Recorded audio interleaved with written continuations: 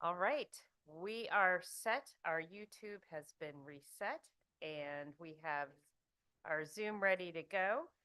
I am going to introduce our next speaker, and then after he finishes, the amazing Representative Nolan, will be taking over as chair for the next hour. And next on our list is Sheldon Taubman. Sheldon, you have 3 minutes, please. Thank you, Representative Dayton, Representative Gilchrist, Senator Lesser, Representative Walker, and other members of the Appropriations Committee. My name is Sheldon Taubman. I'm the litigation attorney at Disability Rights Connecticut. We serve individuals with a full range of disabilities in Connecticut. I'm here to testify about the cuts in HB 6864. Specifically, it's a small thing, maybe, but the COLA is being taken away from people on state sub. On average, they're only getting $85 a month. So basically, to save $3 a month, we're taking from the lowest income people in the state. It's also proposed to cut the MedConnect program, that's the Working Disabled Medicaid program, before most of the increases passed last year even go into effect.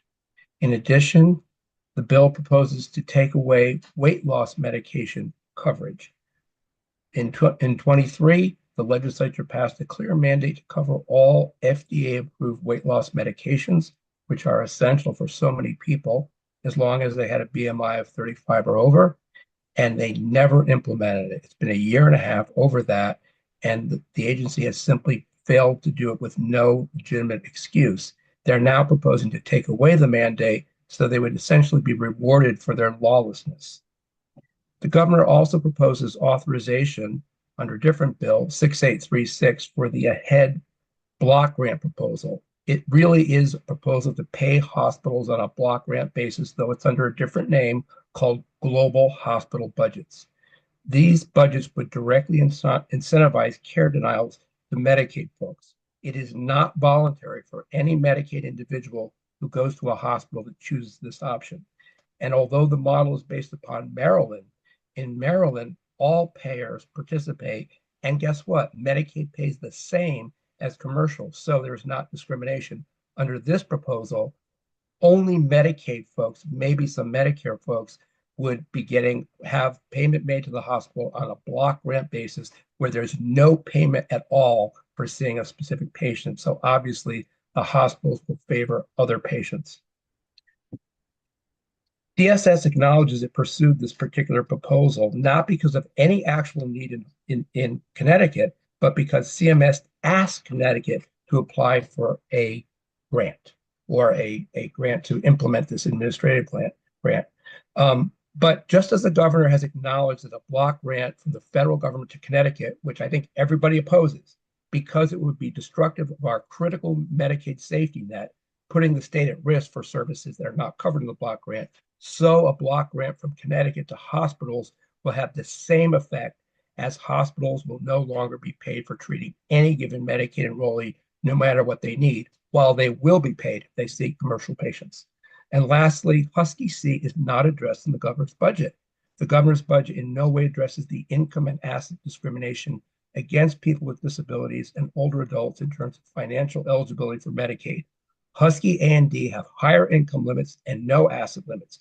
Husky C has a much lower income limit, about $400 a month, and has extremely limited asset limits.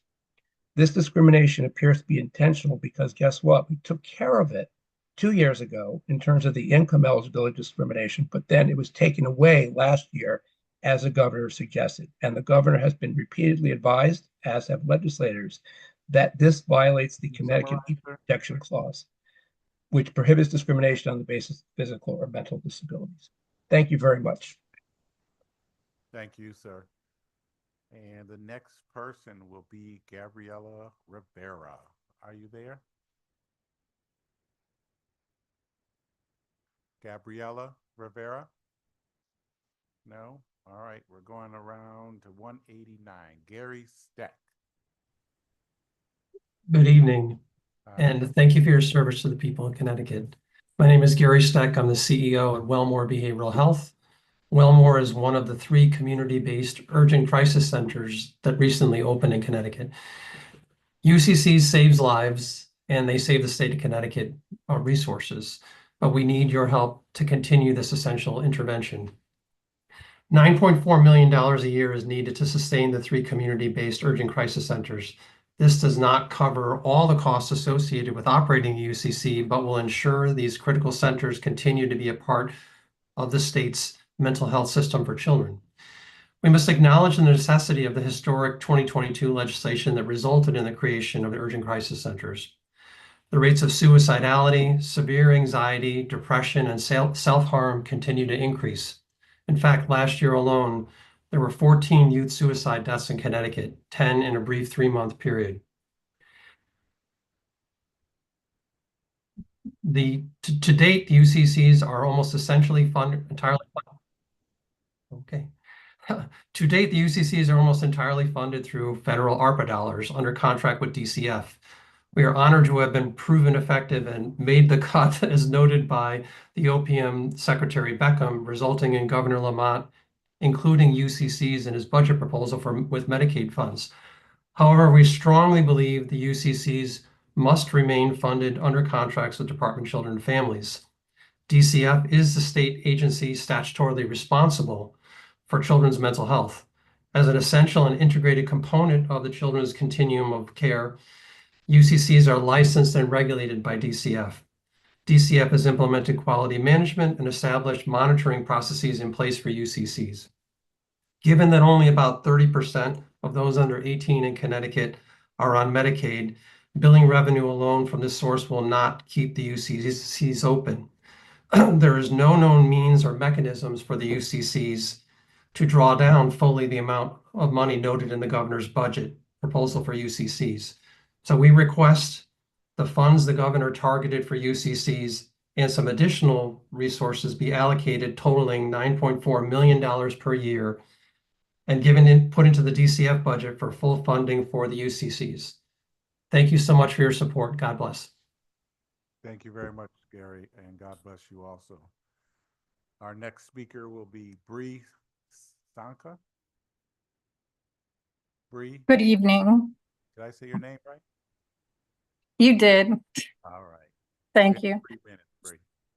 Senator Austin, Representative Walker, Senator Lesser, Representative Gilchrist, and members of the Appropriation Human Services Committee. My name is Bree Sanka, and I am the Vice President of Behavioral Health at Alara Caring.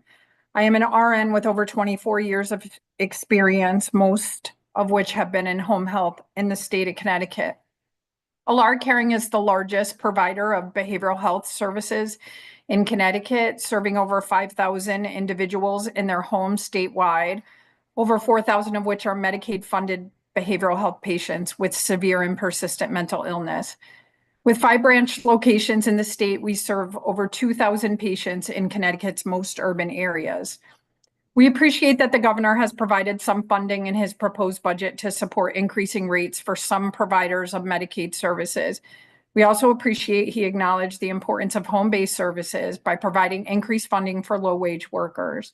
Unfortunately, we're disappointed that this funding does not support the crucial work of behavioral home health nurses in the community. The Medicaid service provided by the nurses at Alara Caring is billed as medication administration, but in fact is far more than simply administering medications. Our nurses specialize in behavioral health, and most of them have years of psychiatric nursing experience. Many of the patients who have high acuity diagnoses, such as schizophrenia, bipolar disorder, anxiety and depression, and often criminal histories, are very clearly behavioral health patients. Yet when the state directs funding increases to support behavioral health providers, the service that we provide is never afforded those rate increases. Worse, the service was cut in 2016 by 15% and never restored. We implore the state to restore this significant cut, as we know our state's financial picture is much improved over 2016. Medicaid home health providers face continued challenges, many directly related to underfunding, regulatory constraints, unfunded mandates, and workforce challenges all impact our ability to serve the Medicaid population. In the wake of the tragic death of one of our very own nurses, our organization has made significant investments in enhanced safety measures. Additionally, the legislature passed a law last year which places new requirements on home care agencies to address staff safety. While we support and comply with these new requirements, we are disadvantaged by a rate system that has not had a material increase in nearly 2 decades. Home health medication administration must be recognized as the behavioral health service that it is. We urge you to support funding in the budget, which restores the rate to the 2016 levels. Our behavioral health patients and nurses deserve your attention. Thank you so much for the opportunity to speak today. Thank you, Bree, for hanging in there with us. You have a nice weekend. Our next speaker is Megan Scanlon. Hello, how have you been? I'm good. How are you? Very well. Good to see you. Good to see you too. Good evening, Representative Gilchrist, Representative Nolan, and Representative Dathan, and members of the committee. My name is Megan Scanlon. I'm the CEO at the Connecticut Coalition Against Domestic Violence, and I thank you for the opportunity to speak with you today about the state budget and the challenges facing domestic violence survivors and their families. We want to thank Governor Lamont for including an additional $1.5 million in the Department of Social Service budget to fund domestic violence assistance. This funding is critical to the domestic violence service infrastructure in Connecticut. Like all states, we are facing reduced federal funding, and we want to explicitly ask you, the General Assembly, to allocate $1 million of that funding to go to Safe Connect, which is Connecticut's 24/7 domestic violence resource hotline, and $500,000 of that to go to domestic violence victim assistance. Safe Connect plays a vital role in the entry point to domestic violence services in our state. It provides a statewide coordinated point of entry. Prior to Safe Connect, our 18-member organizations would have to staff their 24/7 hotline with no funding to do so. As a result, this led to victims being bounced around until they got to their community provider. So we've been able to streamline that process, and no longer are they being bounced around from one organization to another until they find the organization that serves their community. In addition, we've also been able to help callers with unrelated domestic violence needs and help them access services like 211 and other substance use and mental health services without taking away from the time that domestic violence advocates are working with our survivors. In 2023, the General Assembly expanded the GPS monitoring program to certain domestic violence offenders, and the judicial branch partnered with us and asked us to provide 24/7 support in terms of victim notification and safety with that system. So without Safe Connect, victims would not receive the notifications and the important critical support services that they need when they really need it most when they're in danger. Meanwhile, our advocates typically, if they are not working the hotline, which we would like them to focus on comprehensive services like counseling and advocacy for basic needs, as well as navigating the court system, they're able to do that, and Safe Connect is able to triage these really critical calls. So we see Safe Connect as a really innovative solution that Connecticut has implemented a trauma-informed, survivor-centered service delivery model. Lastly, I just want to touch on the victim assistance. CCDV and our 18-member organizations have had a long history of administering cash assistance programs in the state. We just administered over $3 million in ARPA funds successfully, and we do that really efficiently and effectively. How we do that is advocates identify barriers to safety, and then we're able to work with them to address those and pay the vendors directly, which is different from DSS's program. Thank you. Thank you very much. And you have a nice weekend also. And our next speaker is 192 Maggie Mitchell Salim.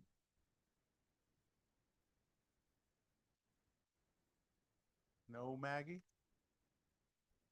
All right. So we are going to go to John Lopez. Good evening. Good evening. Hello, my name is John Lopez, and I'm a student from Danbury, Connecticut. Thank you for the opportunity to testify on HB 6864. I asked the Appropriations Committee to fund Husky eligibility for all income eligible Connecticut residents, regardless of immigration status, up to the age of 26. I also stand in support of increasing Medicaid reimbursement rates so current Husky recipients can have better access to care. I myself am a first-generation citizen of the United States. For immigrants matters to me because of the moral and economic benefits this would have to the state of Connecticut. Immigrants are a crucial part of our economy. If they are not able to work or contribute to our economy, a big possibility of this is due to the lack of medical resources available, and they will suffer along with their dependents and loved ones, as well as our economy.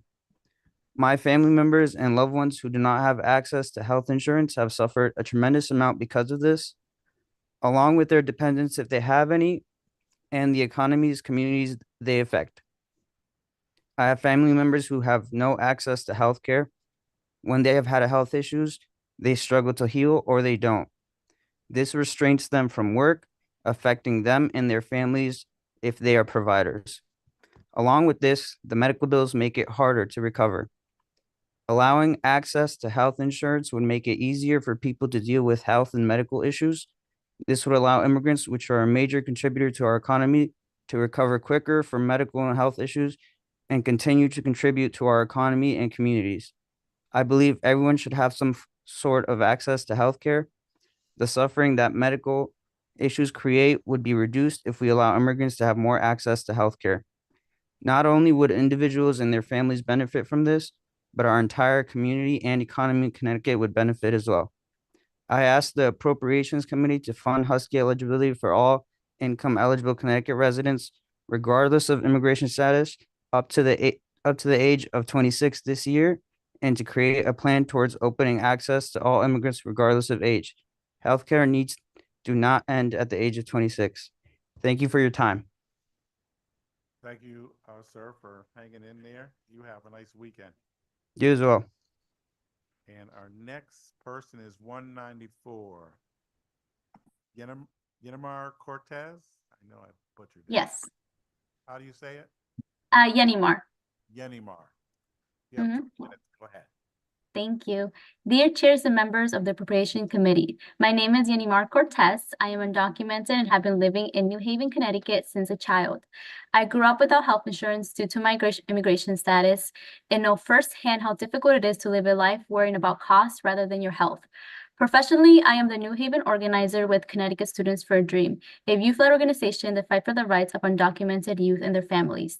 Thank you for the opportunity to testify on HB 6864, an act concerning the state budget for the biennium ending June 13, 2027.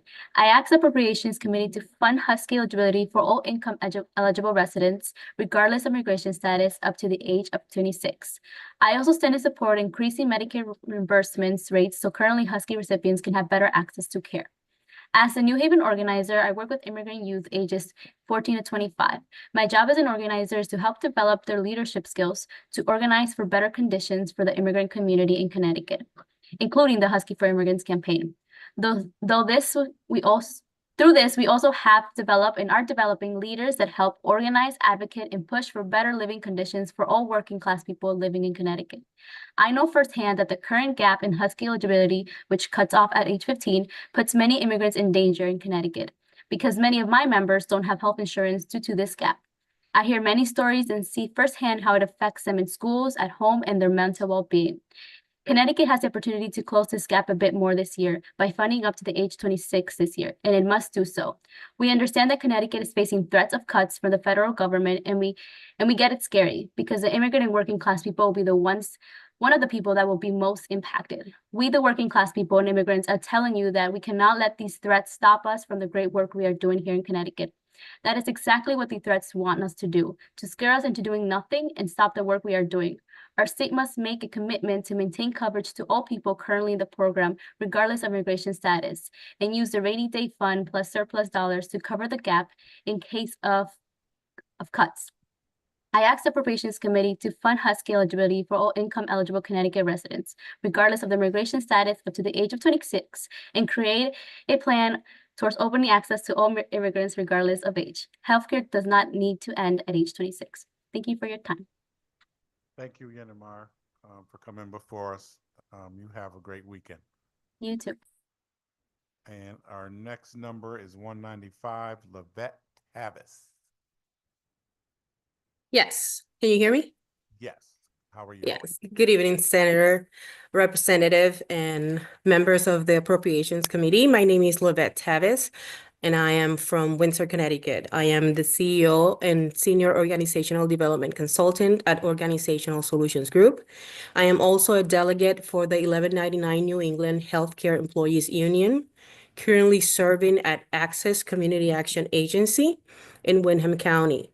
I stand before you today to strongly urge you to increase funding for the Department of Social Services in this year's budget process. I have worked in the human services field and private sector for over 15 years with experience as a case manager, mental health and substance abuse clinician, and as a project manager. I am required to make connections, build relationships with those I serve so I can best help them achieve their goals. I speak with people from all walks of life. Some of them have dealt with job loss, others dealing with health issues, making it difficult to work, and yet others are trying to just get themselves off the streets and better their life. Unfortunately, helping those we help has been nearly impossible with constant cuts to the aid agencies depend on. Last year, the ARPA funding was held up for almost 5 excruciating months by lawmakers. Despite the funds being approved in the previous budget, we had to wait for them to be allocated. It left us to tell our clients, I'm sorry, we cannot help you. Telling a family that is struggling, you cannot guarantee them the aid they so desperately depend on is heartbreaking. DSS made cuts to funding for the Energy Assistance Program when electric rates skyrocket in our state, affecting staffing for that department as well. These are the essential needs for the clients. Every single one deserves to feel they have a place to live. They can pay for the heat in the winter and they can feed their children. I think we can all agree about that. I've seen the families on our staff suffer, being underpaid, barely making life by or even sleeping through the system. These clients are losing their homes. They are living in our streets. They are freezing on long winter nights. Action is needed, and that action is for you to increase funding to DSS and make sure it is immediately allocated to agencies like Access Community Action Agency in the Windham County so they can truly get it to where it's needed the most. Thanks for the opportunity. Thank you very much for coming before us.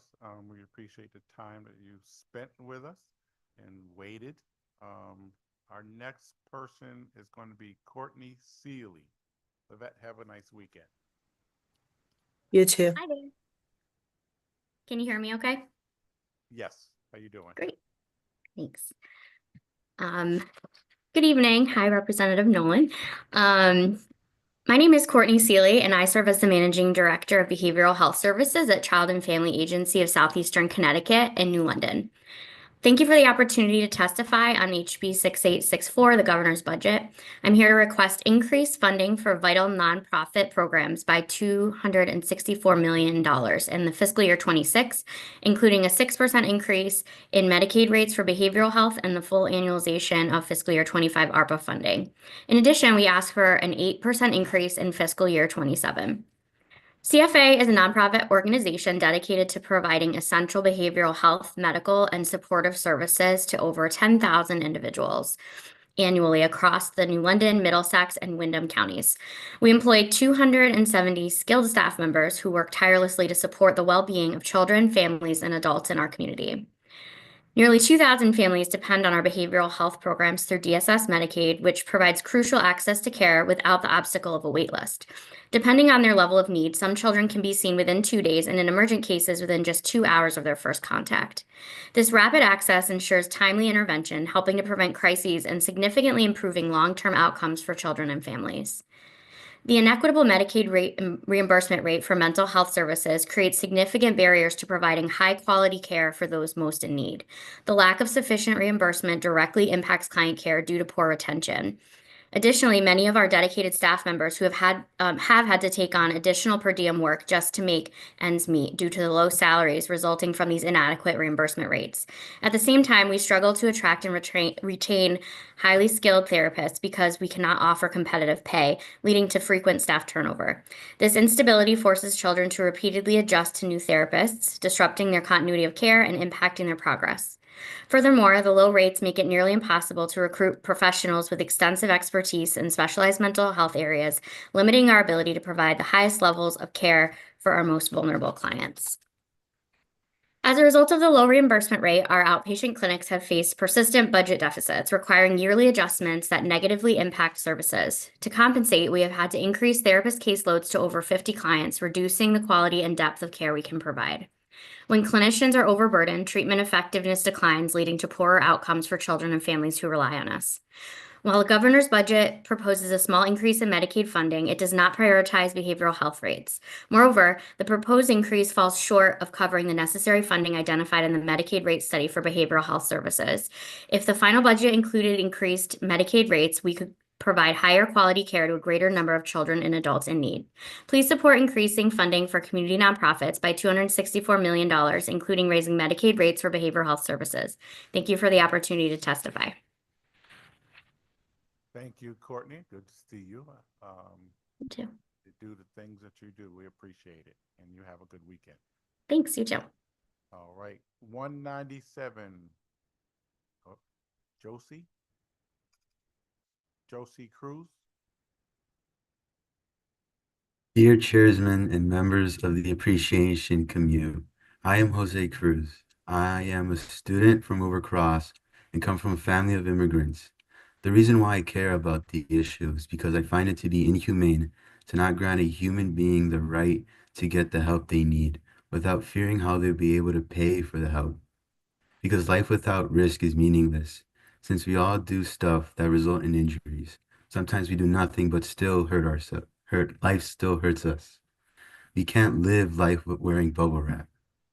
Thank you for the opportunity to testify on HB 6864, an act concerning the state budget for the binomial ending June 13th, 2027. I asked the Appropriation Committee to fund Husky eligibility for all income eligible CT residents, regardless of immigration status, up to age 16. I was lucky enough to not experience any misfortune, but I'm sure I've come across people who are silently suffering with a disease or injury that would eventually affect them permanently, or even worse, kill them due to lack of insurance. Having healthcare will help a lot, since unfortunately undocumented families go through the fear of getting injured, knowing that getting well will cost them a fortune. Not having healthcare puts them in a lose-lose situation. Since if they don't get better, they can die or be unable to provide for their family. Or they can get better, but the family will have to struggle economically, meaning they could go days without food, since they would have to worry about how they'll be able to afford for food. They'll need usable clothes and access to clean water and heat. I support Husky for immigrations, and I ask the community to fund Husky eligibility for all income eligible CT residents, regardless of immigration status, up to age 26 this year, and create a plan towards opening access to all immigrants regardless of age. Thank you for your time. Well, thank you for coming before us. Great job. And you have a great weekend. You too. Thanks. All right. Number 198, Patrick Ciardulo. Good evening, distinguished members of the committee. My name is Patrick Ciardulo. I serve as the CEO and Chief of Service for New Britain Emergency Medical Services. I come before you today with an urgent message. Connecticut's EMS system is at risk, and we need your help to protect vital Medicaid funding. Imagine calling 911 for a life-threatening emergency only to be told that an ambulance may not arrive in time or may not arrive at all. This is a stark reality we face if Medicaid reimbursement rates for EMS are reduced as proposed by the governor's budget. New Britain EMS responds to 18,000 calls annually, and nearly half of which serve Medicaid patients. Fair and reliable Medicaid reimbursements are the financial backbone of our ability to respond rapidly, maintain 24/7 readiness, and invest in the workforce and equipment necessary to save lives. EMS is different than other healthcare providers as we must be ready to go 24/7, 365 days a year, no exceptions. And we are required to respond and provide care regardless of a patient's ability to pay. Last year, the legislature took an essential step by increasing Medicaid rates, not as an arbitrary luxury, but as a lifeline for a chronically underfunded system. That funding allowed EMS agencies like ours to address staffing shortages and rising workforce costs, maintain round-the-clock emergency readiness, offset inflation-driven costs for vehicles, fuel, and biomedical equipment, and recover from years of Medicaid rate cuts in 2011, 2012, and 2015 that left EMS providers struggling. Now that progress is at risk. Rolling back Medicaid rates would destabilize EMS, particularly in urban areas like New Britain, where there's a disproportionate number of Medicaid patients, mostly elderly, low-income, and disabled residents.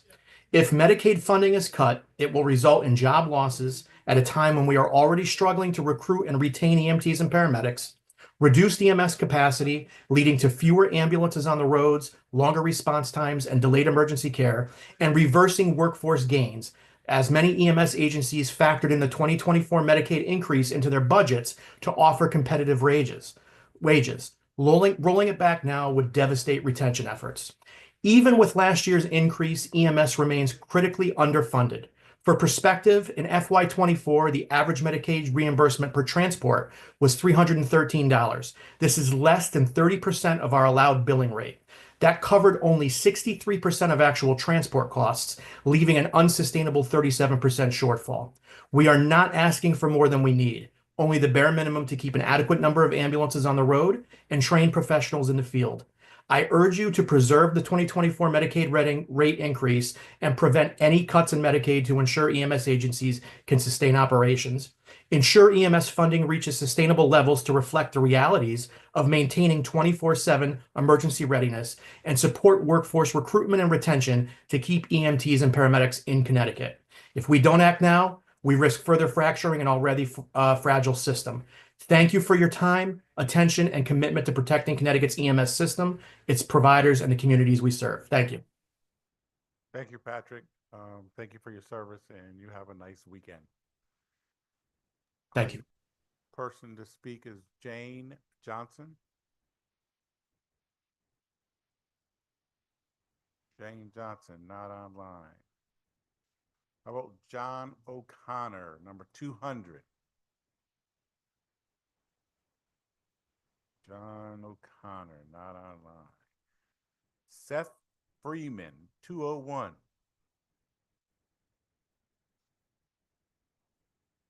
No Seth Freeman. Okay. 202, Jennifer Leduc. I'm here. Can you hear me? I can. Okay. Distinguished members of the Appropriations Committee, my name is Jennifer Leduc, and I am the Director of Quality and Operations for Day Kimball Health at Home. I am a registered nurse with over 25 years of experience and a lifelong resident of the Quiet Corner. I also chair the board for the Connecticut Association for Healthcare at Home. Day Kimball Home Care is a nonprofit Medicare certified agency serving 562 square miles of rural northeastern Connecticut. We provide in-home medical and hospice care, ensuring patients receive high quality, cost-effective care where they want to be, at home. Our residents are aging, medically underserved, and facing growing challenges: food insecurity, transportation barriers, and limited access to care. Home-based care is critical to keeping them safe and well, but we are facing a workforce crisis. We are losing nurses, therapists, and physicians to neighboring states with significantly higher Medicaid reimbursement rates that support better pay and benefits. Since 2015, our nursing staff has shrunk from 21 full-time positions to just 13. Our home health aides have dropped from 19 to just 4. Demands keep rising, yet our workforce is being stretched to a breaking point. We just cannot accommodate the sheer number of patients in need of our services. The root cause, Medicaid reimbursement rates that have been stagnant for 20 years, while inflation and labor costs have soared. Without immediate and meaningful increases, home health services will continue to erode, leaving our most vulnerable residents without care. We urge you to support a 10% Medicaid rate increase in 2025, 10% annual increases through 2029 to stabilize services, eliminate the 50% subsequent visit rate penalty, provide add-on rates for high-risk cases in those in rural regions, and a 15% increase in the behavioral health medication administration rate to restore the 2016 rates. Without action, home health agencies like ours will struggle to survive. The result? More hospitalizations, increased emergency room visits, and unnecessary nursing home placements, all at a higher cost to the state. Connecticut is one of the most financially stable states in the nation, yet we rank near the bottom in Medicaid reimbursement for home health services. Our elders and most vulnerable residents deserve better. I urge this committee to invest in home health care because it's not just the right thing to do, it's the fiscally responsible choice. Thank you for your time and consideration. Thank you, Jennifer. We appreciate you hanging in there with us. You have a nice weekend. And You too. Speaker is going to be Kathy Flaherty. Thank you, Rep. Nolan. My name is Kathy Flaherty. Thank you to you and all the members of the Human Services Subcommittee of the Appropriations Committee. I'm the Executive Director of Connecticut Legal Rights Project, and we provide legal services to DEMAS clients.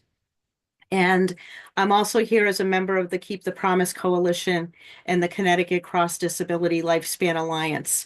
We have several concerns with the governor's budget proposal as it relates to DSS. And there are several parts of that that would impact people with mental health disabilities. The first is the proposed cut are not doing any more of raising the asset limits for the MedConnect program for working people with disabilities after the increase that's scheduled for April 1st. That was something that the legislature chose to fix last year, and before even fully implementing it, there's a proposed to roll it back. The cut to the COLA for people who are on state sup or SAGA. These are literally some of the people who are living in the most extreme poverty in the state. And to save money on the backs of those people is just profoundly unfair. And third is the proposed repeal of the drugs that are FDA approved for weight loss. I always mention that because weight gain is a significant adverse side effect for a lot of psychiatric medications, and it does cause a lot of problems for people. And so having access to the things that are most effective to deal with that is important. I think what is missing from the governor's budget is any kind of fix to Husky C. Again, the legislature fixed this at least partially a couple years ago. And that fix was never implemented. It is profound discrimination against people who are older adults and people with disabilities who have the lowest income and asset limits of any Husky program, and it really ought to be addressed. Medicaid rates need to be increased, especially for behavioral health, in order to improve access to care. We also support the call for the Husky for Immigrants campaign to open up Husky to more people. The Aging and Disability Services budget, the independent living centers provide such a valuable service for people with disabilities living in the state, enabling them to not only survive, but to thrive in our communities. And because they've been level funded for so many years, they've actually had to restrict their services and aren't able to serve people with disabilities in all of the towns across the state. And if they were to get additional funding, they would be able to serve more people with disabilities and help people create better lives in the community. So I urge you to fund them as well. I appreciate you taking the time to listen to me. I know it's been a long day and you have a long evening yet to go. So it's good to see all of you. Thank you very much. for being here with us tonight. And we appreciate your words, and you have a great weekend also. Next number is 204, Dr. Miriam Hakeem Zarga. Good evening, Senator Lesser, Representative Nolan, and Representative Dathan. Thank you so much. My name is Mariam Hakeem Zargar. I'm a past president of the Connecticut Orthopedic Society and a practicing orthopedic surgeon in Torrington, Connecticut, and a resident of Avon. On behalf of the Orthopedic Society and over 240 orthopedic surgeons throughout the state, I appreciate the opportunity to submit testimony regarding House Bill 6864. Medicaid reimbursement rates for orthopedic care have remained unchanged since 2008, despite rising healthcare costs, inflation, and increasing health system consolidation that significantly affect our practices. For over 15 years, physician practices have shouldered these financial challenges while striving to serve Connecticut's Medicaid population without discrimination. Without meaningful and sustainable funding adjustments, access to specialized orthopedic care will just continue to decline. Connecticut's Medicaid reimbursement for common procedures and office visits is 40 to 60% lower than Medicare rates, which Medicare rates themselves are totally inadequate, trailing inflation by 30%. In my practice, Medicaid rates are 75% lower than the average negotiated commercial rates. No other state contractor is expected to work for just 25% of their market value. This basically doesn't allow us to adequately cover the cost of running our practices. With over 925,000 Connecticut residents enrolled in Medicaid, the state must provide fair and adequate reimbursement to maintain access to care. Many of my Medicaid patients in Torrington work multiple part-time jobs, 40 to 60 hours a week, struggling to support their families. They receive no benefits, no health insurance, no overtime, no paid vacation, no retirement accounts from their employers. A single injury can really push this family into financial ruin and homelessness. Orthopedic care is about restoring mobility and getting people back to work in their daily life. Many treatments involve surgery. A Medicaid patient with a displaced wrist fracture could receive high-quality care at an ambulatory surgery center for a fraction of the cost compared to a hospital. However, Medicaid does not reimburse us for hardware required for these procedures.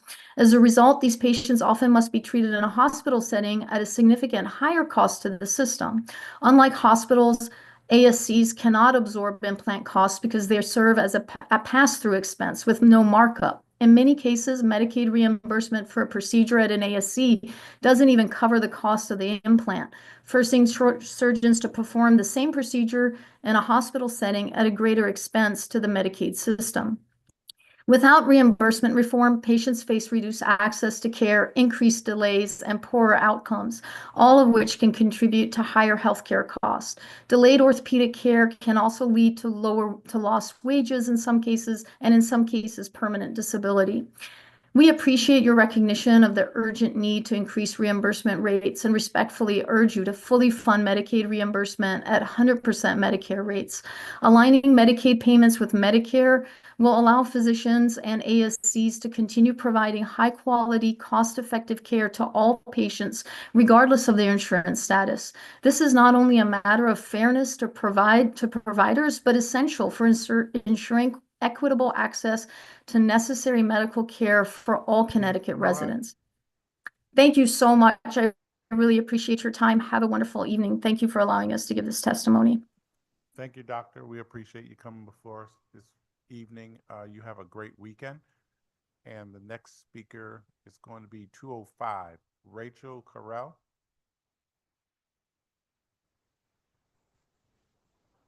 No Rachel Carell. So the next speakers are going to be Jenny Cespedes, Nadalyn Chica. Próximo sería Jenny Cespedes. Yep. And Melanie Yunga. Yep, they're here. I don't think Jenny's here, but Melanie and Eileen are here. How you doing? Go ahead. You have 3 minutes. Estimados miembros del Comité de Apropiaciones de la Asamblea General de Connecticut, mi nombre es Melanie Yunga y soy una estudiante inmigrante indocumentada de Wilbur Cross High School. Soy miembro de Connecticut Students for a Dream. Gracias por la oportunidad de testificar sobre HB 6864, una ley relativa al presupuesto del Estado para el bien que termina el 30 de julio del 2027. Pido al Comité de Apropiaciones financiar la elegibilidad Husky para todos los residentes de Conérico con ingresos elegibles, independientemente de su estatus migratorio hasta los 26 años. Esta legislación es crucial para mí, ya que su aprobación me brindaría mayor tranquilidad y eliminaría el temor constante de enfermarme sin acceso a atención médica. También me permitiría concentrarme en mis estudios y en mi futuro, sin la preocupación de no poder recibir el tratamiento necesario. Es esencial que las leyes en Conérico apoyen a personas como yo, que buscamos mejores oportunidades en este país. Hace un año, mi padre necesitó una cirugía de apéndice, una intervención que suele ser sencilla, pero que se complicó porque él retrasó su visita al hospital por miedo a los elevados costos médicos. Su temor a endeudarse puso en riesgo su vida y tristemente muchas personas enfrentan decisiones similares, algunas con consecuencias fatales. Nadie debería vivir con ese miedo. Aprobar esta ley beneficiaría a muchas familias, permitiendo que más personas accedan a la atención médica sin tener que elegir entre su bienestar y su estabilidad financiera. Yo apoyo Hospice for Immigrants y creo que todos los residentes de Conérico deberían ser elegibles sin importar su estatus migratorio y ciudad. Gracias por su tiempo. Buenas tardes con todos los miembros del comité. Soy Naydelin Chica, una joven inmigrante con 18 años de edad. Vivo en New Haven, también soy estudiante de Wilbur Cross High School y miembro de Connecticut Students for a Dream, una organización que lucha por los derechos de jóvenes indocumentados y su familia. Gracias por la oportunidad de testificar sobre HB 6864, una ley relativa al presupuesto del Estado por el bien que termina el 30 de junio del 2027.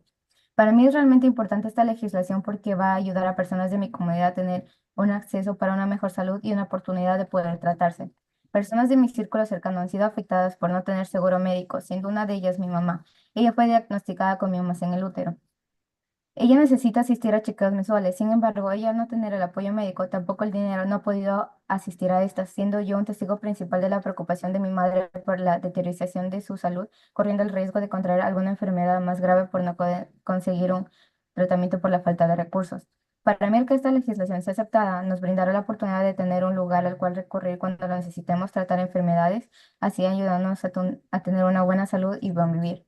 Yo apoyo a Husky for Immigrants y le pido al Comité de Apropiaciones que financie la elegibilidad de Husky para todos los residentes elegibles de Conérico, independientemente de su estado migratorio ni su edad. Gracias por su tiempo, Nayeli Chica. Thank you very much. My name is Nadalyn Chica. I live in New Haven. I'm a young 18-year-old immigrant. I'm also a student at Wilbur Cross High School and a member of CT Students for a Dream, an organization that fights for the rights of undocumented youth and their families. For me, this legislation is really important because it will help people in my community have access to better health and an opportunity to get treatments for better health. People in my close circle have been affected by not having insurance, one of them being my mother. She was diagnosed with fibroids in the uterus. She needs to attend monthly checkups. However, since she does not have medical support nor the money, she has not been able to attend these. I, being a main witness of my mother's concerns about the deterioration of her health, running the risk of contracting a more serious illness due to not being able to get treatment due to lack of resources. For me, the fact that this legislation is accepted will give us the opportunity to have a place in turn to when we need it to treat many diseases that are incurable, thus helping us to have better access to health and a good life. I ask the Appropriations Committee to fund Husky eligibility for all income eligible CT residents, regardless of immigration status, up to the age of 26 this year, and create a plan towards opening access to all immigrants, regardless of age. Thank you for your time. Thank you very much. And could you repeat the young ladies' names? Naydelin Chica and Melanie Yunga. Thank you very much. You guys have a nice weekend. You too. Thank you. All right. All right. Our next person will be Jordan D'Angelo. Good evening, Senator Austin, Representative Walker, and honorable members of the Appropriation Committee. My name is Jordan D'Angelo, and I'm from Winston. I've been a personal care attendant, PCA, since 2017 for my mother, but I've been providing her care since 2012. I'm here today to urge you to increase funding to both the Department of Developmental Services and the Department of Aging and Disability Services. Providing care was in my DNA. I provided care for my grandmother starting when I was just 10 years old. My care for my mother started when she was diagnosed with fibromyalgia. Just a few short years after her diagnosis, her ability to care for herself began to deteriorate. Then in 2016, she suffered a traumatic brain injury after being misdiagnosed with pneumonia. She went to respiratory failure and she was in a coma for 9 days and in the ICU for 13 days. She was just 54 years old when this happened, and she still had a lot of life left to live. Since then, she's required 24 o'clock around the clock care. My apologies. She's had to relearn everything: how to walk, how to feed herself, even how to read and communicate with us. I stepped in and became her first PCA, and now I'm thankful to have 2 other PCAs who help me provide the care. But she's my mother.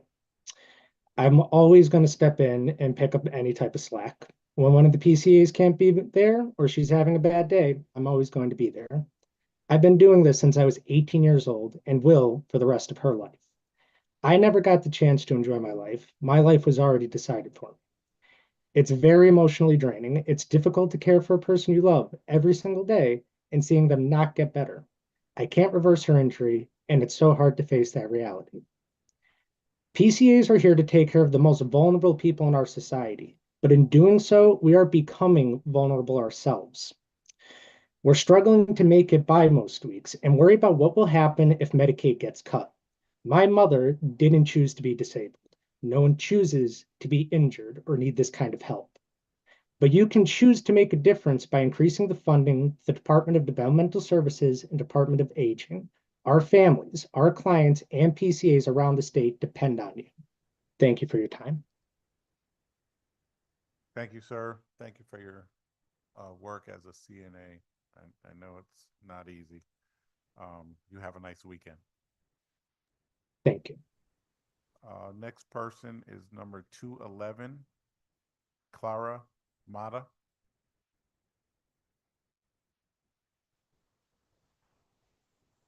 No Clara Mata. So we're going to go to 212, Kate Sarib. Carib. Hi, You said good Karen? evening. My name is Kate Carib. I am Senior Director of Advancement at Child and Family Agency, CFA.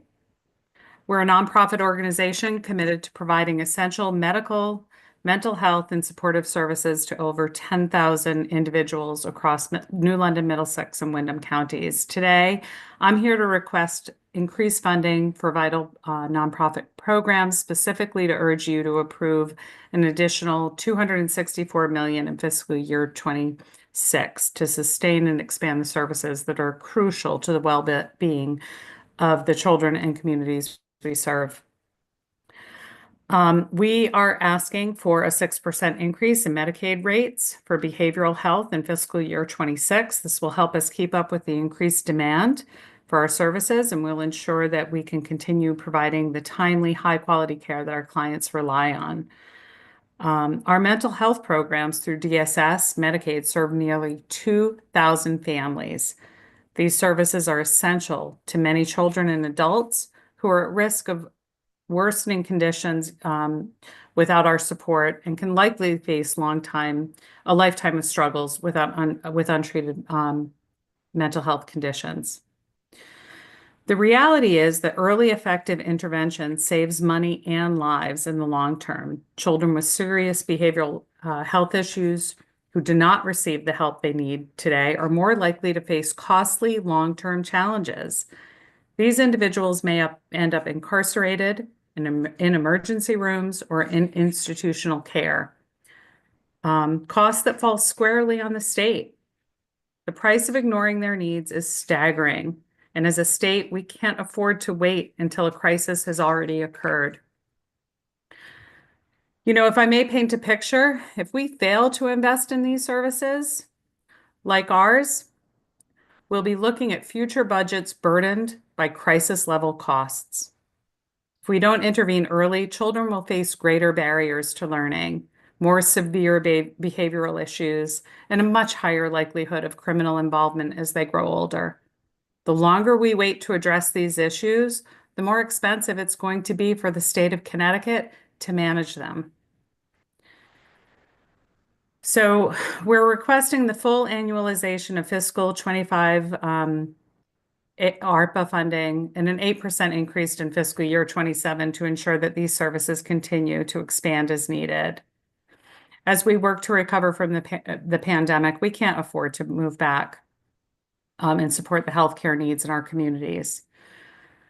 CFA's work is truly making a difference. Our children's behavioral health services are especially crucial. Some children may be seen within 2 days of their initial contact, and in emergency cases, within just 2 hours. Without this quick intervention, these children may face severe consequences that are not only harmful to them, but to the broader community as well. I urge you to approve the requested funding and ensure that organizations like CFA can continue to provide essential services, not only to change lives, but to save the state from greater costs in the future. Together, let's create a future where fewer individuals face crisis and more individuals have the support they need to thrive. Thank you so much. Thank you so much. And thank you for hanging in there. You have a nice weekend. You And too. Good night. good night. I have to go back because I screwed up. Number 208, is Katie on? Yes, Katie thank you. Perron? I'm here. Sorry about that. It's okay, no problem. Good evening. I'm Katie Kern. I'm President and CEO of Connecticut Institute for Communities, which we refer to as CIVIC. We are based in Danbury, and we provide high-quality health, education, and housing services throughout Western Connecticut. I've submitted very detailed written testimony that provides more information and more information on the time I have this evening. But thank you all for the opportunity to testify. My testimony will focus on Civic's federally qualified health center, Civic Health, and Medicaid funding. Civic Health had over 9,200 Medicaid patients in 2024, representing 56% of our patient base. By federal law, community health centers like Civic Health cannot restrict the number of Medicaid patients that we see. We are required to see all patients who need assistance, so Connecticut health centers like ours end up seeing a higher proportion of Medicaid patients than other Medicaid providers do. As a result, Medicaid rates have a disproportionate impact on our fiscal health. You've already heard from other Connecticut community health centers tonight and the Connecticut Association of Community Health Centers, who testified that Medicaid rates for community health centers are on average 20 to 25% lower than neighboring peer states. This was reported in the recent Medicaid study, phase 2. Connecticut health centers lose on average $85 for every medical visit and $121 on every dental visit. This loss is true for Civic. In fact, our individual loss numbers are much higher, and our fiscal year 24 illustrates the gravity of these losses. Although we knew this was an issue for some time, COVID-related funding helped fill that gap for us from 2020 to 23 and delayed the inevitable reckoning of this significant issue.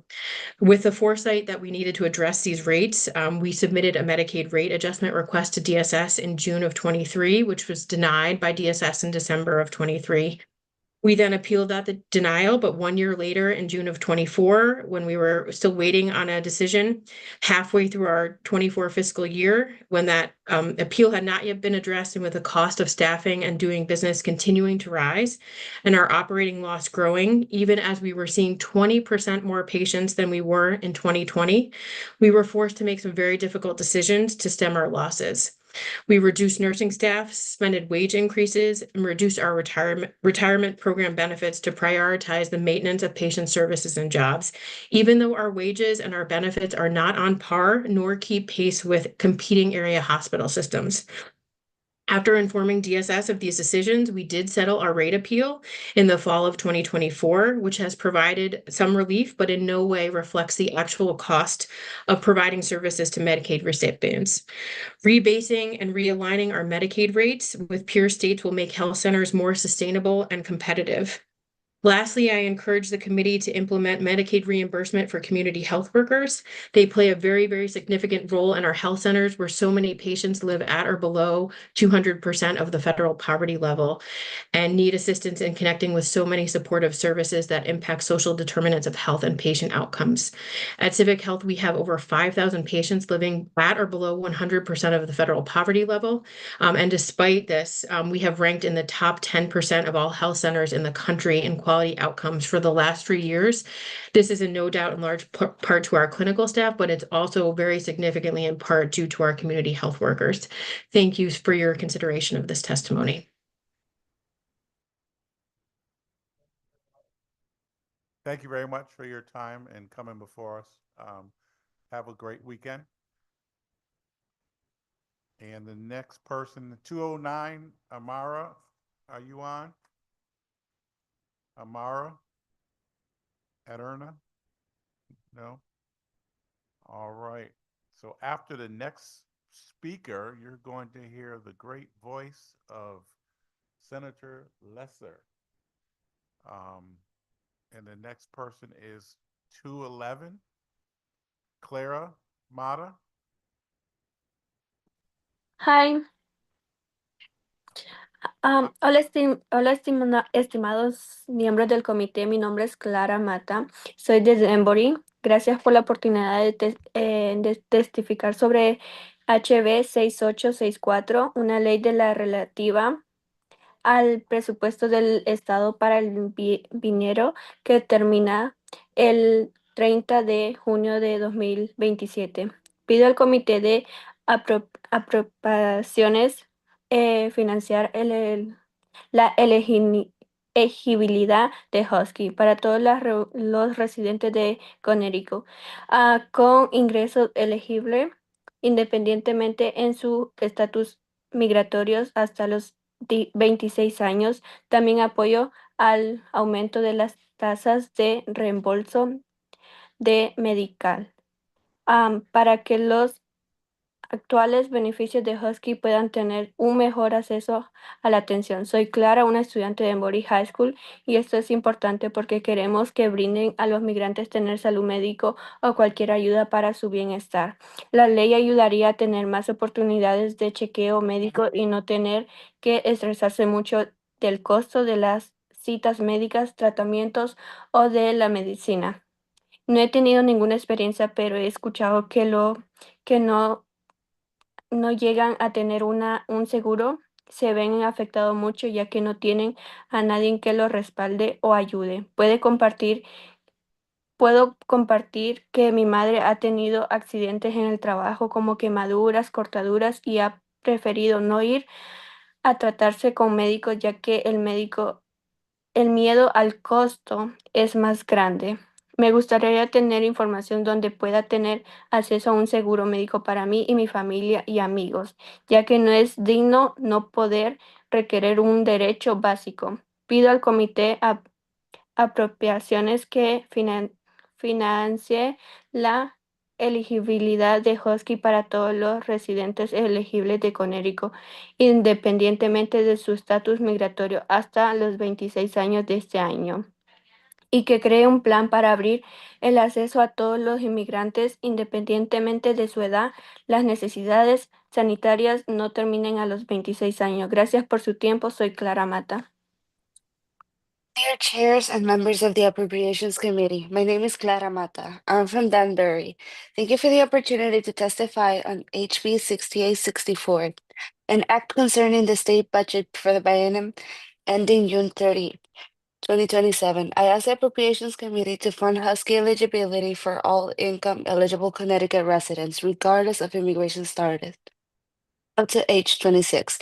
I also stand in support of increasing Medicaid reimbursement rates so current Husky recipients can have a better access to care. I am Clara, a student at Danbury High School, and this is important because we want to provide immigrants with medical health or any help for their well-being. The law will help you have more opportunities for medical checkups and not have to stress so much about the cost of medical appointments, treatments, or medicine. I had not had an experience, but I heard that those who don't have insurance are greatly affected since they do not have anyone to support or help them. I can share that my mother has had accidents at work, such as burns, cuts, and has preferred not to go for treatment with doctors since the fear of the cost is greater. I would like to have information where I can have access to medical insurance for myself and my family, since it is not worthy not to be able to claim a basic right. I ask the Appropriations Committee to fund Husky eligibility for all income eligible Connecticut residents, regardless of immigration status, up to age 26 this year, and create a plan towards opening access to all immigrants regardless of age.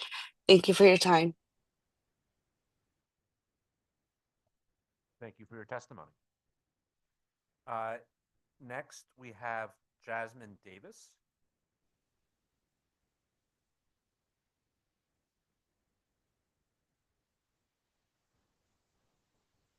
Jasmine?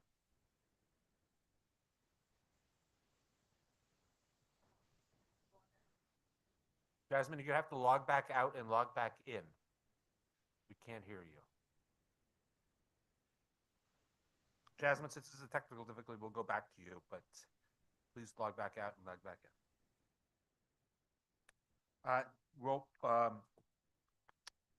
Is Beatrice Moncada on?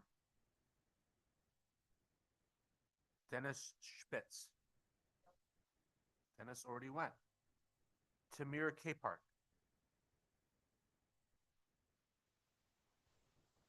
Okay, I see Amy Martin is on.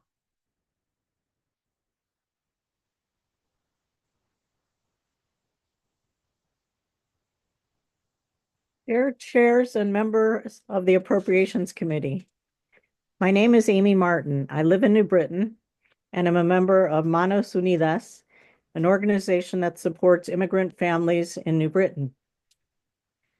Thank you for the opportunity to testify on HB 6864, an act concerning the state budget for the biennium ending June 30th, 2027. I ask the Appropriations Committee to fund Husky eligibility for all income eligible Connecticut residents, regardless of immigration status, up to age 26. I also stand in support of increasing Medicaid reimbursement rates so Husky recipients can have better access to care. People in my community would benefit by having Husky because they would be able to have access to the medical care that they need. It breaks my heart hearing about the medical attention they need and are unable to access.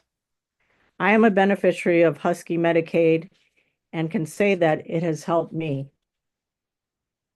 Immigrants bring to America the values of hard work and love of family. We don't want some of Connecticut's children to be sick or injured and not able to get help. If immigrants do not have health insurance, they will end up in ERs and it will end up costing the taxpayers more money.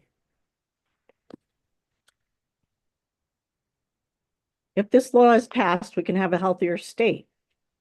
I ask the Appropriations Committee to fund Husky eligibility for all income eligible Connecticut residents, regardless of immigration status, up to age 26 this year, and create a plan towards opening access to all immigrants, regardless of age.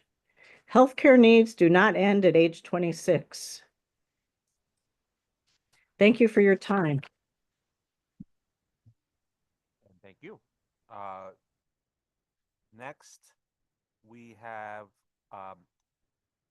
I think Jasmine has rejoined us. Jasmine, can you try again?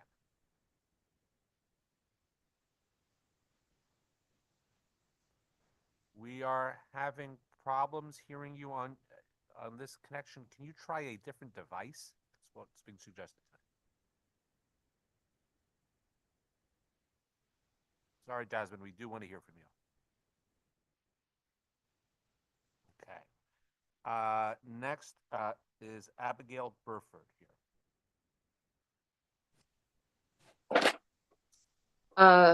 Hello, my name is Abigail Burford. I work for Mental Health Connecticut. I am a wellness specialist at the Independence Center, which is located in Waterbury, Connecticut. Thank you for the opportunity to testify on House Bill 6864, the governor's budget.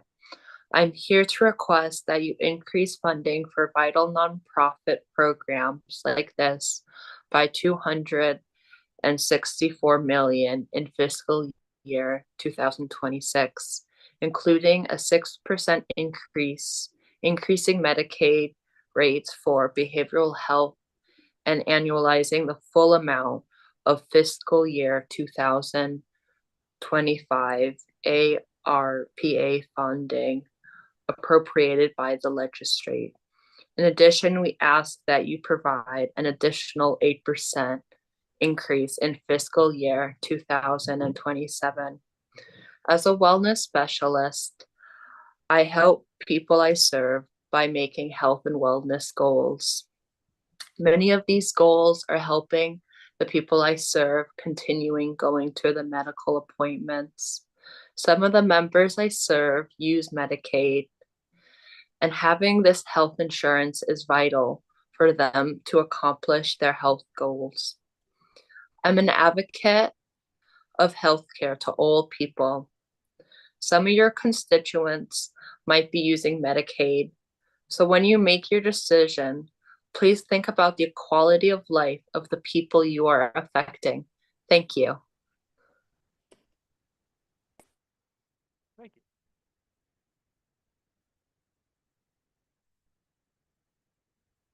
Okay, we're going to try one more time with Jasmine. Jasmine, try it again. Hello. Hi, Jasmine. Good evening, members of the committee. My name is Jasmine Davis, and I'm an advocate at Disabilities Network of Eastern Connecticut, which is one of the state's 5 non-residential independent living centers that help any person with a disability live, work, and thrive in the community.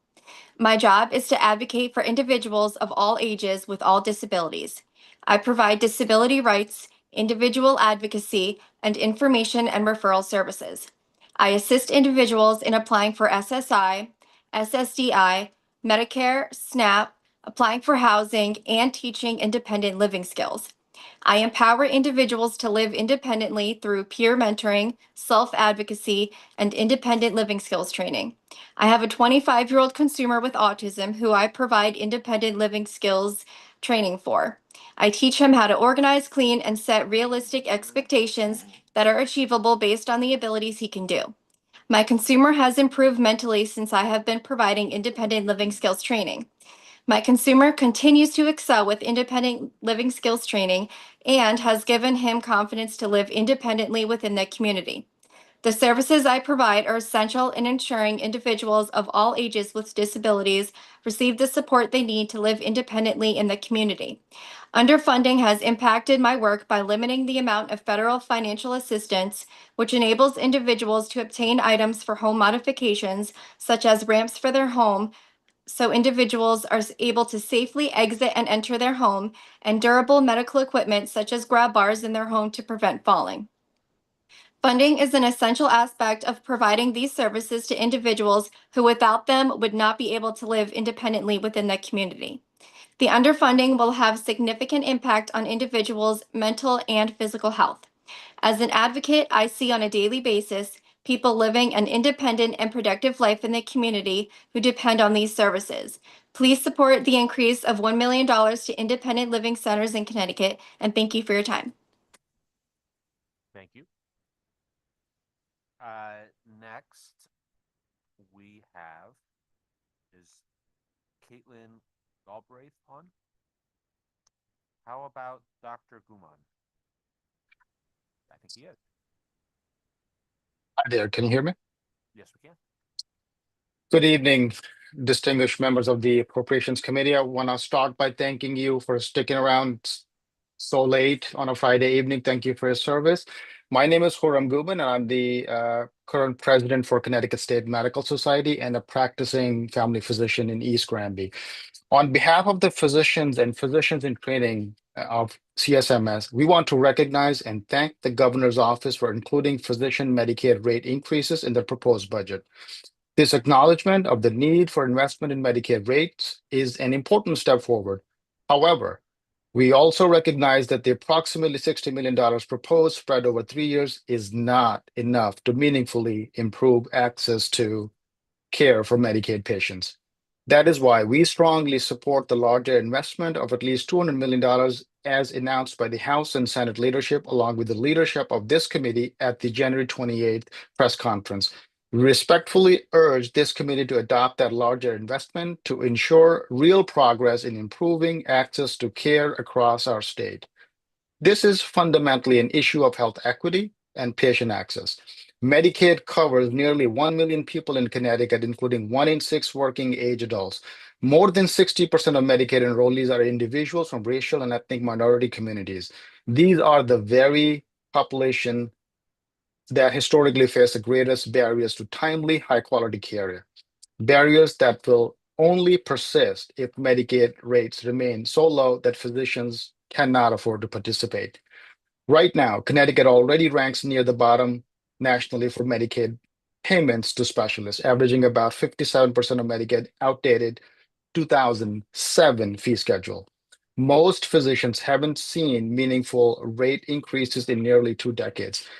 When rates are this low, fewer physicians can afford to participate in Medicaid, meaning fewer primary care doctors, fewer specialists, and longer wait times, particularly for the critical services like mental health and the maternal health.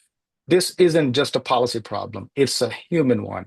When patients can't access care, chronic conditions go unmanaged, diseases progress, and preventable complications drive up the cost across the healthcare system. A patient with diabetes who can't see a physician regularly is more likely to experience serious complications, the complications that could have been prevented if care was accessible. This is clear evidence that closing the payment gap between Medicaid and private insurance reduces disparities in access and care. Better rates lead to better access, and better access leads to better health outcomes. This is also a workforce issue. Connecticut ranks 47th in the nation for retaining the physicians we train, and low Medicaid rates contribute to that challenge. If we want to attract and retain diverse physician workforce committed to serving all our communities, we need a Medicaid system that reflects our values, one that supports fair payment for care and reinforces our commitment to health equity. The bottom line is coverage is not same as access. If we are serious about ensuring Medicaid works for the people who rely on it, and we are serious about addressing health equity, we must invest in rates that truly support the physician network needed to care for our patients. We urge you to adopt the higher Medicaid funding levels proposed by the legislative leadership. This investment is essential to building a healthcare system that works for all Connecticut residents, especially those who need it the most. I want to thank you for your time and your commitment to improving the health of the patients of Connecticut.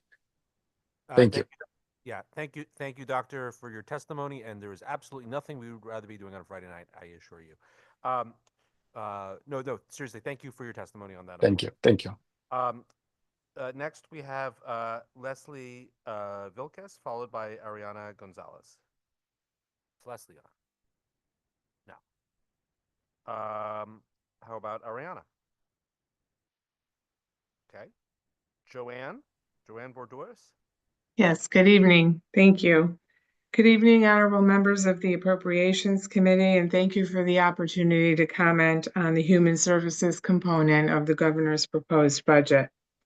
I have submitted written testimony. My name is Joanne Borduas, and I am the CEO for Community Health and Wellness Center, an FQHC servicing the northwest part of the state in Torrington, Winsted, and North Canaan. You have heard many compelling testimonies tonight about the need to increase Medicaid rates in order for the many providers who are caring for Medicaid patients to continue to do the good work they do. This evening, I'm asking for your support in the plea to increase Medicaid rates for community health centers, the 17 FQHCs across the state of Connecticut who serve 440,000 patients, 60% or 264,000 of which are beneficiaries of Medicaid. You have heard the stories of patients who rely on Medicaid providers, and now I would like to share with you the very real consequences of decades long of waiting to be adequately compensated to cover the cost of care for providing services to our most vulnerable populations and Medicaid patients. This evening, as we speak, CHWC, Community Health and Wellness Center, has seen its last dental patient. Over 20 years, we have provided dental services in our comprehensive model of primary care, dental, and behavioral health services. And because of the underfunding of our Medicaid rates, we can no longer sustain the losses that we have incurred over the last several years. And so, unfortunately, it leaves 1,400 patients in a community in more of a rural area with less resources and increase in social determinants who are now forced to seek care elsewhere for dental services.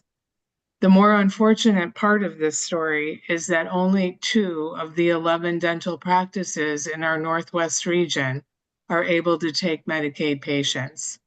For us to be able to refer our patients to receive the care that they have received with Community Health and Wellness Center for over 20 years, we must now find a way to get them to those practices that are at least 30 to 40 minutes away, with an area of the state that has no public transportation.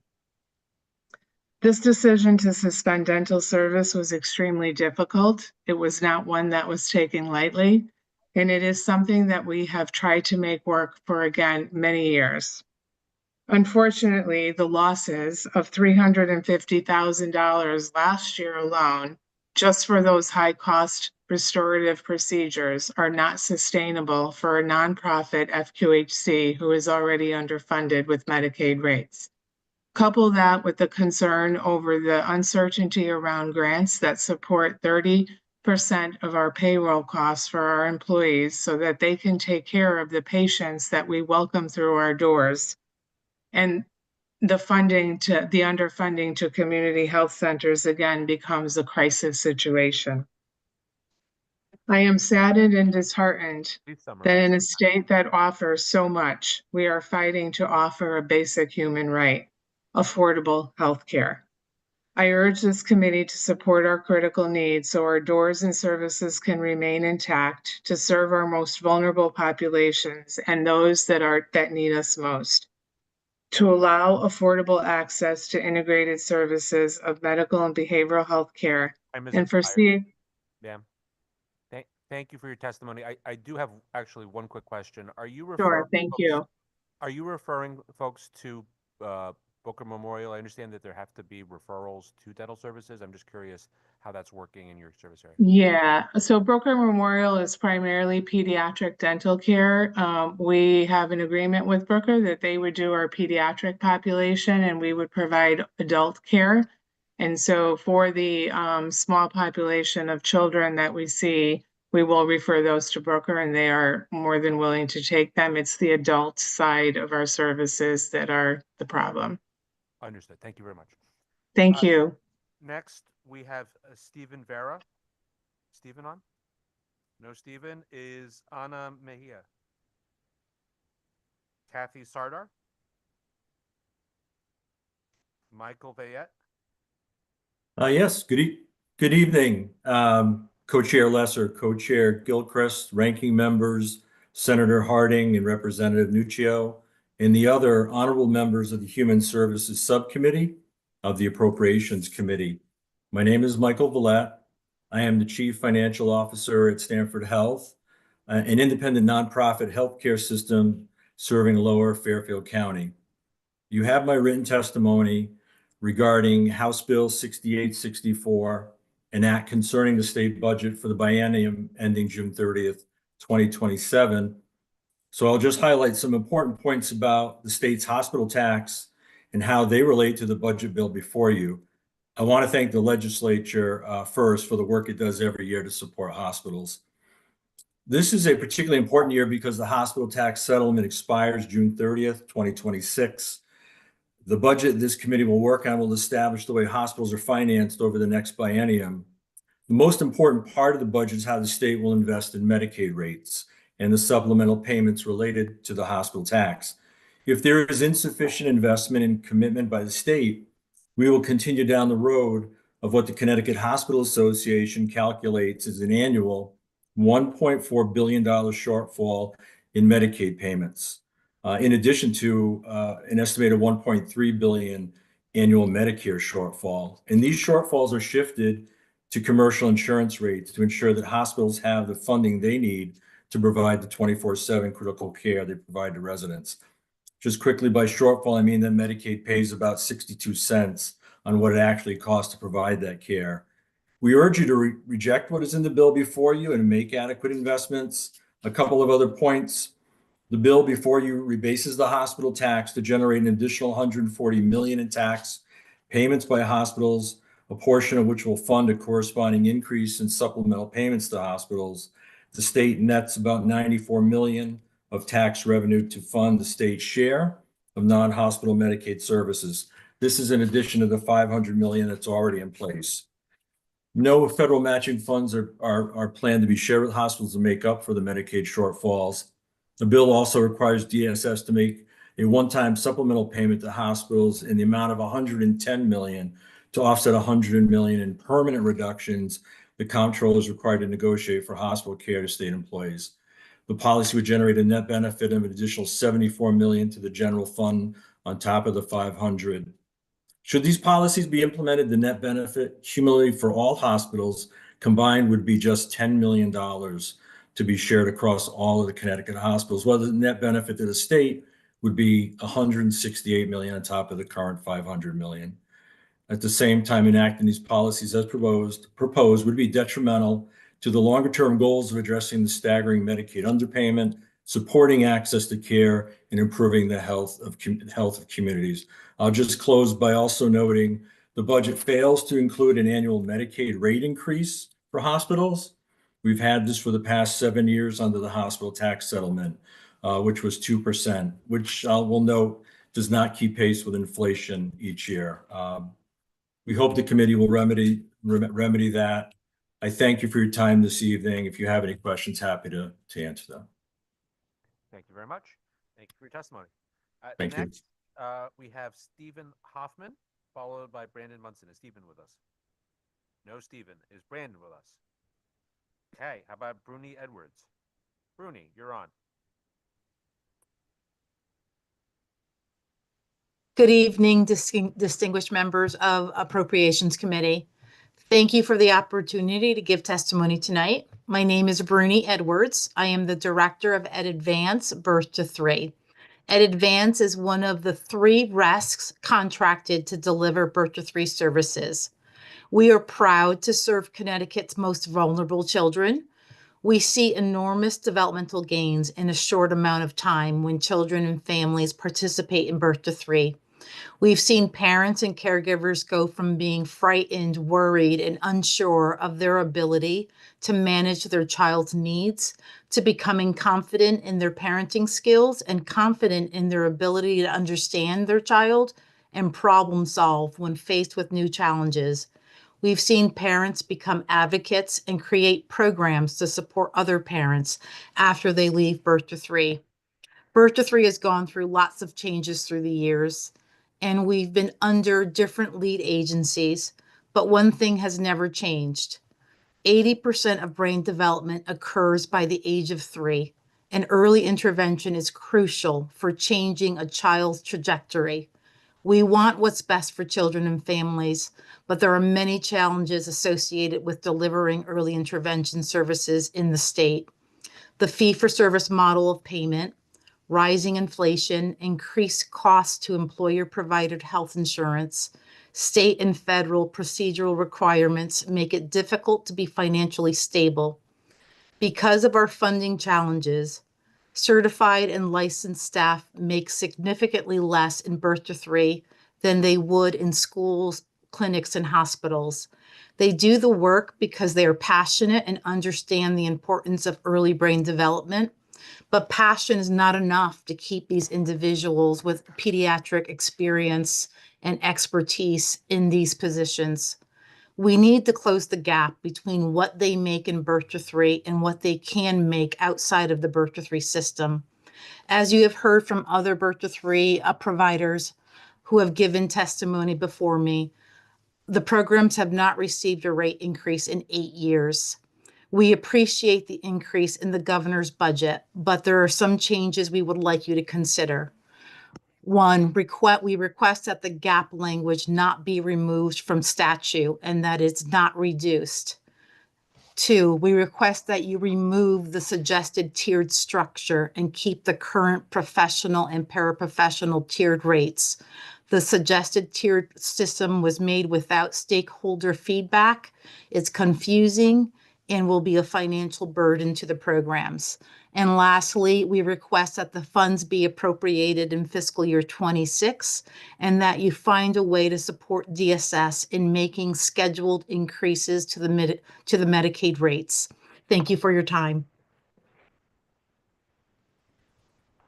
Thank you. Next, we will hear from Brandon Munson. Brandon?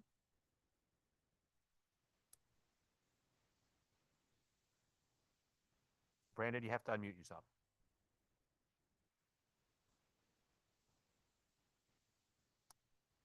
Oh, you're still muted, Brandon. Okay, we will try Lisa Williams. No, Lisa. Doris Yampi.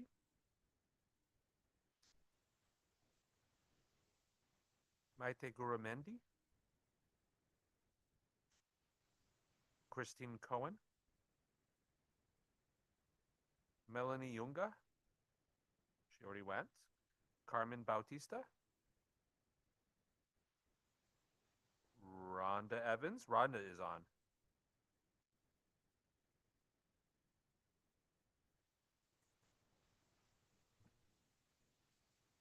Good evening, distinguished members of the Appropriations Committee. Thank you for holding this public hearing about the governor's budget proposals for the upcoming fiscal year. My name is Rhonda Evans, and I'm the Executive Director of the Connecticut Association for Community Action, CAFCA. CAFCA is the state association that works with Connecticut's 9 community action agencies, who, as you know, are the state and federally designated anti-poverty agencies here in Connecticut that provide a wide variety of services to more than 200,000 low and moderate income people in each of the 169 cities and towns across the state. I'm writing to comment on expanding the Opportunity Center pilot proposed by Governor Lamont. The governor's proposal continues to develop a coordinated service delivery model for various state agencies by co-locating staff in an opportunity center to deliver social services by leveraging state and local community partnerships to help residents attain self-sufficiency. And it also allocates some funding to expand the current opportunity center site in Hartford as to an additional site. Connecticut's community action agencies already use a very similar service delivery model and can provide invaluable inputs to support this effort. For over 60 years, community action agencies have been connecting people in need with resources that help stabilize and improve lives in communities. Developed in partnership with the Connecticut Department of Social Services, DSS, our CAAs use a holistic, comprehensive, multi-generational approach called the Human Services Infrastructure, or HSI, which is much like the coordinated service delivery model outlined in the governor's proposals. CAAs work with their customers to plan, achieve, and maintain realistic paths to short and long-term economic self-sufficiency and success using a no wrong door approach that helps to ensure that everyone who comes to a community action agency gets access for a wide variety of programs, services, and resources that they may be eligible for. For decades, Connecticut's Community Action Network has partnered with state agencies like DSS and the Department of Labor on the provision of service delivery. Additionally, several CAAs have multiple offices with satellite staff, and some agencies are even located at or within state agencies. For example, Thames Valley Council for Community Action, or TVCCA, is located right across the parking lot from DSS in Norwich, and New Opportunities Incorporated is located in the actual same office space as DSS and American Job Center in their Torrington location. While we support additional funding for nonprofits that will enable them to provide services and resources effectively and efficiently, the Opportunity Center is at the intersection of what community action does. CAAs have been utilizing this model in collaboration with state agencies for years. So rather than reinvent the wheel and duplicate efforts, we ask that Connecticut's Community Action Agency Network be included in ongoing conversations as the Opportunity Center pilots move forward. Finally, I'd like to thank you for recognizing the work that Community Action does and for keeping our funding intact.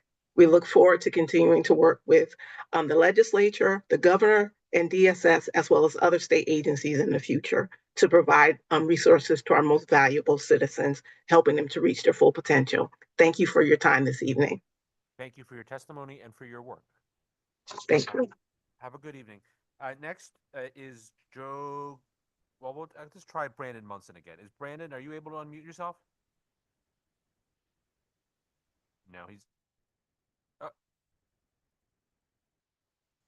no, he's not. Let's try Joe Goldsmith. Is Joe on? No, no Joe. Maureen McIntyre. Oh, he's in person. Oh my goodness, I'm sorry.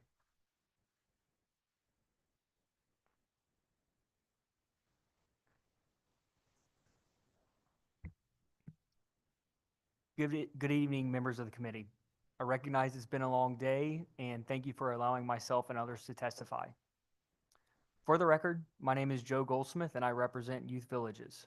We're a national nonprofit and work to find solutions for kids, families, and young adults impacted by the child welfare system by licensing, training, and supporting other providers to deliver our evidence-based and data-driven programs in their local communities.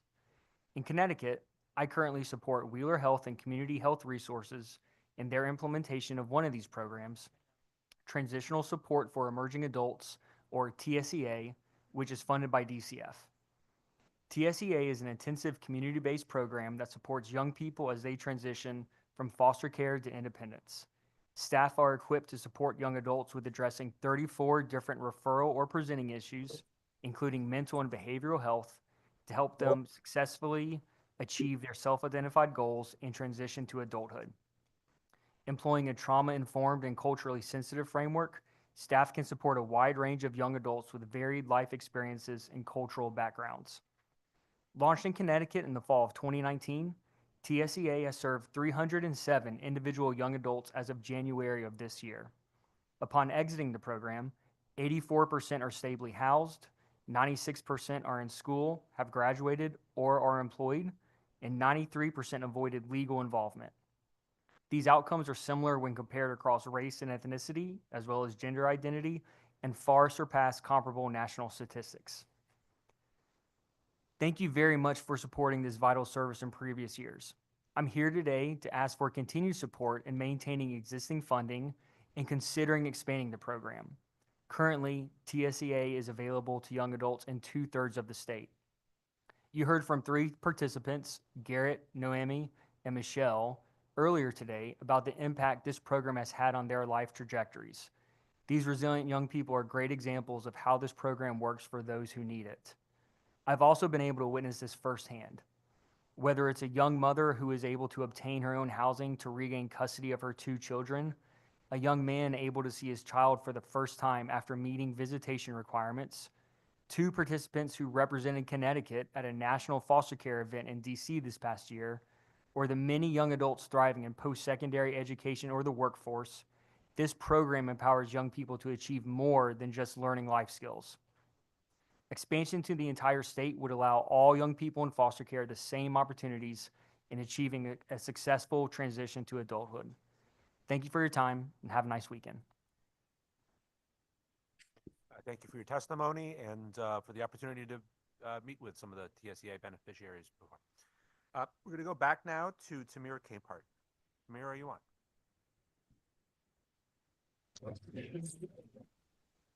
Good evening, Senator Olson, Representative Walker, and honorable members of the Appropriations Committee. My name is Tamir Capehart. I'm a personal care assistant and I live in Norwich. I am here today to ask to find a way to protect and expand funding to Department of Developmental Services and the Department of Aging and Disability Services to help fund important services like home care. I've always been in the work of home care. Growing up, I had to care for my brother who was deaf, my cousin who was nonverbal, and as of the last decade, my child who was on the spectrum. It wasn't until 3 years ago, though, that I began working through the state as a PCA, caring for a disabled friend. It has brought me great joy to do this work and has had a positive impact on those I love the most. For instance, for years I cared for my cousin, beginning when he was 12 years old. He is now 36. My cousin Terrell is a large man and struggles with being nonverbal. I assist him with cooking, bathing, and learning critical communication skills. My family and I were able to teach him to type so he could express his wants and needs. Without home care, we would not have been able to keep him at home with his mom and loved ones, a support system that he desperately needed. Medicaid-funded services allowed my cousin to live with dignity. What is the cost of dignity? Because that is what Medicaid services provide for the people who rely on them. We seem to have a federal administration who doesn't understand that, but I know that that's not how we do things in Connecticut. In Connecticut, we take care of our own, which is why it's important that this committee protect and expand funding for all the critical services funded through Medicaid. Connecticut can be a nationwide leader in home care, but only if we are courageous in an uncertain moment. Thank you. Thank you. Next, we will hear from Maureen. Actually, we think we can hear from Brandon now. Brandon, get the mute. Yep. Can you hear me? Now we can. Okay.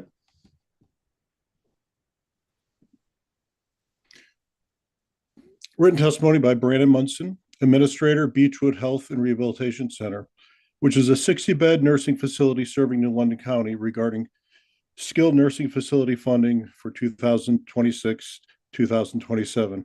Honorable members of the Appropriation Committee, my name is Brandon Munson, and I serve as a licensed nursing home administrator at Beechwood Health and Rehabilitation with 2 decades of experience in long-term care within Connecticut. I am honored to represent Beechwood, an institution that has been providing exemplary nursing home care to New London County for 69 years. Beechwood comprises of 60 beds, offering both short and long-term care, and maintains an average occupancy of 93%. Beechwood employs over 85 professionals and is a proud member of the Connecticut Association of Healthcare Facilities. The public health emergency may be over, but Connecticut's nursing homes are still recovering. The residents we serve and our staff are now facing a quademic, the simultaneous surge of 4 viruses: COVID-19, influenza, respiratory, and RSVP and norovirus. This combination has created significant public health challenges, compounded by an unprecedented staffing shortage and increased costs, putting immense strain on our nursing home and the industry as a whole. Additionally, we must prepare for the next pandemic, such as avian flu. Regarding, we're facing a severe and ravaging inflation. Severe staffing shortages are hindering admissions, increasing labor costs, and slowing nursing home recovery. Unprecedented inflation and the ongoing staffing crisis are the top issues not addressed in the budget recommendations. Inflation, which we are struggling to keep up with the ever-rising costs of maintaining quality care. For example, electricity rates have skyrocketed by 20% despite our energy efficiency program. Wages and benefits increased by 20% since the pandemic, and food costs have risen by 15%. The proposed funding for nursing homes does not accommodate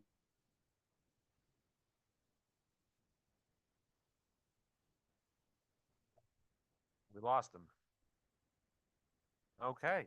Well, looks like he had lost his connection. Sorry about that. Next is Maureen McIntyre on. No, Maureen. Sally Grossman is on. Hi, Sally.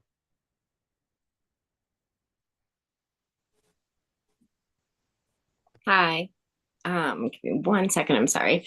Hi, my name is Sally Grossman from Windsor. I am providing testimony in favor of increasing Husky eligibility to Connecticut residents up to the age of 26, regardless of immigration status, and increasing the Medicaid reimbursement rate for family planning providers. I'm currently enrolled in Husky A, as are my 2 children. I applied for Husky program back in 2012 when I became pregnant with my first child. The private health insurance I had at the time did not include maternity care, and since I was already pregnant, I did not have the option to add it to my existing plan. Qualifying and receiving Husky coverage was the only way I was able to access prenatal care.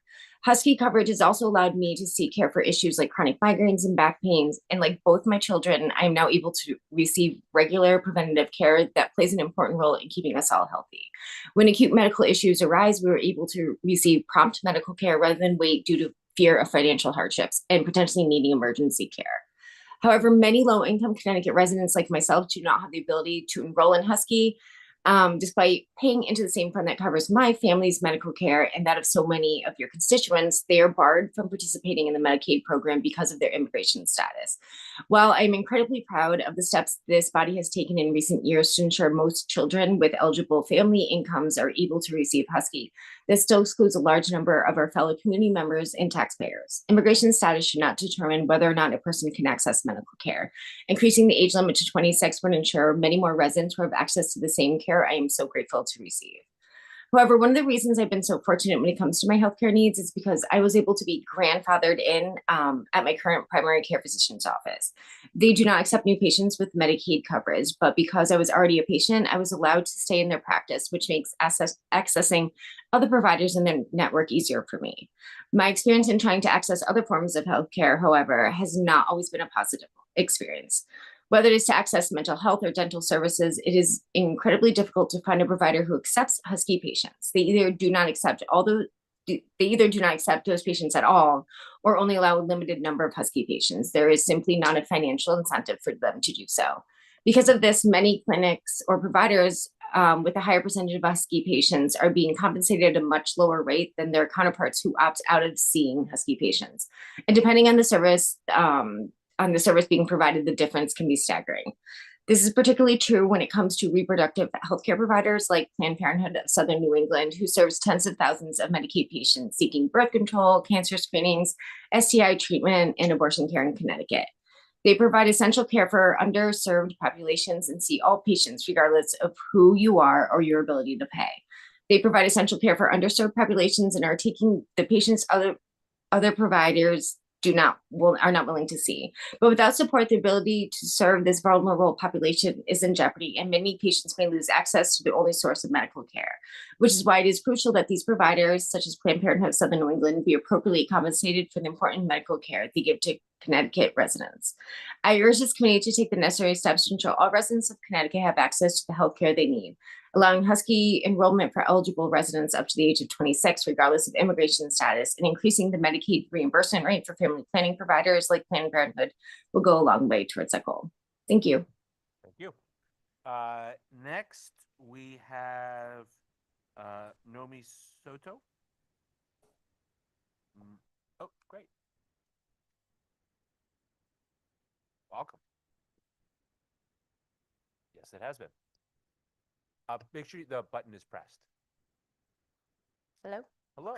Hi, how you doing? Okay, so I'm Noemi Soto. I am a native of Hartford and New Britain, and I'm currently in Torrington. Dear public servants, I understand that you are tasked with the vital role of appropriating funds to the best of your ability with all the tools and wisdom at your disposal. I stand here today in hopes that you will heed my counsel in this critical and sensitive time. I have prepared 2 exhibits for you to go along with this testimony. It's online, but I also made several copies. The first is a simplified, it's a reformat of the governor's bill, which features a holistic view of the line items specific to agency. So if you look at the bill, and different line items for one agency might have line items on like page 20 and another, and again on page like 400, right? So I combine them.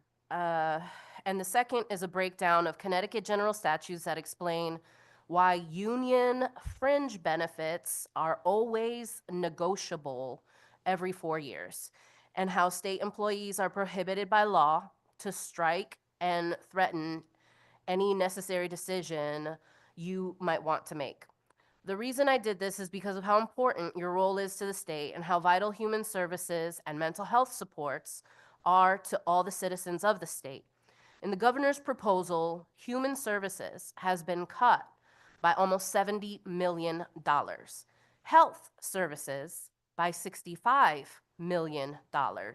Yet fringe benefits are at a $3.8 billion and are at a $3.8 billion. $70 million goes into $3.8 billion 54 times. Every budget ask from every government agency can be satisfied with $650 million. which will leave the fringe benefit at 3.1 billion if you so choose to tap into it. I ask you to be vigilant, trust your instinct, and don't let any nonpartisan staff gaslight you into making bad decisions under duress. Health and Human Services are vital to support. I ask you to fully fund all health and human service agencies in accordance with what the agency asked. I also ask that you strongly consider stipulating that state agencies reduce their workload by contracting and expanding nonprofit community and peer supports. Nonprofits do more with less. I just highlighted 3 notable mentions or facts, like the total compensation package for an average state employee in Connecticut is $105,000. For private sector employees, it's $74,000, and for nonprofits, it's $58,000. So if the state's looking to reduce and utilize its best resources, nonprofits do more with less. Thank you very much, and thanks for staying so late. Next, we have Ben Shaken.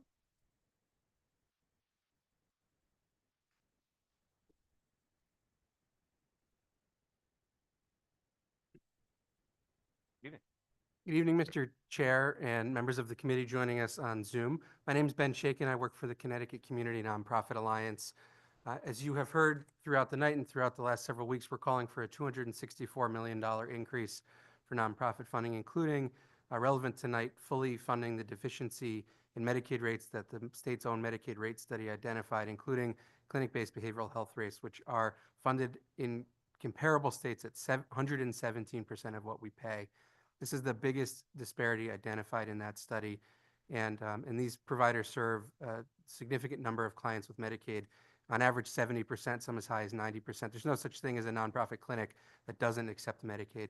You have my written testimony. It also includes some concerns about the proposed funding level for urgent crisis centers and the DCF and DSS budgets.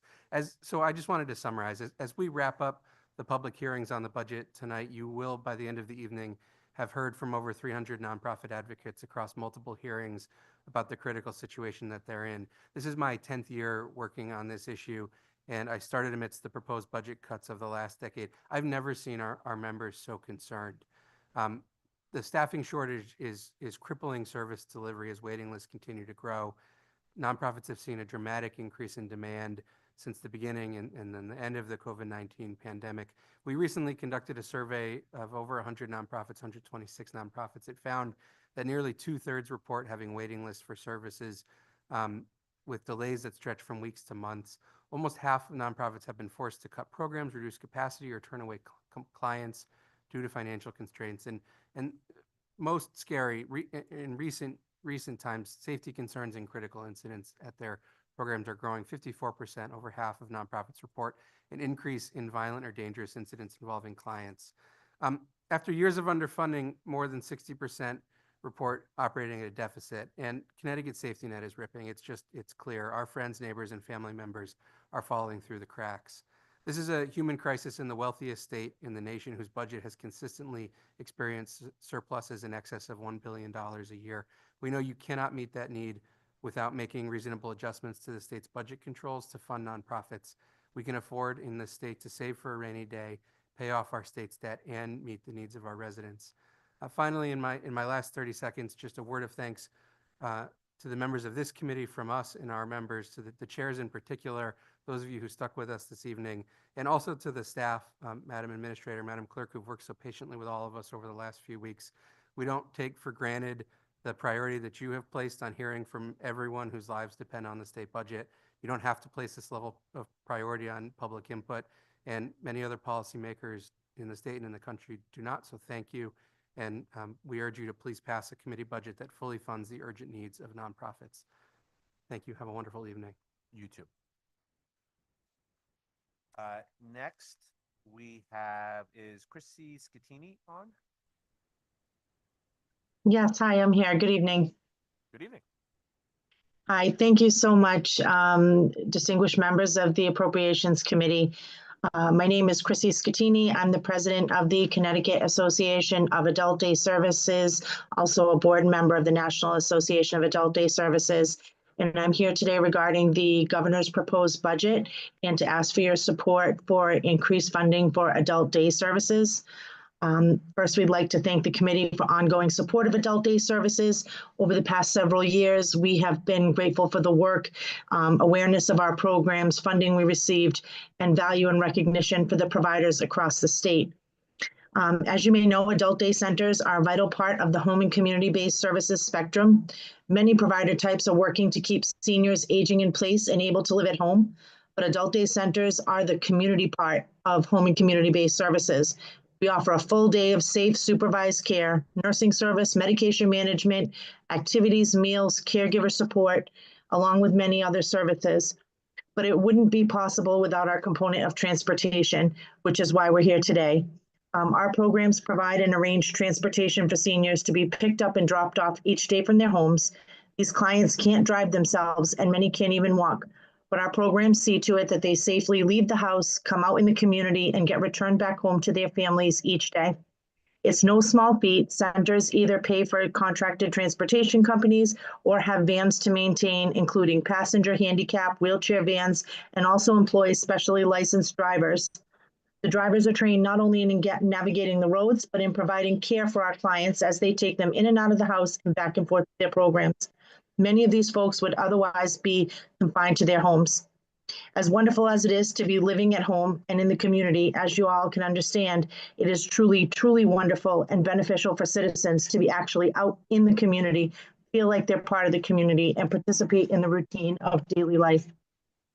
But the cost of transportation has become unbearable for our programs.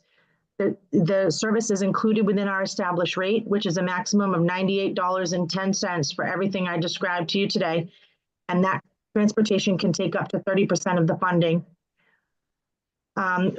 Research has shown that 90% of these state-funded participants rely on our center's vans for transportation. And with the numbers growing and the geography of the state, it's difficult for programs to meet the needs of the clients. The cost of a wheelchair van has doubled since pre-pandemic prices. Gasoline, maintenance, and workforce shortages have been a struggle for industries across the board. All of this affecting adult day services, which provide a milieu of service for seniors and disabled at a fraction of the cost for similar services. Our programs provide care at approximately half the rate of comparable in-home service and a quarter of the cost of long-term institutional placement. Therefore, we're here today to ask you to support increased funding that would help adult day centers provide and offset the expense of transportation and elevated transportation costs. Our association and members truly appreciate your consideration and ongoing support because we feel that investing in adult day services is investing in the community part of home and community-based services. Thank you so much for allowing me to testify, and I hope you all have a nice evening. Thank you. You too. Thank you. Next we have, is Natalia Casco on? No, Natalia. How about Lisa Otto? Lisa is on. Yes, hello. Hello. Good evening, Mr. Chair and members of the Appropriations Committee. Thank you for the opportunity to speak today. My name is Lisa Otto, and I'm the CEO of Child and Family Agency of Southeastern Connecticut. CFA is a nonprofit organization that provides a range of services to support the health and well-being of children, families, and adults across New London, Middlesex, and Windham counties. We employ 270 staff members who serve over 10,000 individuals annually. Along with the Village in Wellmore, CFA operates one of Connecticut's 3 community-based urgent crisis centers, which provide immediate care for children facing mental health emergencies. I want to start by thanking the governor and legislators for your leadership in addressing the behavioral health crisis among our children. Your investment in urgent crisis centers has already made a significant difference. Since their opening, these centers have served almost 2,000 youth, with only 4% requiring further care in emergency rooms. This demonstrates how effective UCCs are at stabilizing children and connecting them with the care they need at the right time. But the crisis is far from over. In 2023, over 13,000 visits were made by children with Husky coverage to Connecticut emergency departments due to behavioral health crises. Tragically, in 2024, we lost 14 young lives to suicide. These numbers underscore the urgency of our work and the need for continued action. Urgent crisis centers are a critical part of the solution. They provide immediate, specialized care, helping prevent crises from escalating and reducing the long-term costs associated with emergency room visits and untreated mental illness. To continue providing these life-saving services, we need your continued support. Today, we are requesting $9.4 million in DCF grant funding for fiscal year 2026. While this amount won't cover all operational costs, it will ensure that these centers remain a key part of Connecticut's mental health system for children. It will also allow us time to explore additional funding sources such as private insurance. Without this funding, we risk losing the progress we've made and leaving children without the care they need during their most vulnerable moments. We must act now. Together, we can make a real difference for Connecticut's children. Thank you for your time, your commitment to our youth, and for ensuring that every child in Connecticut has access to the mental health care they need. Thank you. Is Christina Puya on?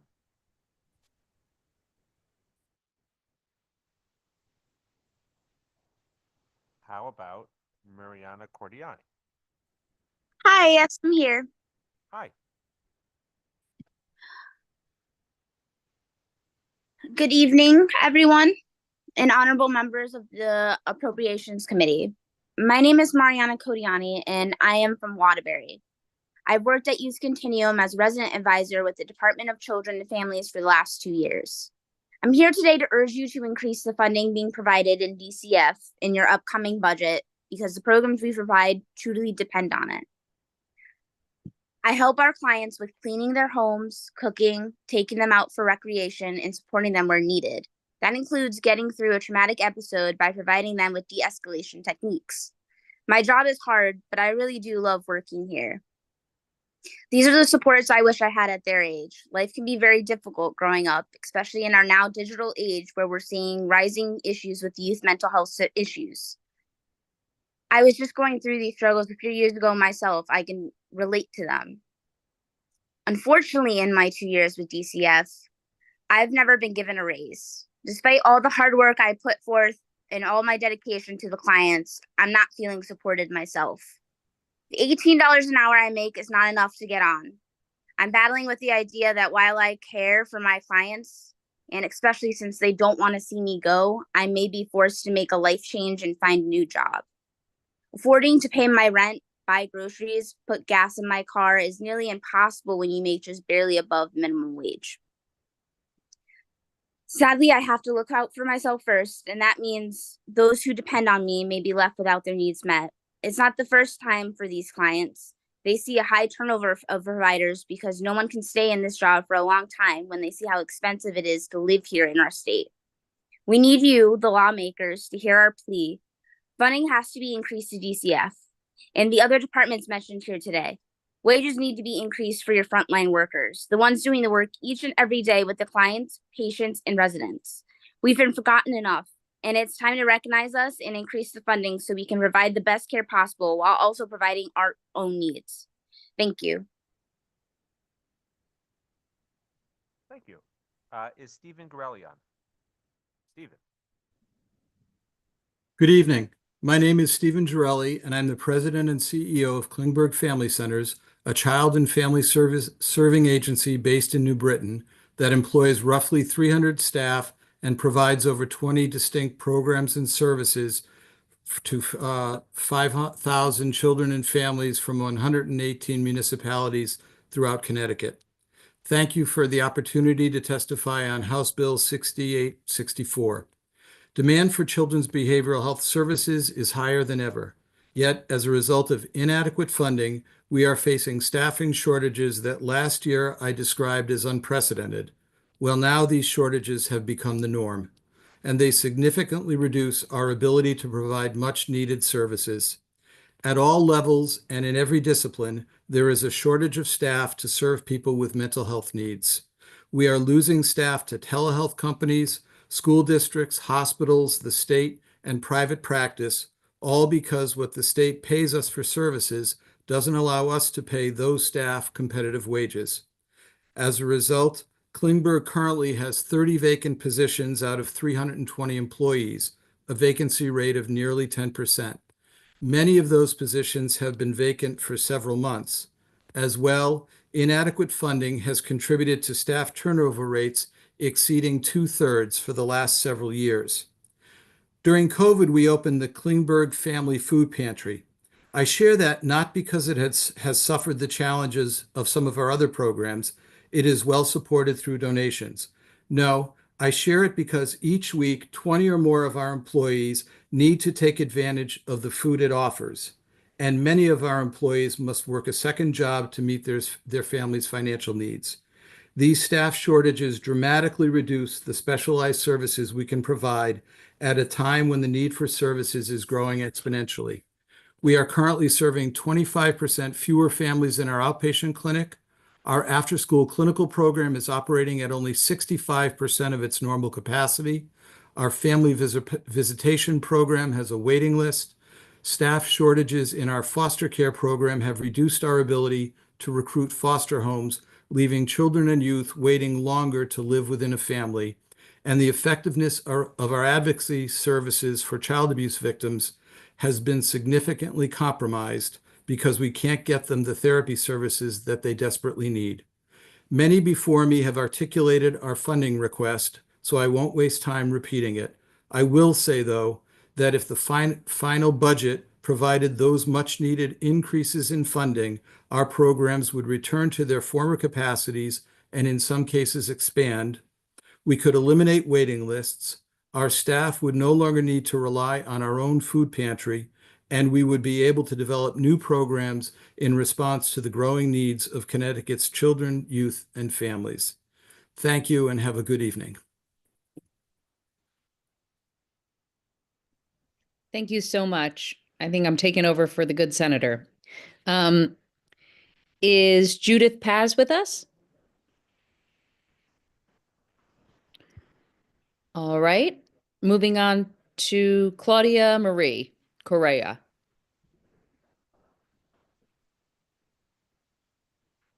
She's on. She just needs to unmute herself. All right, Claudia, just go ahead and unmute, please. Buenas noches, estimados miembros del Comité de Apropiación de la Asamblea General de Connecticut.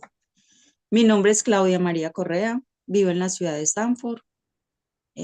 Gracias por la oportunidad de testificar sobre el HB 6864 para el presupuesto de servicios humanos.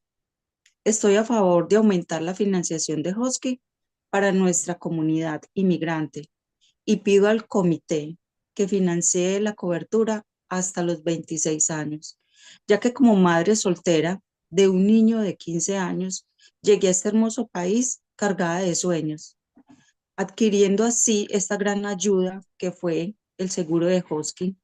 Realmente es una super ayuda, ya que nos vemos afectados por los costos tan altos de la salud y como yo, muchas familias minimizan sus gastos.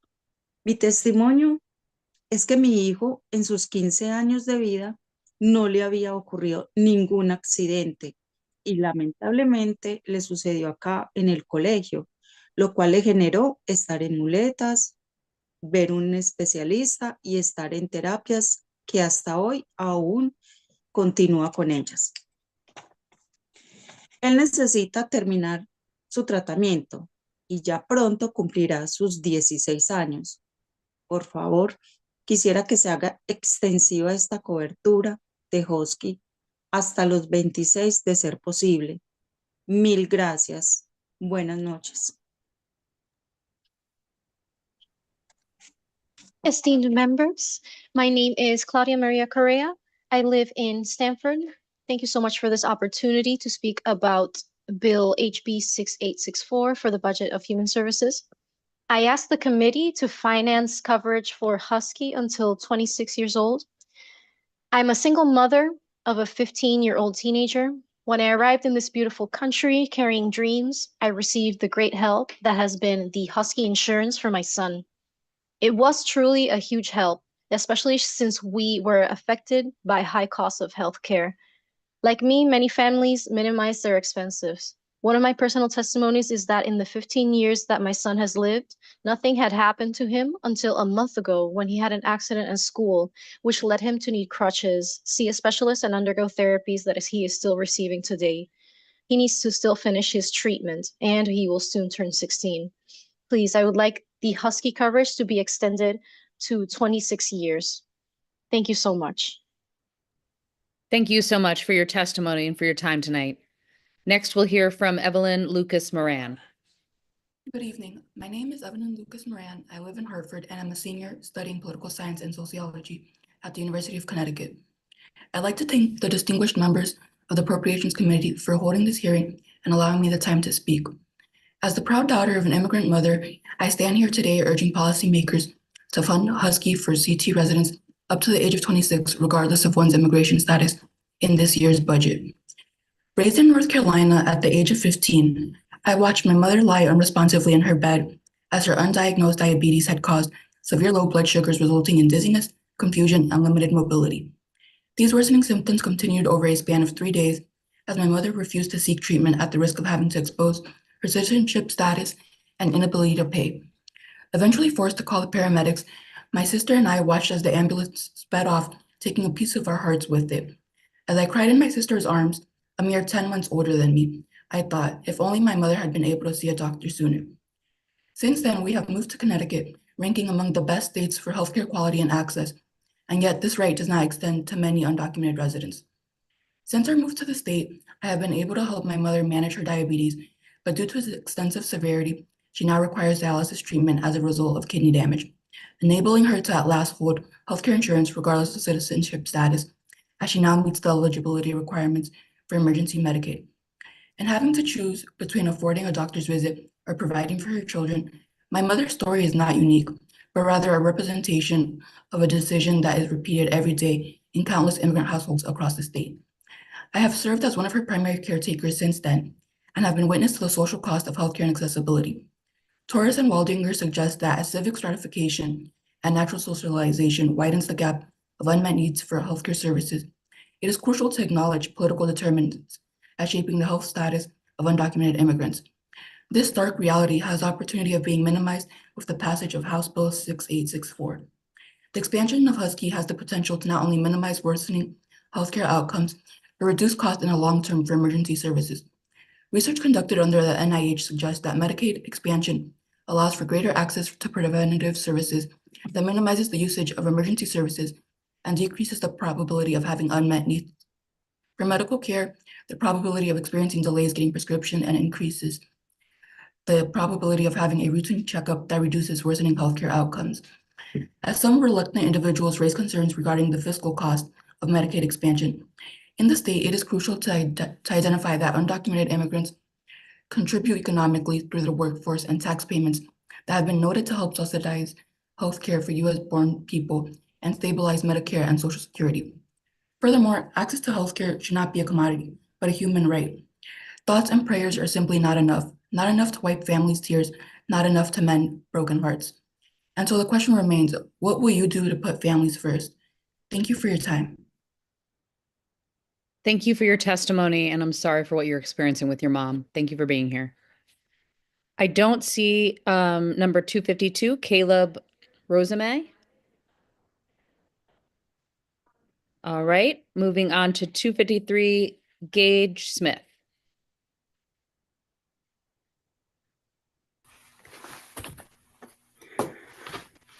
Good evening, honorable members of the Appropriations Subcommittee on Human Services. My name is Gage Smith. I'm from Brooklyn, Connecticut. I've been a personal care attendant for about 1.5 years. I come before you today to urge you to protect and expand funding for Medicaid services like the ones I provide. I became a PCA when a family friend with a disability was in need of services.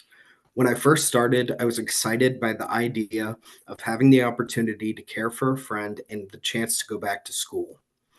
Unfortunately, my aspirations for higher education were cut short when in May of 2024, out of nowhere, my mother was diagnosed with stage 3 cancer. By October, we were told it metastasized to her lungs, making it stage 4. When I'm not on the clock as a PCA, I'm helping my mom. As a home care worker, I'm proud to take care of vulnerable members of our community and support them with the quality of life they deserve. But the care we provide as PCAs should not come at the expense of the quality of our own lives. Since becoming a PCA, it has been a struggle to keep up with the cost of living. I often have to choose between paying the mortgage on time or paying for my medications, the utilities, or groceries. These are things I think we can all agree are non-negotiables, and here I am negotiating with myself. The state also must make difficult decisions when it comes to budgeting, and those decisions have only become harder with the cuts being made by the current federal administration. Cutting Medicaid funding is a disgrace, putting our most vulnerable at risk and knowingly making the lives of millions even harder than they already are. This is why we need our Connecticut legislature to stand up for us. Please do the right thing by consumers and PCAs like me.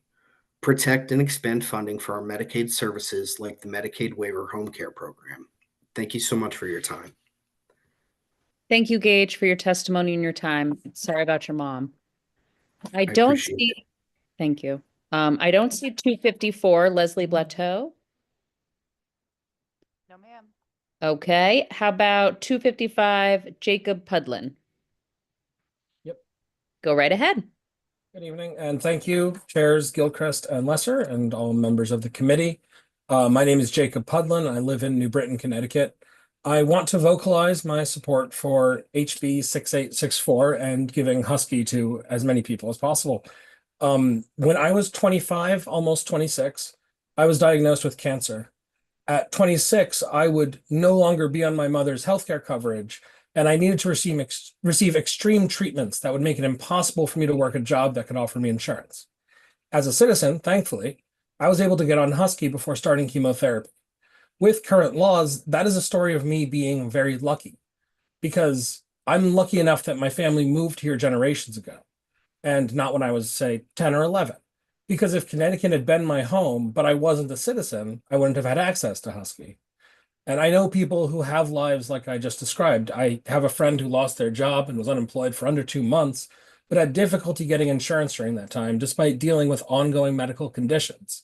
And if they had been diagnosed or been dealing with cancer or anything equally serious at that time, their life would have been in danger because their company had downsized. And I think that that's terrible. And I don't think I should be saying that my story is me being lucky, because no one is lucky to get a serious illness except in a place where insurance is not a given. And so it should be. Thank you for your time.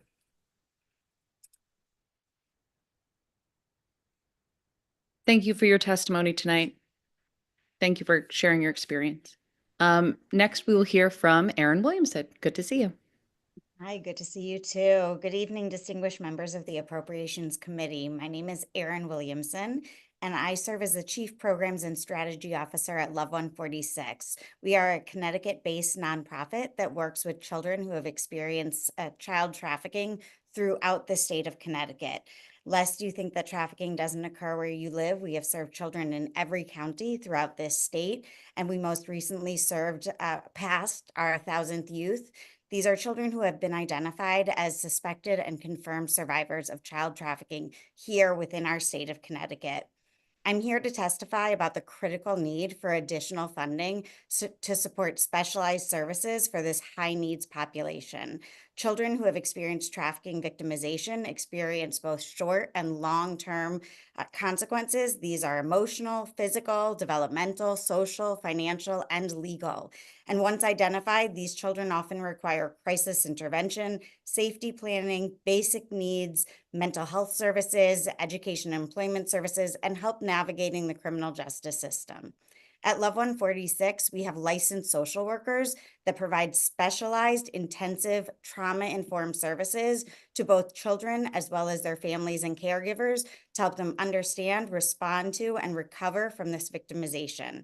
Just to give you a sense of some of the successes of our program, 84% of the youth who successfully complete our long-term services are regularly attending or had graduated from school, compared to only 57% at time of referral.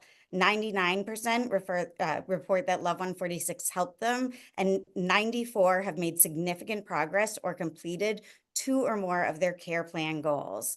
Since 2019, however, demand for these long-term services has outpaced our capacity to provide them, and we have had to maintain a wait list. As I speak with you today, we have 30 children on our wait list. Again, these are children who've been identified as suspected and confirmed survivors of child trafficking in our state. And at one point this year, our wait list got as high as 50 children. Despite being a statewide program and one of the only providers of specialized services for this population in this state, we only receive $400,000 of state funding. I believe that we can agree that it is unacceptable to have youth who have experienced this form of victimization have to wait on wait lists for services. I hope that in speaking with this committee, they will take to heart the needs of these children and increase funding for this specialized services for this population. Thank you so much for your time and your consideration. Thank you, Erin. Thank you for your testimony and the work you do. Thank you. Is 257 Elizabeth Maglio with us? I don't see her online and she's not in the room. Okay, thank you. How about 258 Dr. Greg Schengold? There you are. I see you. Go right ahead. Oh, you're muted. Just unmute, please.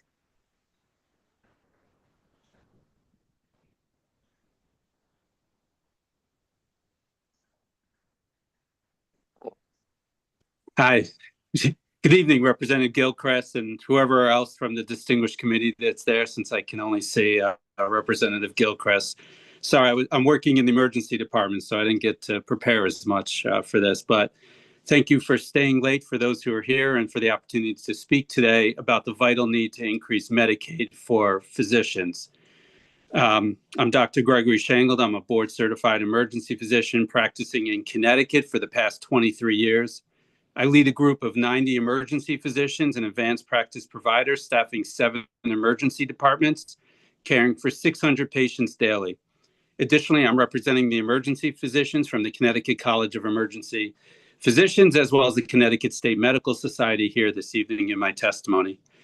Medicaid rates directly impact access to healthcare. Research consistently shows that increasing Medicaid payments closes gaps in access, particularly for our vulnerable populations.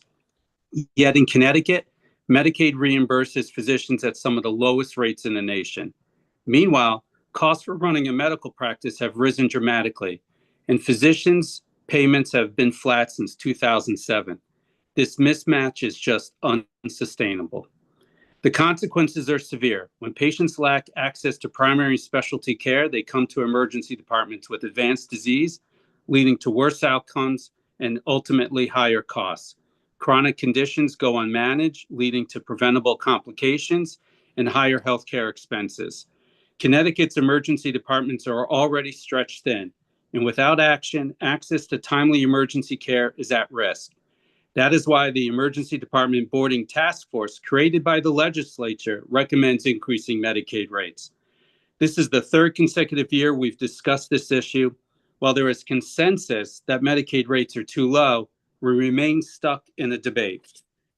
We must develop a sustainable system independent of federal Medicare decisions to ensure that Medicaid reimbursement keeps up with inflation and the true cost of care.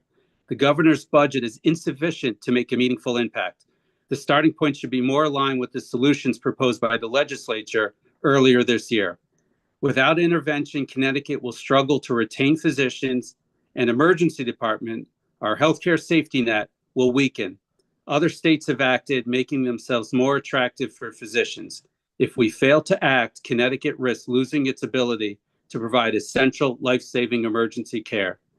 Emergency physicians are proud to serve everyone 24 hours a day, 7 days a week. But we cannot sustain this commitment without proper support. The time for action is now. Strengthening Medicaid rates strengthens the entire healthcare system for all of Connecticut's residents. Thank you for your time and your consideration. Thank you, Dr. Schengold. Good to see you. Good luck tonight. Thank you, Representative Gilchrist. Next up is Donna Grossman. I saw her earlier. She's still in the room? I'm still here. Okay. Hi, my name is Donna Grossman. I'm a resident of Windsor. I'm a member of Hartford Deportation Defense and Husky for Immigrants Coalition. I'm testifying in favor of increasing Husky funding to provide coverage to age 26 and beyond, regardless of immigration status. My younger sister developed rheumatoid arthritis at the age of 14. It took several years for it to be diagnosed, and available RA medications at the time were fairly ineffective. She had her first hip replacement at age 19. Because she had so much permanent damage to essentially all of her joints, she was forced to stop working in her 50s and go on disability. She had hip replacements number 7 and 8 during the first year of COVID. This left her almost totally disabled. She cannot drive, and she can only walk with a large walker, which is hard to transport. She's pretty much housebound. In 1990, at the age of 36, I developed RA. I had my first total knee replacement at age 39 and my second at age 46. I got a little lucky in that a new type of autoimmune medication was developed around that time, a self-injected biologic product called Enbrel. When I started Medicare at age 65, I discovered that only one supplemental prescription plan covered Enbrel, and even with that coverage, it would cost me $1,300 a month. My rheumatologist switched me to another biologic, which is administered at the doctor's office, so it'd be covered by my medical supplement instead of prescription supplement. Every 4 weeks, I go to the doctor's office to get 2 shots. I pay nothing, but the cost of those 2 shots is $4,400 plus $290 for the actual injection every 4 weeks, so 13 times a year. Knee replacements now in Connecticut are between $15,000 and $20,000. If I did not have insurance, I wouldn't be here today because I would have not been able to walk or drive. I would not have been able to work at UTC for 40 years. People should not have to be invalids or in pain because they cannot afford $60,000 a year for medication or $15,000 for a joint replacement. And I have this particular disease. There are so many others that carry similar stories, like Jacob just earlier. Everyone deserves health care, everyone. Connecticut should want a future that includes healthy families and a growing workforce. This requires health care for everyone, including immigrants. Thank you. Thank you, Donna. Thanks for being here tonight, and thanks for your ongoing advocacy. Next, we'll hear from Michael Warburton. Good evening, members of the Appropriations Committee. My name is Michael Warburton, and I live in Waterbury. I'm here to speak on behalf of Centers for Independent Living and their request for an increase in funding for the centers by the amount of $1 million. Connecticut Centers for Independent Living are non-residential community-based organizations established by the Federal Rehab Act in 1973 and expanded with additional state funding in 1987 to serve all of 169 of the state's municipalities.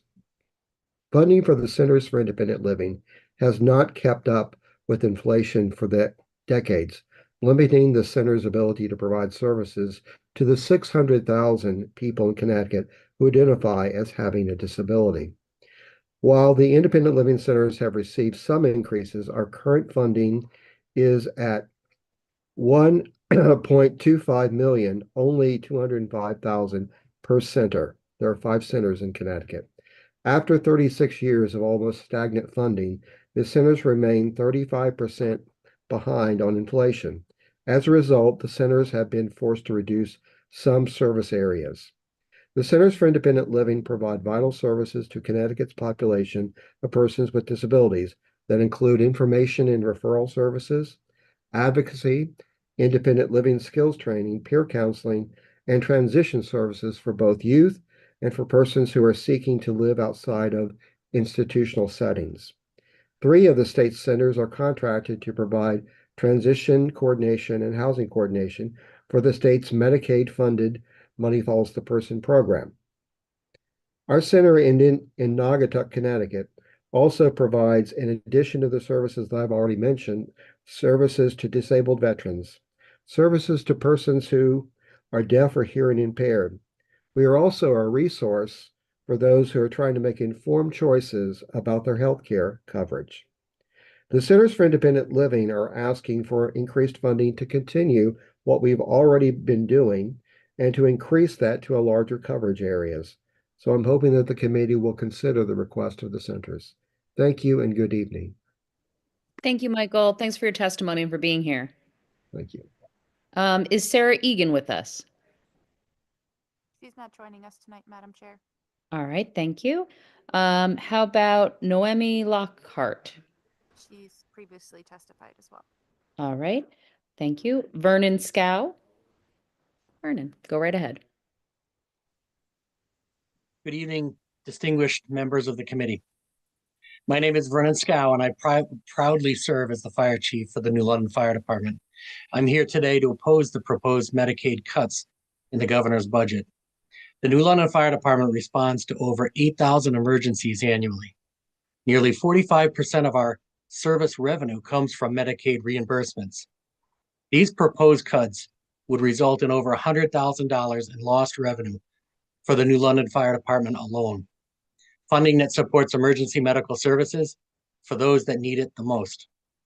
For years, Medicaid reimbursements have struggled to cover the actual costs of the ambulance operations.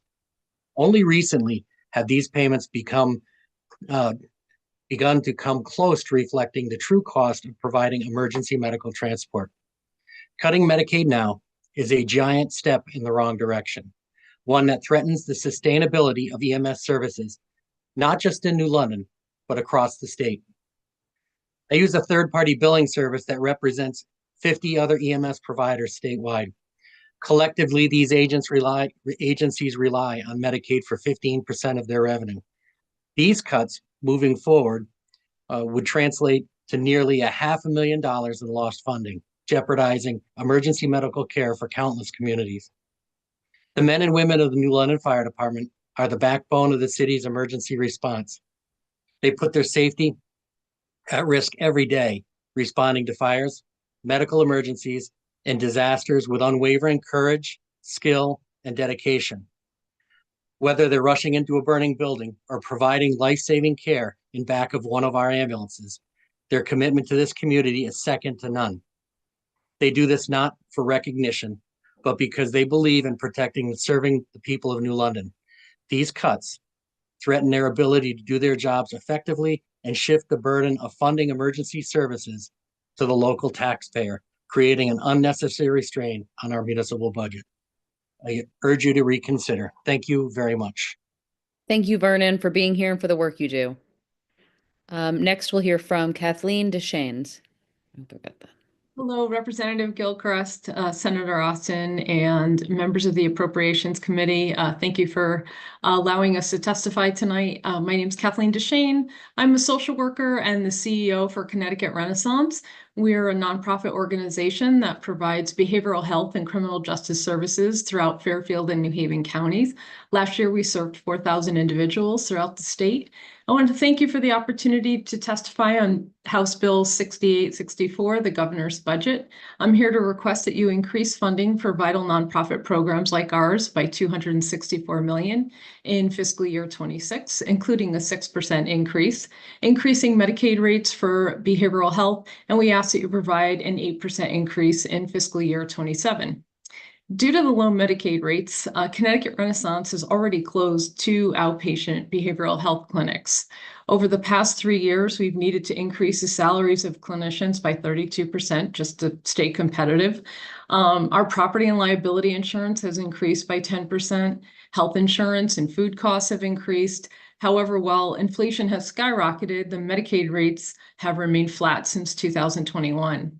So at this point, our executive team is currently deciding if we need to close one of our last 2 remaining clinics, which we have one in Norwalk and one in Bridgeport. We've operated these clinics for over 30 years here. As an $18 million nonprofit, this is just an unsustainable loss for us. 90% of the people that we serve are covered by Medicaid. We treat people who have anxiety, depression, schizophrenia, and mood disorders. Many of our patients have trauma histories, and also many have substance use disorders. Our medical director prescribes Suboxone for people addicted to heroin and synthetic opioids.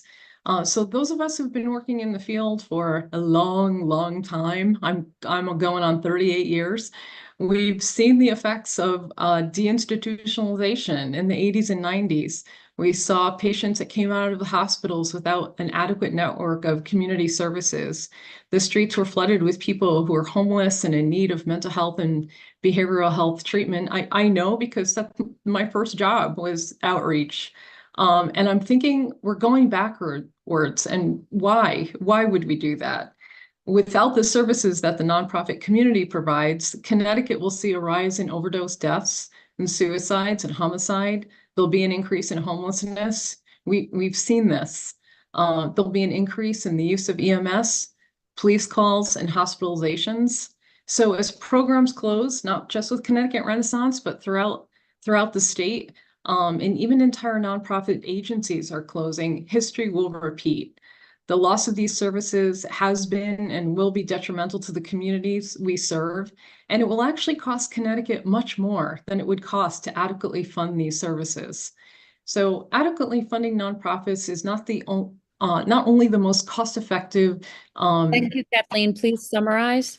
Okay, not only the cost efficient for Connecticut, it's the most impactful for the people we serve, and it's just the right thing to do. So thank you for your time tonight and have a good weekend. Thank you so much for your testimony and the work you do. Thank you. Next is Gregory Allard with us tonight. He's not online and he's not in the room. All right, thank you. How about Joanna Cristobal? Same with her. Okay. Kathleen Santalino. My apologies. Well, she's been in the waiting room for a while and has declined the promotion to panelist. Okay. Kathleen, if you're out there, please accept that promotion. How about Denise Daveo? I'm sorry. Yes, I'm here, Denise Davey. That's fine. Well, good evening, distinguished members of the Appropriations Committee. I'm Denise Davey, the CEO of Blue Mobility, and we're one of the state's largest birth-to-three providers. We also provide employment and day supports for adults with intellectual and developmental disabilities. We support more than 2,000 children and adults in 51 towns across 5 counties, and all the people we support receive Medicaid funding. Thank you for the opportunity to testify on the governor's budget. And while we serve both children and adults, I'm here before you to plead the case for the funding for birth-to-3 services. With 17 birth-to-3 providers left in the state, 2 having discontinued services due to chronic underfunding, it is a challenge for us to raise our voices for the current and future children requiring these critical services. Just a quick recap, because I know I've talked to some of you before. Unlike other human service providers, birth-to-3 has not received any funding increases these last several years. We also received very little in ARPA funding compared to other providers. And years of this underfunding means we providers can't get and keep the staff we need to deliver these really valuable services to our children. Since the last birth-to-3 rate adjustment in 2017, we now have nearly 40% more children coming in for evaluations. While we can't get the staff that we need to do these evaluations and do these services, we can't offer the competitive salaries and benefits we need for these really skilled clinicians. So what does that mean? The people we do have are dedicated employees. They are burning out. They can't keep up with the intake of children and all the services they need. And that also means that children on the autism spectrum are waiting months for evaluations and services.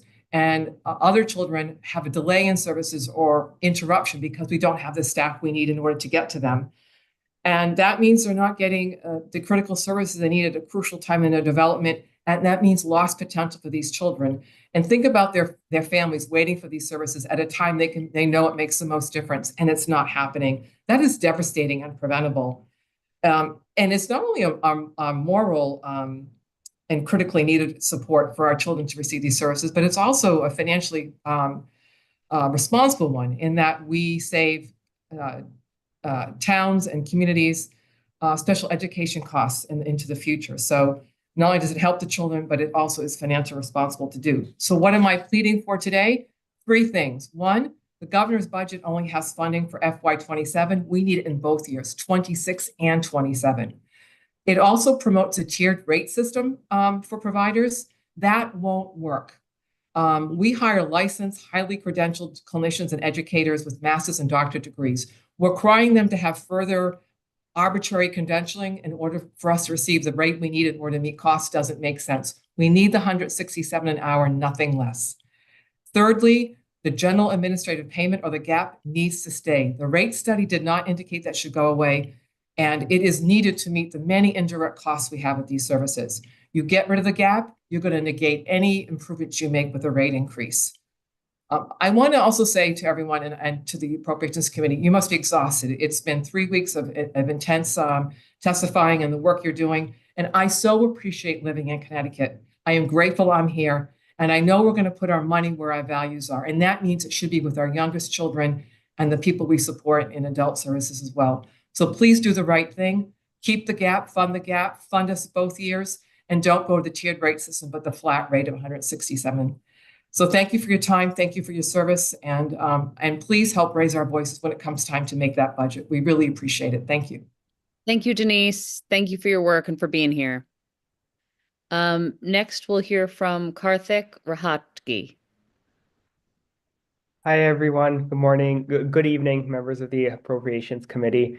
I'm Karthik Rahatgi, resident of New Haven, and work here as a primary care physician. I'm here to ask the Appropriations Committee to fund Husky eligibility for all income-eligible Connecticut residents, regardless of immigration status, up to age 26. I also strongly support increasing Medicaid reimbursement rates so that Husky recipients can have sustainable access to care. When patients don't have access to health insurance, the results can be devastating. I shared 2 of those stories in my written testimony and thought I'd share one more today. So when I first met Mr. S, he was 6 months and counting into this marathon hospital stay. I had no idea how I could help him. He was a 37-year-old gentleman, now 40. He had advanced HIV that led to a brain abscess. He was so weak, he needed the help of 2 people to get out of bed. And he needed intensive rehabilitation, but without insurance, no facility was willing to take him. Ultimately, and regrettably, our hospital's case management team threatened to send the patient back to El Salvador if his sister, who lives locally, didn't take him home. So left with no other choice, his sister, who's a mom with 3 young children here in Connecticut, had to take him in. And since then, this patient has come to some appointments, but his family can't afford transportation to most of them. They're struggling just to make ends meet while taking care of him. You see, when an immigrant doesn't get the healthcare they need, it impacts not just them, but it has this ripple effect across entire families and communities. And I'm not the only doctor who has these kinds of stories. If you ask any of my friends and colleagues across the state, you'll hear hundreds more just like this. More broadly, I also wanted to point out that the lack of health insurance can be a threat to public health. In COVID, we saw that a higher percentage of uninsured residents was associated with higher COVID infection rate at the county level. Access to health insurance means better health for us all. So I really think it's time for us to take the next step and fund Husky eligibility for all income eligible Connecticut residents up to age 26. Thank you so much for your time, and thank you for everything you're doing for us. Thank you so much. Thanks for your work and for being here. Well, thank you. Sabrina Trochi. Good evening. Good evening, Representative Gilchrist, Senator Lesser. We started off our day today, 9 o'clock at the press conference on federal impact on. Not Trochi, so I just want to. Oh, I'm sorry. Senator Lesser, you need to mute yourself. No. Madam Chair, I think we skipped the whole passel of people. Oh, I did. Oh. Thank you. That? So please call on 270. Thank you. Sorry, guys. Sabrina, if you don't mind waiting, sorry about that. Not a problem. I guess at this hour, and you're right, I'm tired, 269, I went to 279. All right. Nicole Lemoyne, my apologies. No problem. And I'm sorry, Sabrina. I'm sure you must feel disappointed too yourself. Thank you all for having so much tenacity and sticking with this. So my name is Nicole Lemoyne, and I live in Manchester, and I work with CHR in the TSEA program. You know how acronyms are. There's so many of them. It's the Transitional Support for Emerging Adults. You met some of them this evening. They were able to come and share a little bit about the program and what it's meant to them personally. We provide supportive skill-building services to young adults over the age of 18 who are kind of in the transition between being children and becoming adults. So we work with them to develop their independent living skills. All of the clients that we service are able to receive voluntary services, and these are extra supports that they sign up for. I'm sorry if my dogs go crazy, but I was down there at your building and I had to come home for this, so I'm sorry, forgive me. I wanted to share not just as a professional, but as someone that's really passionate about this work. This is also something that's very personal. My great-great-grandmother was actually one of the very first children that was able to receive foster care services, and that she was a young child that moved from New York to the Midwest on the orphan train. So I thought that this is something that's been part of my heritage for a long time and something that I really care about. I wanted to share a little bit about the outcomes. I've already shared my written testimony with all the details of the numbers and all of that. But the young adults that are able to participate in our program have reduced rates of homelessness. They have reduced rates of recidivism for those that are involved with legal struggles. They have increased rates of educational achievement. And not only are more young adults working that are in our program, but they also have an increased earning power. So those are wins for not just our clients, but also for our whole community as they become contributing members that are able to build our economy, build our future, build resources for all of us to share in. So I appreciate all of the hard work that you've done and the way that you've stayed up so late. And you have so many hard decisions to make, and I appreciate you giving everyone the opportunity to share about some of the work that we're doing. Thank you so much. Thank you for your testimony and for the work you do. Next, we'll hear from 271, Jennifer Cox. Hi, good evening. I'm Kristen DeLai, and Jennifer Cox and I are going together. Good evening, distinguished chairs and members of the Appropriations Committee. We appreciate you taking our testimony at this late hour. My name is Dr. Kristen DeLai, and I am one of the directors of the New England Center for Hearing Rehabilitation in Mansfield, Connecticut. We are a private speech and hearing clinic who provides services to children and adults with hearing loss statewide. I'm here in support of an increase in rates for audiology services through the Connecticut Medicaid program. As service providers, we have prided ourselves in ensuring that all families and children have access to quality audiology services at our clinic, no matter what type of insurance or support a family may have. We are now at a crossroads, and we're at a point where we have to make hard decisions about what makes sense to keep our clinic running due to issues with reimbursement. The most recent Medicaid payment adjustment for audiology services dates back to 2013 and 2015. A recent Medicaid rate study compared 76 codes and rates for audiology and speech pathology services in Connecticut. We compared our Medicaid program to Medicaid rates from Maine, Massachusetts, New York, and Oregon. Medicaid rates for 81 codes were also compared to Medicare rates. Connecticut's rates for 77.6% of these codes were below the 5-state average, and 82.7% were below Medicare rates. In addition, the rates in Connecticut for middle ear and hearing evaluations are currently 40% below those of New York and Massachusetts. This discrepancy places an unnecessary financial strain on our clinic, hindering our ability to provide comprehensive care to children that are on Husky insurance plans. If we keep the rates the same, this will impact overall provider participation and service accessibility and can lead to increased costs to the state for education and disability services later on.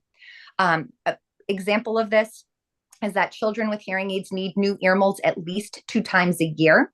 Due to increases in manufacturer costs and shipping costs, basic ear molds can cost between $65 to $120 a piece. Now, this is the actual cost of the ear mold itself. It does not include the audiologist's time or any resources to make those ear molds. We currently receive reimbursement at $32 per ear mold. So as a result, we're losing on average $50 per mold, which makes if we Can you please summarize? Oh, sure, absolutely. I'm going to pass it to Dr. Jennifer Cox, who's waiting her turn. Thank you. Thank you. I'll be super quick. We are also one of the three birth through programs that provide specialized services to children diagnosed with hearing loss. So we serve families across the state in all of your districts. We are in agreement with several other birth through 3 programs you have heard from tonight. So I'm not going to repeat. Put simply, the gap should not be reduced, and the current tiered system should remain in place.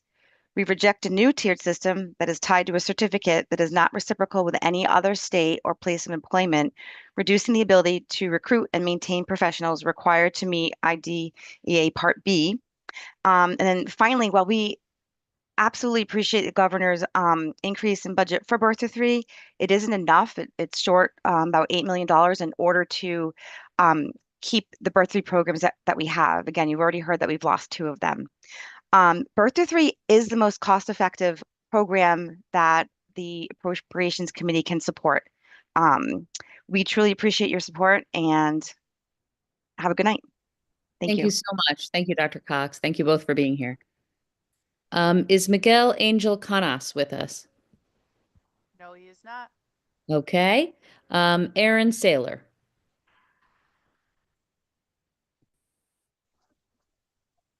Good evening. My name is Erin Saylor, and I'm testifying on behalf of Child and Family Agency of Southeastern Connecticut and New London. As a Quaker Hill resident and Chief Operating Officer at CFA, I'm here to strongly advocate for the fiscal year 26 funding request for the Connecticut's 3 community-based urgent crisis centers. We are in the midst of a growing mental health crisis. We are seeing a significant rise in anxiety, depression, and other disorders among children and adolescents.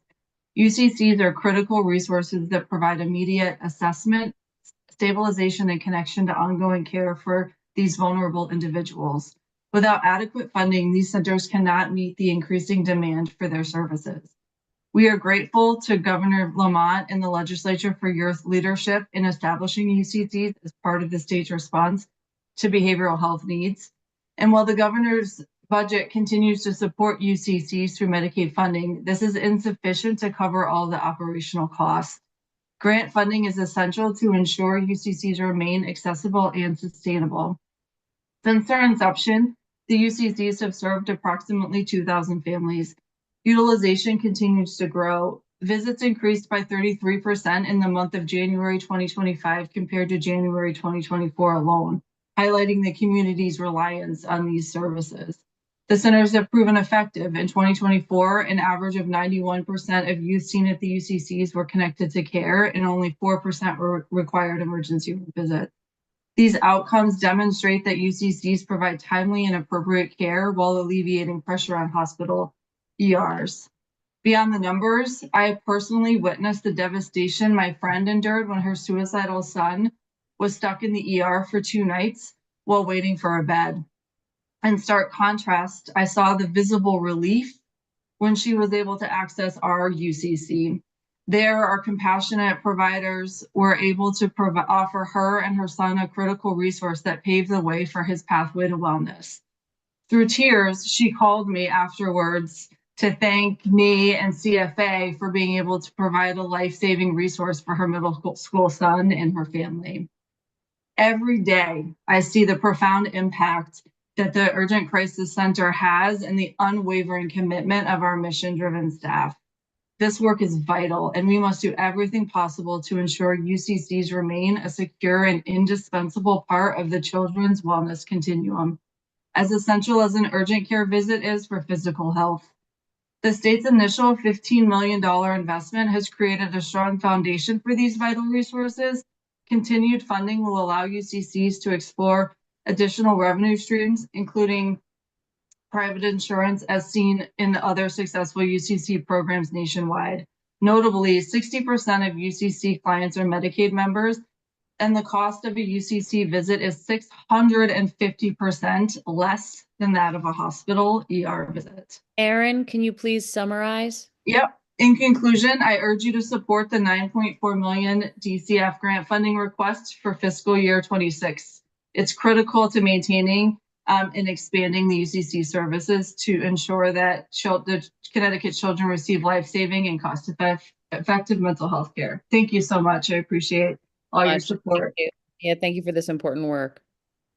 Next is Maria Ramirez. Sí. Yep, go right ahead. Buenas noches, estimados miembros del comité. Mi nombre es María José Ramírez, tengo 39 años, soy madre, esposa y un miembro preocupado de nuestra comunidad. Para mí no hay nada más importante que la salud y el bienestar de nuestras familias. Creo firmemente que todas las personas, sin importar su estatus migratorio, merecen acceso a un seguro médico que les permita vivir con dignidad y tranquilidad. Estoy a favor de Husky for Immigrant, una ley sobre la expansión de los beneficios de salud de Husky para aquellos que no son elegibles debido a su estatus migratorio. Ampliar el acceso a Husky independientemente del estado migratorio es un paso importante para garantizar que nuestra comunidad inmigrante tenga acceso a la atención médica que necesitamos, pero nuestro trabajo no termina con ampliar el acceso hasta los 26 años. Necesitamos abrir el acceso a Husky y la atención médica a todos los inmigrantes de cualquier edad. En mi hogar, mi esposo y mi hijo no tienen seguro médico. Ambos necesitan atención médica regular y medicamentos para controlar sus enfermedades, pero debido a la falta de acceso a un seguro de salud, muchas veces nos vemos en la difícil situación de posponer visitas al médico o de buscar alternativas que no siempre son las mejores para su bienestar. Como madre, me duele ver que mi hijo no pueda recibir la atención médica que necesita. Ningún padre debería tener que elegir entre pagar la renta o llevar a su hijo al médico. Esta realidad no solo afecta a mi familia, sino a muchas otras en nuestra comunidad. Conozco a tantas personas trabajadoras, padres y madres, que viven con el mismo miedo e incertidumbre. La falta de acceso a atención médica no solo impacta la salud individual, sino el bienestar de toda nuestra sociedad. Por eso apoyo Husky for Immigrant y les pido que aprueben esta legislación. Si queremos una comunidad más fuerte y saludable, debemos asegurarnos de que todos, sin importar su estatus o edad, puedan acceder a la atención médica que necesitan. Una comunidad saludable es una comunidad próspera. Gracias por su tiempo. Que tengan un buen fin de semana. Dear committee members, my name is Maria Jose Ramirez. I am 39 years old. I am a mother, wife, and a concerned mother of our community. To me, there is nothing more important than the health and the well-being of our families. I firmly believe that all people, regardless of immigration status, deserve access to health insurance that allows them to live with dignity and peace of mind. I am in favor of Husky for Immigrants, a law expanding Husky health benefits for those who are ineligible because of immigration status. Expanding access to Husky regardless of immigration status is an important step in ensuring our immigrant community has access to the health care we need. We need to open up access to Husky and healthcare to all immigrants of any age. In my household, my husband and son doesn't have health insurance. Both need attention, regular medical care, and medications to control their illnesses. But due to the lack of access to health insurance, we often find ourselves in the difficult situation of postponing visits to the doctor or looking for alternatives that are not always the best for our well-being. As a mother, it pains me to see that my son cannot get the medical care he needs. No parent should choose between paying rent or taking care of their children. This reality does not only affect my family, but many others in the community. I know so many hardworking people, fathers and mothers who live in the same fear and uncertainty. Lack of access to healthcare does not only impact individual health, but the well-being of our entire society. That's why I support Husky for Immigrants. Thank you so much. Thank you so much. Thank you for being here. Gracias por estar aquí. Julie Hall.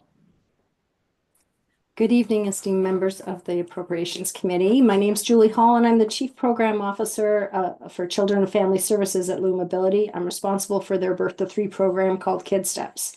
I'm grateful that Birth to 3 has been included in the governor's budget, but there's some challenges that I'd like to draw your attention to. I know that you've heard from many of my colleagues, and I know they've spouted lots of data for you and talked about the tiered system, the gap, the challenges, but I'm going to tell you a little bit more from a family's perspective, because I want you to hear about just where the workforce shortage is really impacting them. I'd like you to think about your child, your grandchild, your niece, your nephew, and think about them needing assistance.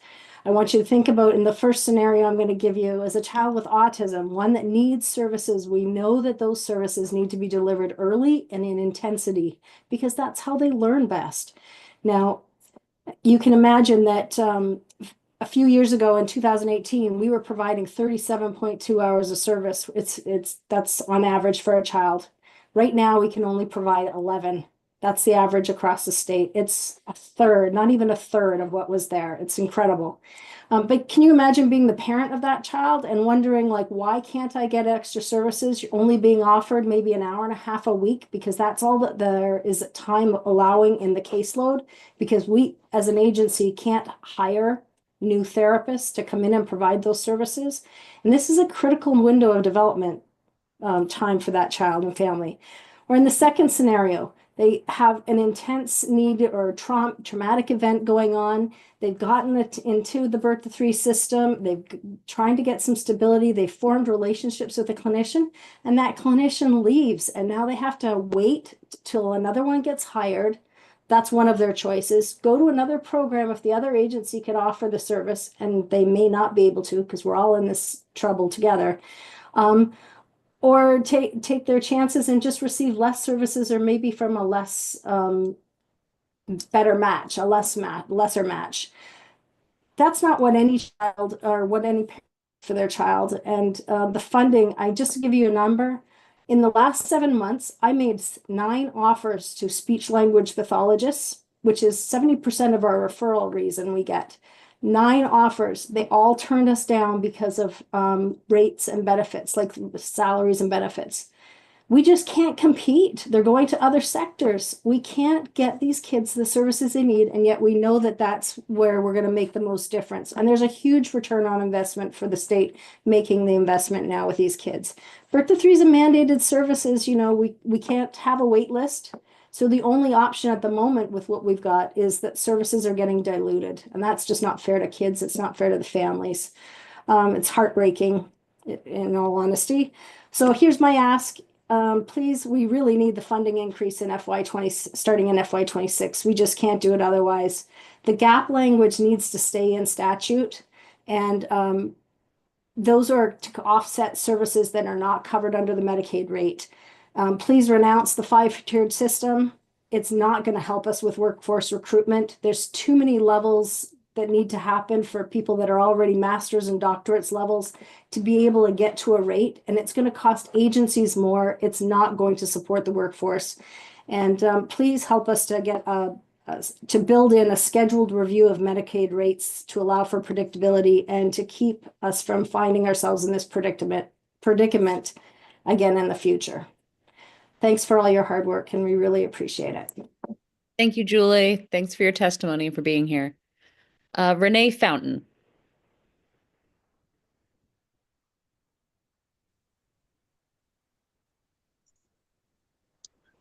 Good evening, Senator Austin, Representative Walker, and honorable members of the Appropriations Committee. My name is Renee Fountain.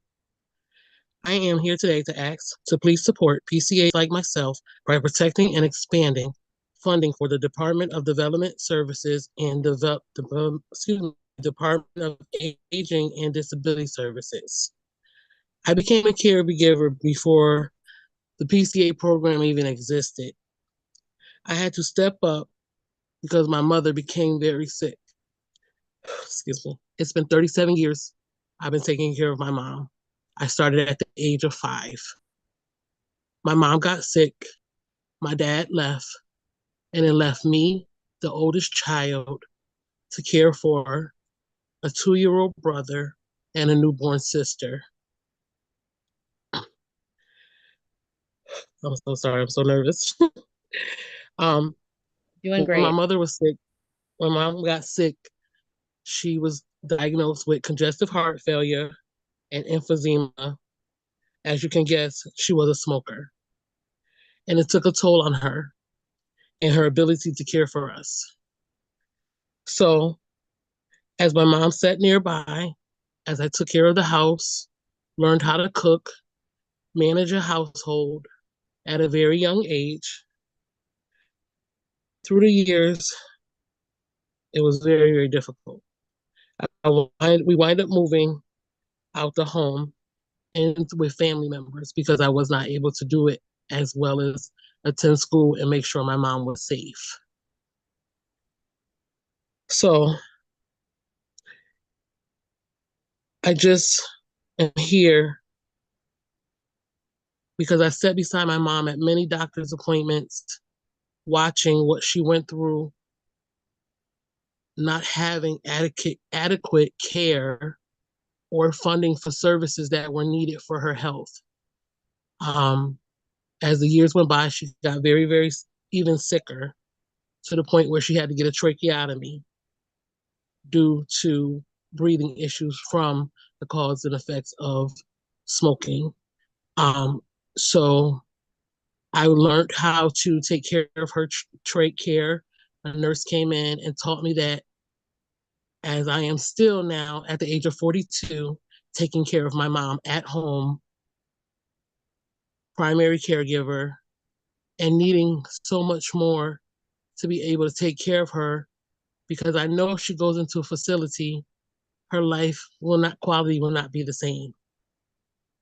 So I come before this board asking that you would please support and give funding to those that need it in these programs across the board, because there's so many people that need the help.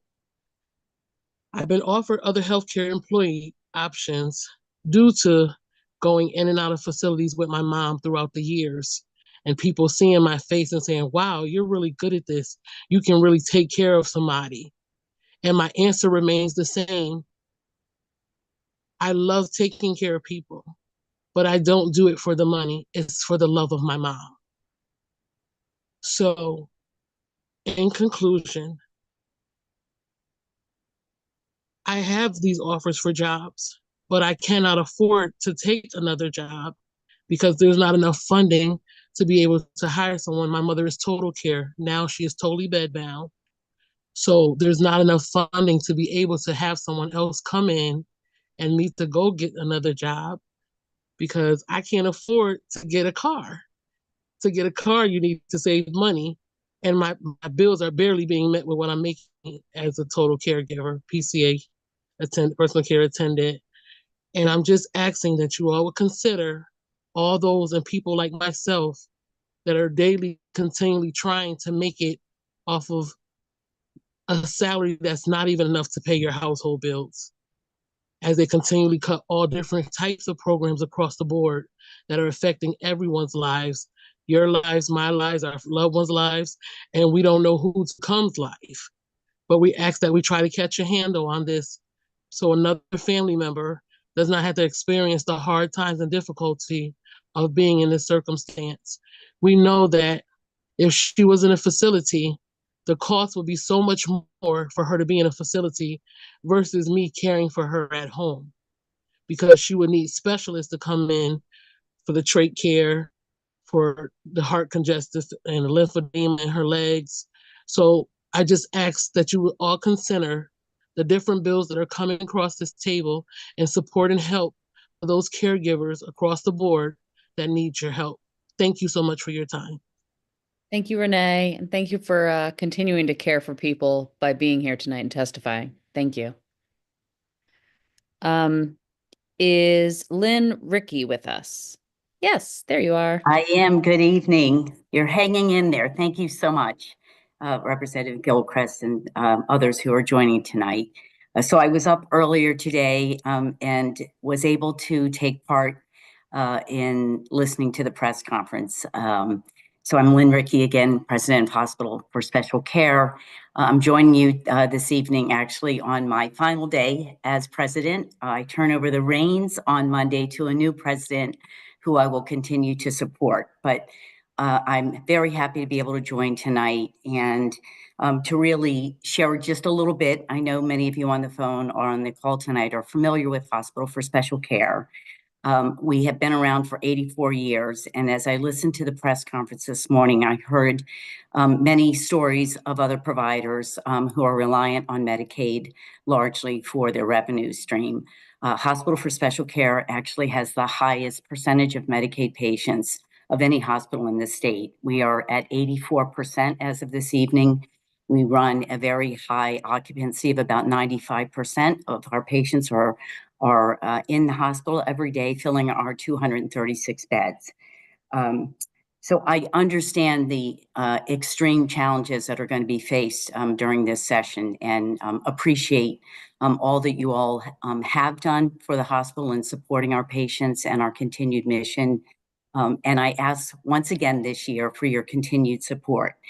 As you all know, we have a number of very unique programs that if the Hospital for Special Care did not exist, patients in Connecticut would have to be sent out of state for these services. One such program is our autism services, which have been around now since about 2012 and have served just on an outpatient basis over 4,000 unique lives since that time. One of the programs that is newer to our continuum of care for autism is our partial hospital program. It's a highly effective program that is utilized to both take patients out of ERs, but also prevent patients from having to go into ERs or to go into an inpatient level of care. This is a very highly resourced program. It is intensive in its services, allowing children to come in during the day and go home to their families in the evening.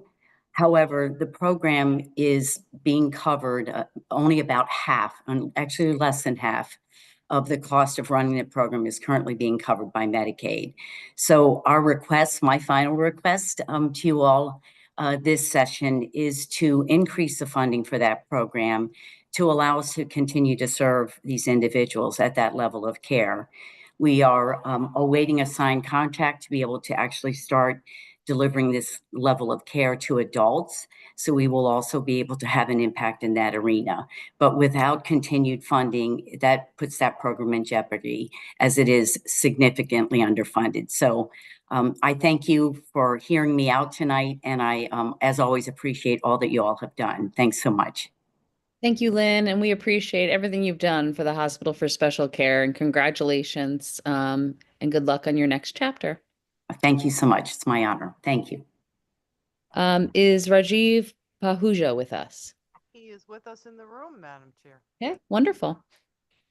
All right, good evening, distinguished members of the Appropriation Committee, for allowing me to speak in person. I know it's been a long day for everyone, and I thank everyone's patience today.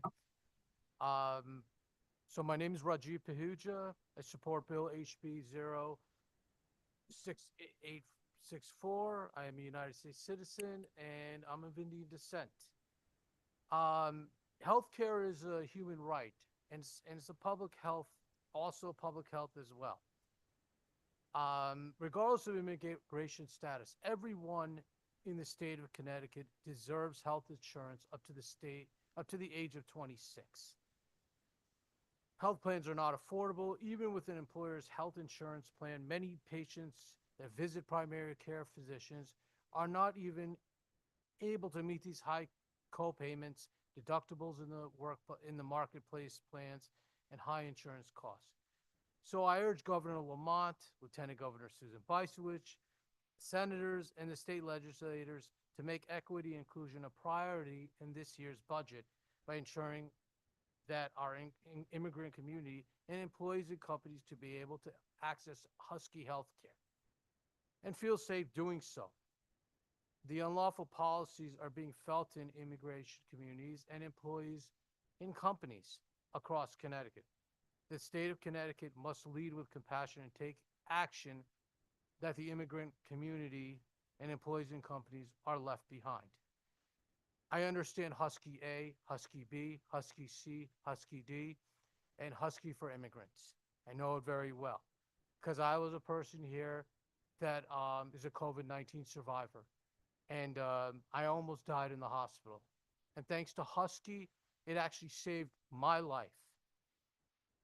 So I strongly urge you to pass HB 06864 to ensure that everyone in the state of Connecticut are able to obtain Husky healthcare. Thank you for your time and consideration. Thank you so much, and thank you for sharing your experience, and we're so happy that you're okay and that you're here with us. Now we are back to Sabrina Trauke, and I got a second go around to pronounce that last name. So there you go. Thank you. Good evening. Good evening, Representative Gilchrist and distinguished members of the Appropriation Committee. I thank you so much for taking the time at 10:12 p.m. to listen to my testimony. I provided a detailed written summary of my testimony, so I will focus in on just two pieces today. The pieces that I'm going to focus in on is in Wheeler's role as a federally qualified health center and in our role as a community behavioral health provider. As a federally qualified health center, we offer comprehensive continuum of integrated primary care and behavioral health services in our health centers in Hartford, New Britain, Bristol, Waterbury, Plainville, and we have 17 school-based health centers. We serve over 22,000 patients a year. Over 70% of our patient population are individuals on Medicaid. My ask will be of no surprise to you is to increase the Medicaid rates. The Connecticut Medicaid rate study documented what providers have been saying for years. The rates we currently have for health centers absolutely do not work. On average, they are 25% less than our peer states. Every time we deliver a Medicaid patient medical services, we're losing $85 per patient. Every time we see a Medicaid patient in dental services, we're losing $121. The rates are absolutely inadequate to the point that I currently only offer dental services in my Hartford site. I have a significant need in Waterbury, a significant need in New Britain. I just can't sustain the loss that I'm currently facing in Hartford in dental services. The health center rates for medical, behavioral health, and dental are based on 1999 cost reports. They were established in 2001. There is no way that we can make those rates work. Those rates aren't working. They need to be rebased. They need to be increased. I'm going to switch to my role as a community behavioral health provider. Wheeler offers child welfare, foster care, mobile crisis, intensive in-home programs, special education, community justice, and so much more to over 48,000 children, families, and adults across Connecticut annually. We need an increase in funding for our vital nonprofit programs. We're looking at $264 million in fiscal year 26. This includes a 6% increase, cost of living increase, annualizing the full amount of the fiscal year 25 ARPA funding appropriated by legislature.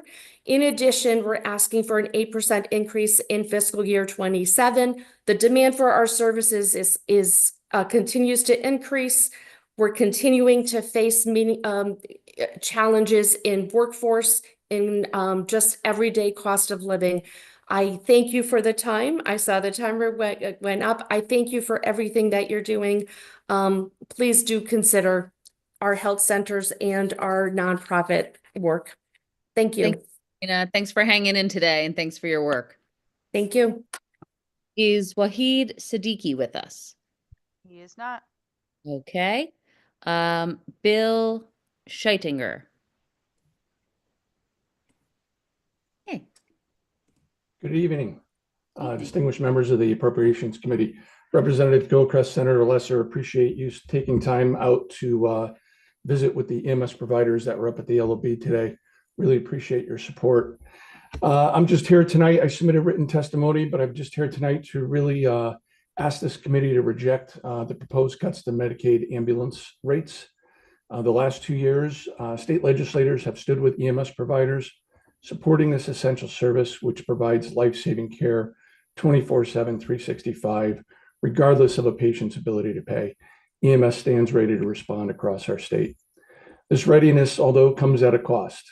We don't have the luxury to ask our patients to wait for an EMS response. This readiness means that we have fully stocked and staffed ambulances deployed throughout our response areas across the state. The cost of labor, employment benefits, fuel, equipment, and supplies has grown substantially over the years. While these costs have continually increased, reimbursement rates have remained stagnant and even decreased occasionally. We made progress when the Medicaid increase was implemented for ambulance rates in fiscal year 24 to 25. EMS services budgeted this increase, and now many are facing the disastrous possibility of seeing this increase reversed. This fact, coupled with no increase to the Connecticut maximum allowable rates for 2025, is a dangerous trend. Sad reality is that services have closed in the past, and we are at risk of losing more if things don't change. We have a robust EMS system in Connecticut, but it is very fragile. EMS providers, EMTs and paramedics, are severely underpaid. We have lost many of these EMTs and paramedics over the years and have been unable to keep up with this attrition. A recent study shows that only half of the licensed paramedics in Connecticut are actually active in EMS. The study also shows that agencies have realized between 22% and 36% turnover of their providers. Between 2020 and 2023, 619 paramedics were newly licensed in Connecticut. During that same time, we lost 552 paramedics due to attrition. This is not sustainable. Decreasing Medicaid rates coupled with a no increase in the maximum allowable rate will dangerously hamper the ability of EMS agencies to provide timely care and transportation for the sick and injured, and I implore this committee to reject the proposed cuts to ambulance rates. Thank you for your time, and I hope you all have a great weekend. Thank you, Bill. Thank you for this information and for testifying. Have a great weekend. Thank you. Take care. Is Estefania Murillo with us? No, she is not. Okay. Hillary, oh, here we go. Desideraggio. Yay, there she is. You just have to unmute. Thank you. Sure, I know how to use the room. Hi. Thank you so Hello. much for seeing me. Dear chairs and members of the Appropriations Committee, my name is Hillary Desideraggio, and I'm a resident of New Britain, Connecticut. Thank you for the opportunity to testify on HB 6864 in the Human Services budget. I'm in favor of increasing Husky funding for our immigrant community and ask the committee to fund coverage through age 26, regardless of immigration status. It is also important to maintain what has been gained for children up to ages 15 and pregnant individuals, and to increase reimbursement rates for providers which impact the quality of Husky for all our neighbors in Connecticut, immigrant or not. I'm a citizen of Connecticut, and I care about this because healthcare is a human right. It is too detrimental to one's health and life to not have healthcare services available to them when needed. I have some moderately debilitating mental health issues that require me to take a variety of mental health meds every day. If I cannot get my meds, I lose days or weeks of my life due to an inability to function properly and to get my brain to act the way I need it to. I'm so fortunate that I have a great job with great health insurance that allows me to get the medicine I need to be a productive member of society. Even before I got the great job that I have now, I was fortunate to be a citizen of Connecticut, and since I did not have an income, was eligible for Husky. Before that, I was fortunate enough to be on my mom's health insurance until I was 26 years old. My mental health journey has not been an easy one in any way, and yet the entire time I was going through this journey, I was fortunate enough to have healthcare, largely just because of the life I was born into, being a citizen of Connecticut and having parents with good health insurance. It does not feel fair to me that someone else could be struggling to be a part of society just as much as I once was, but they're not able to fix their issues with some therapy medicine simply because they cannot afford it and are not a citizen to receive Husky. We talk a lot about how people should be productive members of society and not be drains in the system, but how can we expect people to do that if we disproportionately help some people and not others? Without my medication, I would not have been able to get the job that allowed me to get off of Husky, and I'm sure there are many non-citizens who are in similar situations but will never be given the opportunity to get out of the situation simply because they're denied the accommodation that is given to myself and all of my fellow citizens of Connecticut. When people can't get jobs, they then can't get housing and need rental assistance from the state. We would prevent them from needing that if we just gave them the tools needed to have a healthy life. The entire state benefits when everyone in it has health care. So let's do the state a favor and give health care to everyone who needs it. I asked the Appropriations Committee to fund Husky eligibility for all income eligible Connecticut residents, regardless of immigration status, up to age 26 this year, and create a plan towards opening access to all immigrants, regardless of age. Healthcare needs do not end at age 26, and I asked the committee to increase Medicaid reimbursement rates, which is a needed step to ensure current Husky recipients can access care. If Connecticut wants a future that includes healthy families and a growing workforce that is ready to meet the needs of our future, Connecticut must ensure both that immigrants have access to health care and that those who do have Husky are able to get better access to care. Thank you for your time. Thank you, Hillary. Thanks for your testimony and your time tonight. Is Daphne Contreras with us? No, she is not. Okay. Audrey Julian. I'm here. All right, go right ahead. Okay, hi, good evening. Good evening to everyone. My name is Audrey Goulian. I'm I'm the manager of Morning Star Residential Care Home in Kent, Connecticut, and a member of the Connecticut Association of Residential Care Homes. I'm here to support the governor's added funding for RCHs and to urge the legislature to ensure all homes receive an increase in their rates, especially that Morning Star and other residential care homes are approved for the Medicaid waiver. The Medicaid waiver allows residents to continue to live in a residential care home even if they need assistance with 3 activities of daily living. This is a very good program approved by the state that caters to individuals who have lived in an RCH for many years and want to continue to live there until death, and for individuals who have been confined to the 4 walls of a nursing home and can be discharged to the community but cannot live alone. Morningstar is an 8-bed capacity, and at present, 7 of our residents are on the Connecticut Home Care Program for the Elderly Waiver and the Mental Health Waiver. The average number of one-on-one caregiver help approved for these residents on the waiver are 9 to 12 hours a week. The home care agencies are the ones who send the caregivers to RCHS. But once the caregivers leave, the RCH staff assists all residents who are on the Medicaid waiver, since these residents' needs are incidentals and not incidentals but daily occurrences. The job description of the RCH staff has changed. The RCH staff did not sign up for this upon initial hiring. With the current setup, the RCHs do not bill Medicaid but depend on a cost-based system. And due to the rate freezes and inconsistent funding, our rate is inconsistent with the services that we provide. We value our staff and do not want them to walk out the door. So we beg you to help us increase the budget for salaries of the staff, and so that we would also be able to hire an additional staff to accommodate our aging population. The inconsistent funding also challenges our business operations because aside from the Americans with Disability Act compliance requirement that is required by the Medicaid waiver, we constantly have to make repairs because our building is aging too. And for this reason, we strongly support additional efforts to inject additional capital into the RCHS. Don't get me wrong, though, because the Medicaid waiver is a very good program that allows the residents in RCHS to age in place. We just have to be compensated fairly and appropriately for the services that we provide. We continue to support and promote funding for these residential care homes. The state will save money. The average cost of an RCH is $100 per day, which is $3,000 per month. And the lower cost of a nursing home for an individual who does not have a lot of nursing home needs is approximately $300 per day, and that's $9,000 per month. So we do not want to have to make a choice of saving on food, recreation, utilities, repairs, and salary increases because of our cost-based system that caps year-over-year expenses and because of the rate freezes. Can you Yes. please summarize? Okay, so the individuals who are in the residential care home could be us when we get older. They work and they live in the community. So we are asking all of you to help us so that you could advocate. You could advocate and understand us to be able to help us and to be able to help the staff and owners and all the residents of the residential care homes. And thank you for this opportunity. I'm lost. Bye. Thank you. Thank you so much. We appreciate it. Okay. Right. Is Contessa Big Crow Jenkins with us? No, she's not. All right. Nicole Nalon. Good evening.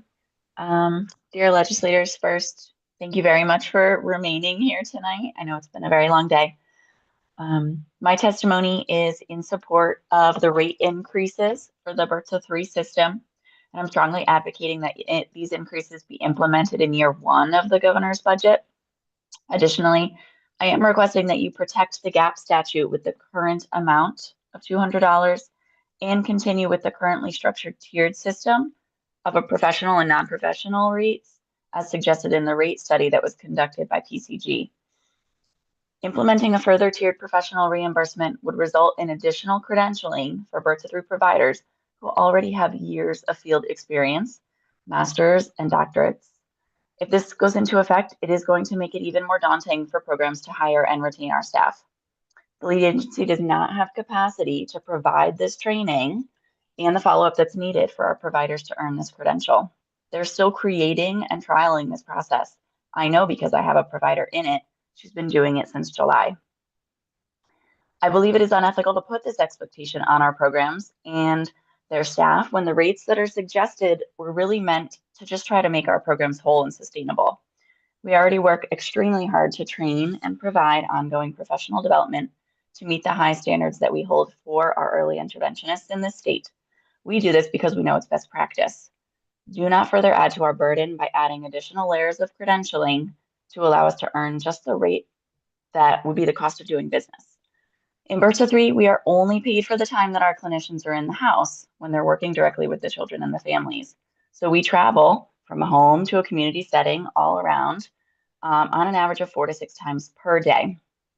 Our staff go where families are located, sometimes traveling 30 to 45 minutes in between a session.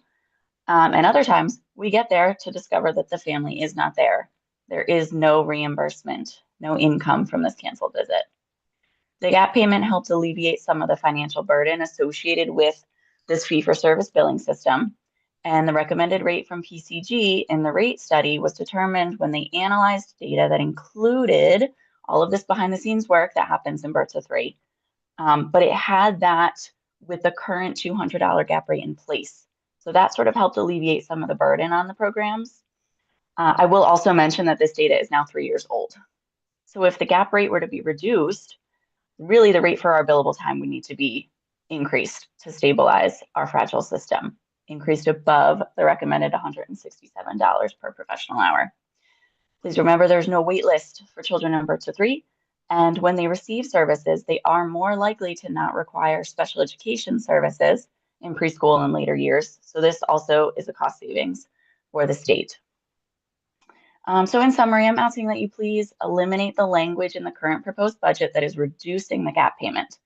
It is also imperative to increase our Birth to 3 funding with the rate increase as outlined in the professional and non-professional tier. Please do not add another further tier of professional credentialing that really is going to make it impossible for our programs to remain stable and to provide this federally mandated service to your youngest constituents. Again, thank you so much for your time. Have a great evening. Thank you, Nicole. Thanks for your work and for being here. Is Eileen Healy with us? Yes, she is. Yes, I am. Good evening to all committee members. My name is Eileen Healy. I'm the Executive Director of Independence Northwest, one of Connecticut's 5 independent living centers. We serve the northwestern corner of Connecticut.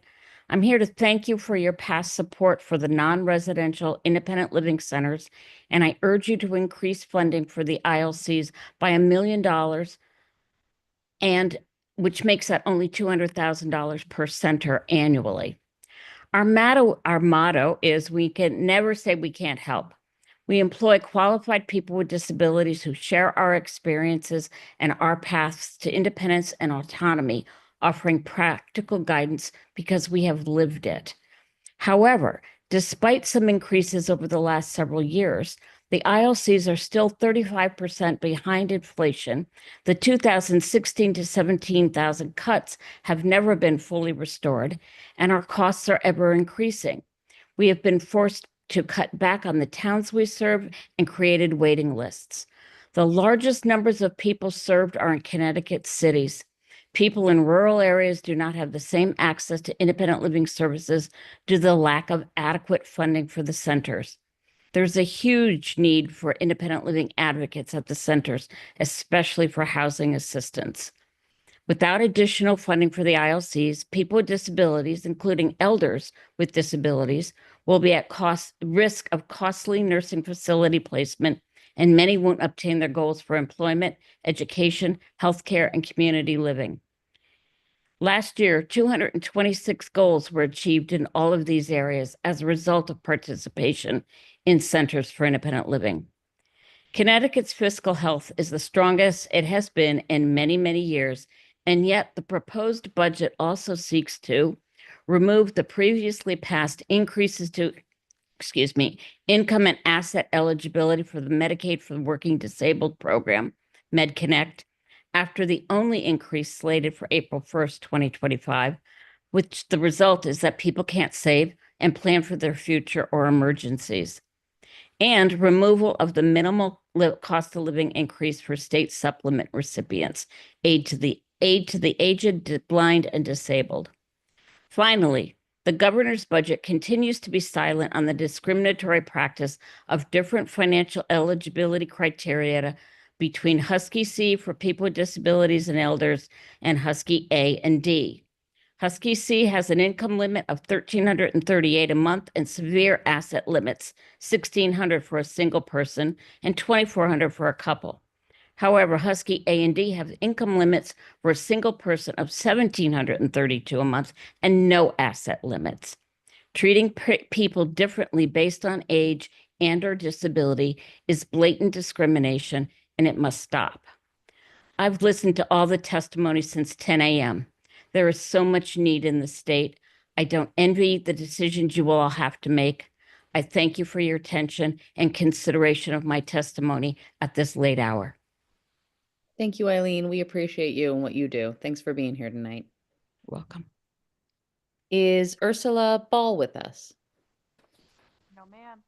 Okay. How about Armahos Aylin? Not tonight. Okay. Joyce Irwin. Also not present. All right.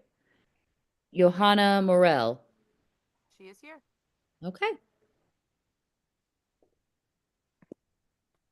Buenas noches. Estimados miembros del comité, mi nombre es Johanna Morel, soy de New Britain. Gracias por la oportunidad de testificar sobre HB 6864, una ley relativa al presupuesto del Estado para el beneficio,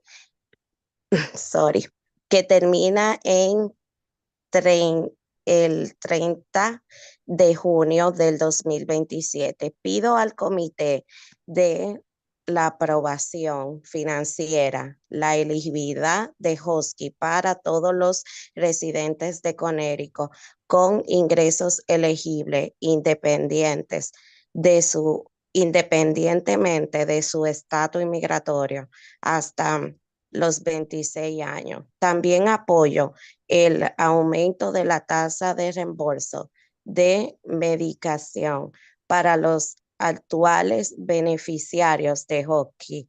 Pueden tener un mejor acceso a la atención. Mi nombre es Johanna Moret, tengo 24 años, soy madre, vivo en New Britain. Yo llegué a Estados Unidos a la edad de 26 años.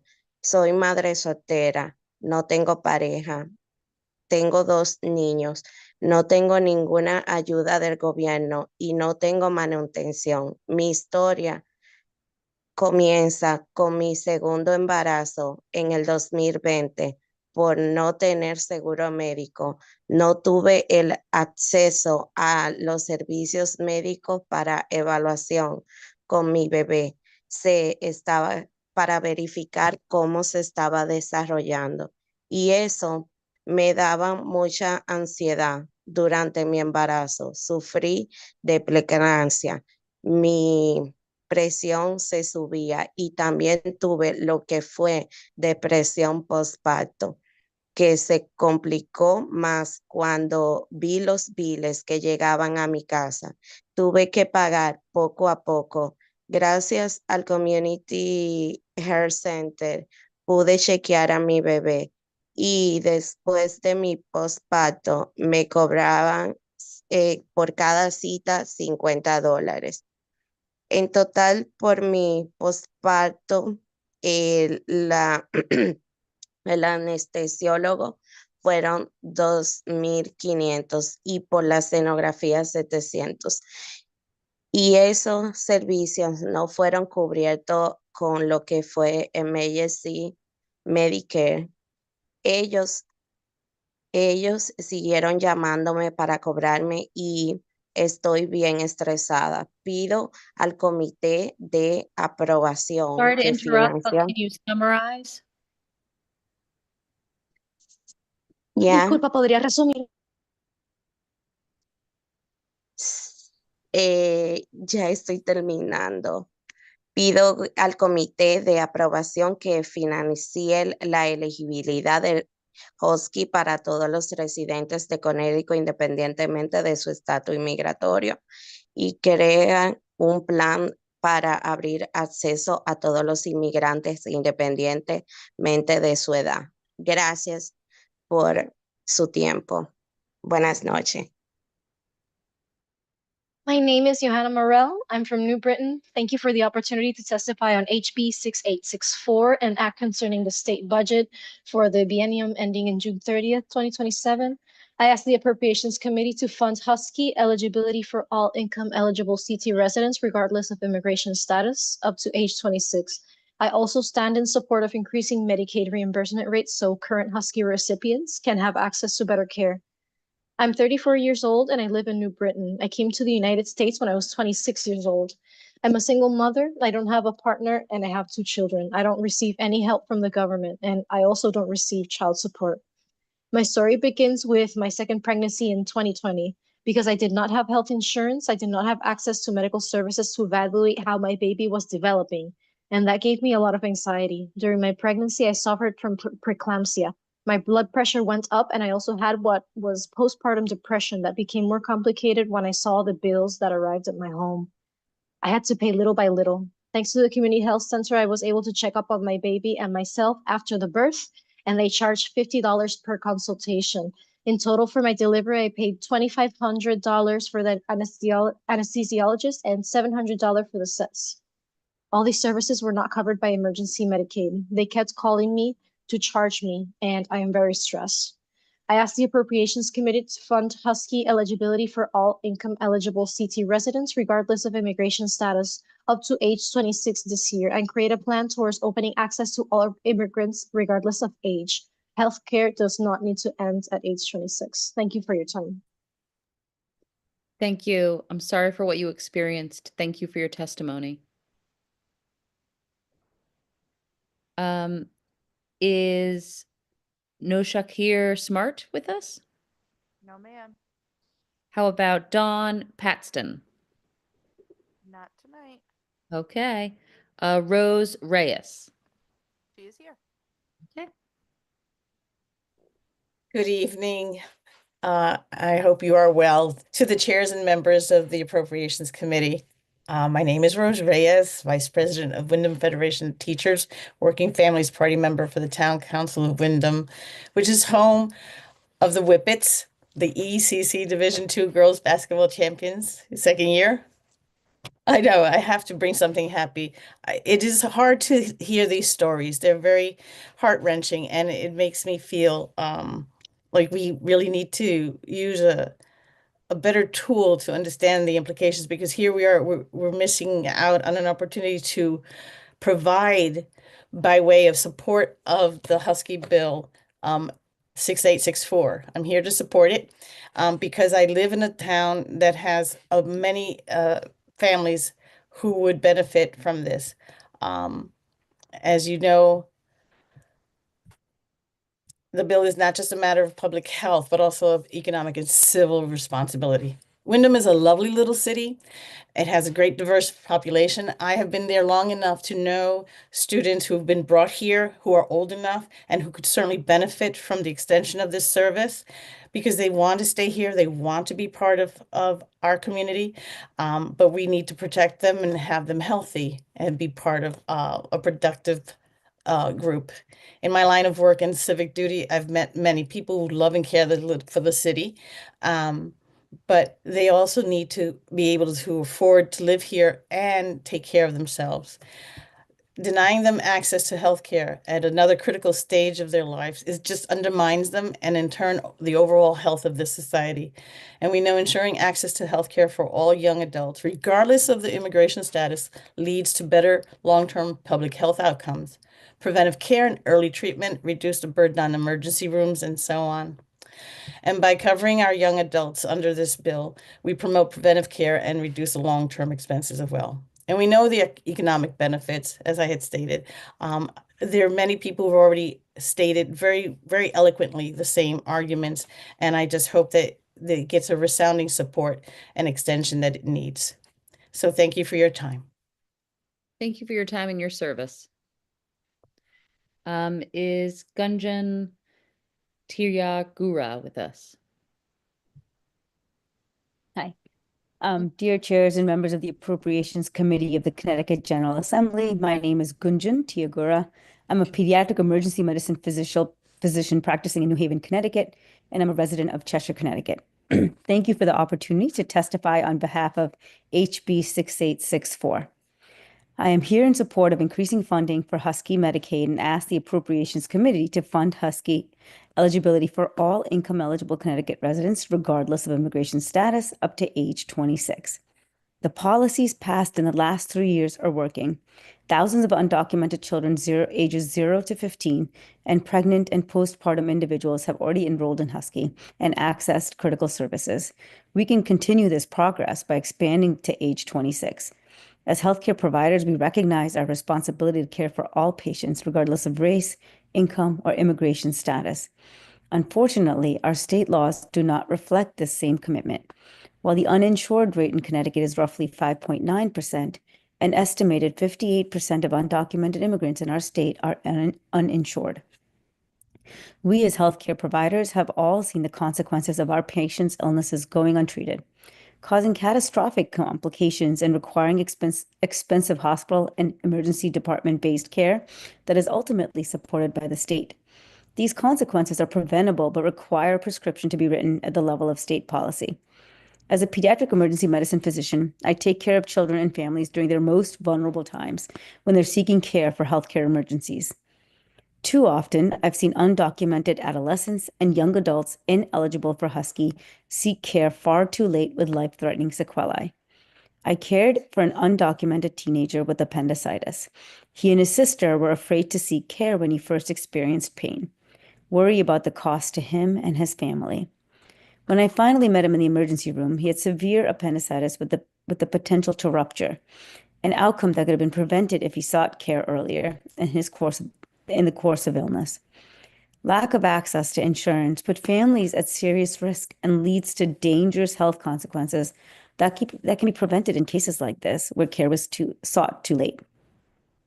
I've also seen so many children and adolescents presenting with serious and untreated mental health concerns.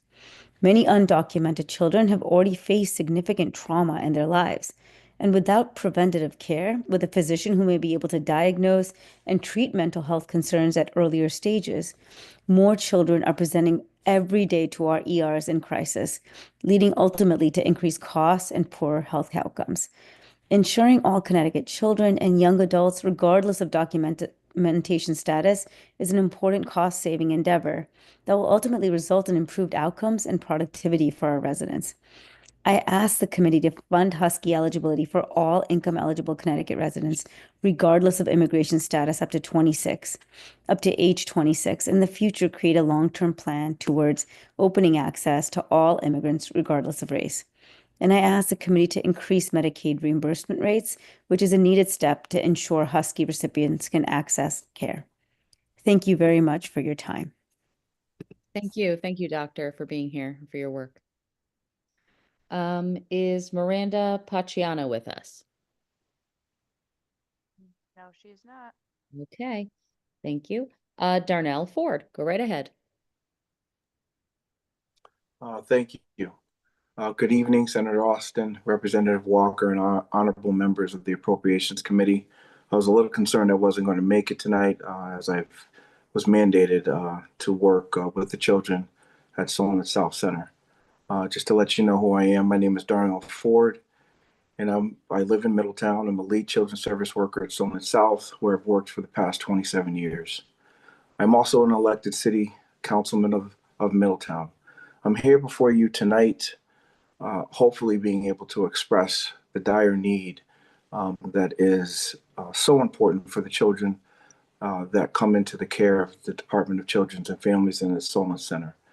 It is important that we understand why we need to fund for the children at the Department of Children's and Families and Facility Center. In my time at DCF, I've worked for over 1,000 youths, and their needs are ever increasing.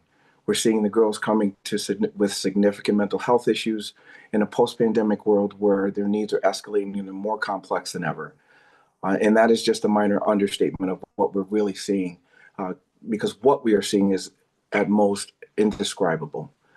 However, meeting every of their basic needs and mental health needs, like someone being able to talk to them, has become increasingly difficult. We're struggling with long waits with health services for them to even get into our facility, and we're combating staffing shortages. And most importantly, we're combating consistent cuts in our programs. Many of the girls we're encountering in Solon South need specialized programs and care, programs which often are denied to them because of the funding cuts and the short staffing. When these girls should be learning about real life interactions and how to get back to their community or be with their families, we're subject to just leaving them to do arts and crafts, and that's just unacceptable. How does this help them get a job? How does this help them fill out an application? How does this help them figure out their next steps in life? It just doesn't. So the cuts and not having the funding is a major contributor to these young girls not being able to be successful in life. There's a major disconnect here. These girls who come to us need the tools to be successful in life because we are not a daycare. Can't express that enough.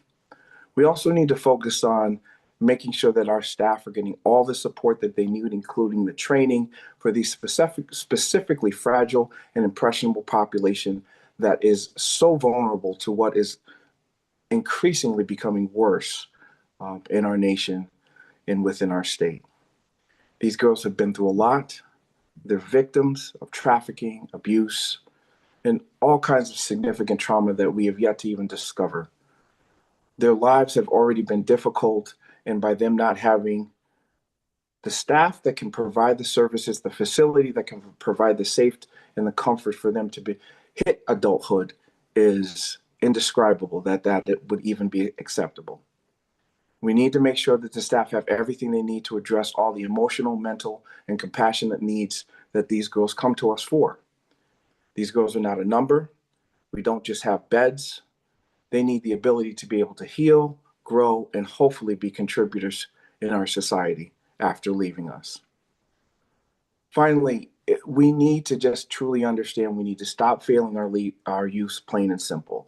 This discussion, the funding of cutting funds, not having enough staffing, cannot continue to be a discussion for our children as their lives are getting increasingly worse and we need to get increasingly better. We need to increase the funding for DCF. We need to reintroduce vital programs. We need to make sure that we have the staff to do all of what is needed to provide for these girls. It goes without saying, we must increase the funding in our budget for DCF because the kids need us now. Thank you so much for your time and hanging in here tonight. Thank you, Darnell, for your important work and for your service. Thank you. Is Johanna I'm sorry, my eyes are getting tough at this hour. Okay, she isn't here. Okay, thanks. How about Obed Sierra? Neither is he.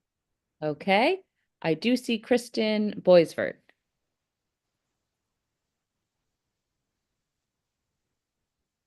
I see her too. She just needs to unmute. Kristen, are you with us? Can you? Yep. Yes, I am. Sorry about that. Can you hear me? Yes. Okay, wonderful. Good evening, members of the Appropriations Committee. My name is Kristen Boisvert, and I am a resident of New Milford.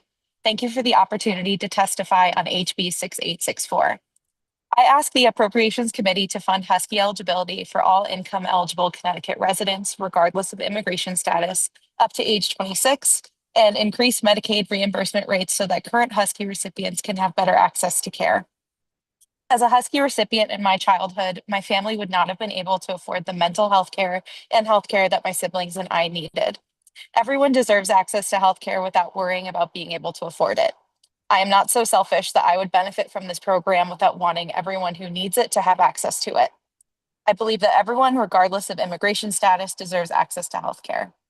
Without healthcare coverage, many individuals delay seeking care until their condition requires emergency department visits or hospitalizations. Early treatment reduces the amount one will pay for healthcare in the long term by preventing health issues from developing further or worsening. Without coverage, countless families and individuals risk financial insecurity and debt for simply visiting a doctor and receiving treatment.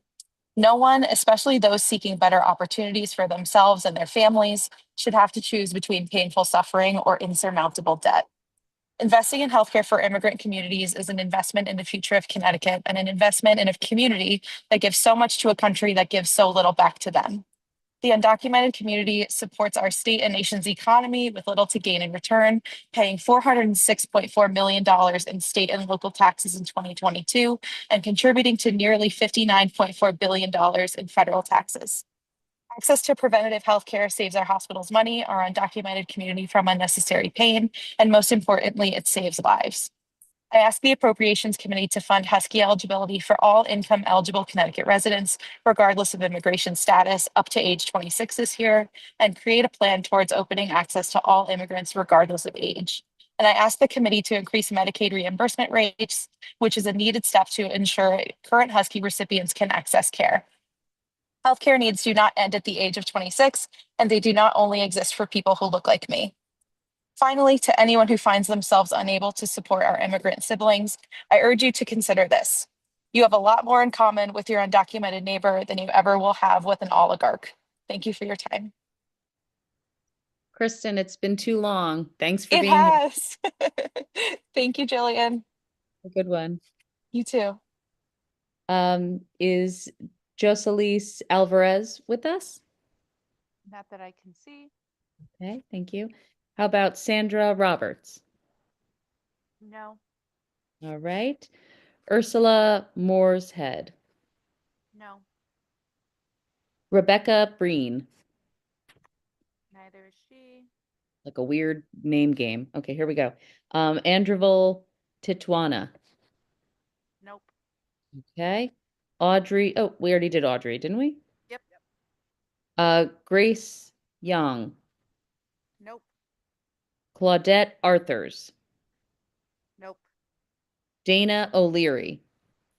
Nope. Michelle Duhart. She went earlier. Okay. Jonathan Rayner. Is here. Okay. Okay. Good evening. My name is Jonathan Reiner. I'm the Executive Director of Federation Homes in Bloomfield and the Board Chair of Leading Age Connecticut, a statewide membership association representing not-for-profit and mission-driven provider organizations serving older adults across the continuum of aging services.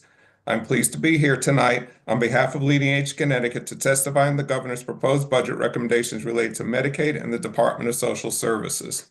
Our priority ask for this biennial budget is to encourage the state to continue planning and investing in our entire system of aging services. It is vital that we address this sector of our healthcare system as our population ages and the demand for long-term services and supports grows.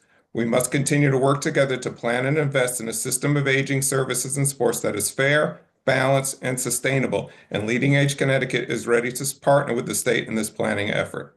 We also offer our partnership to the state as we face the potential threat of federal cuts to our Medicaid funding.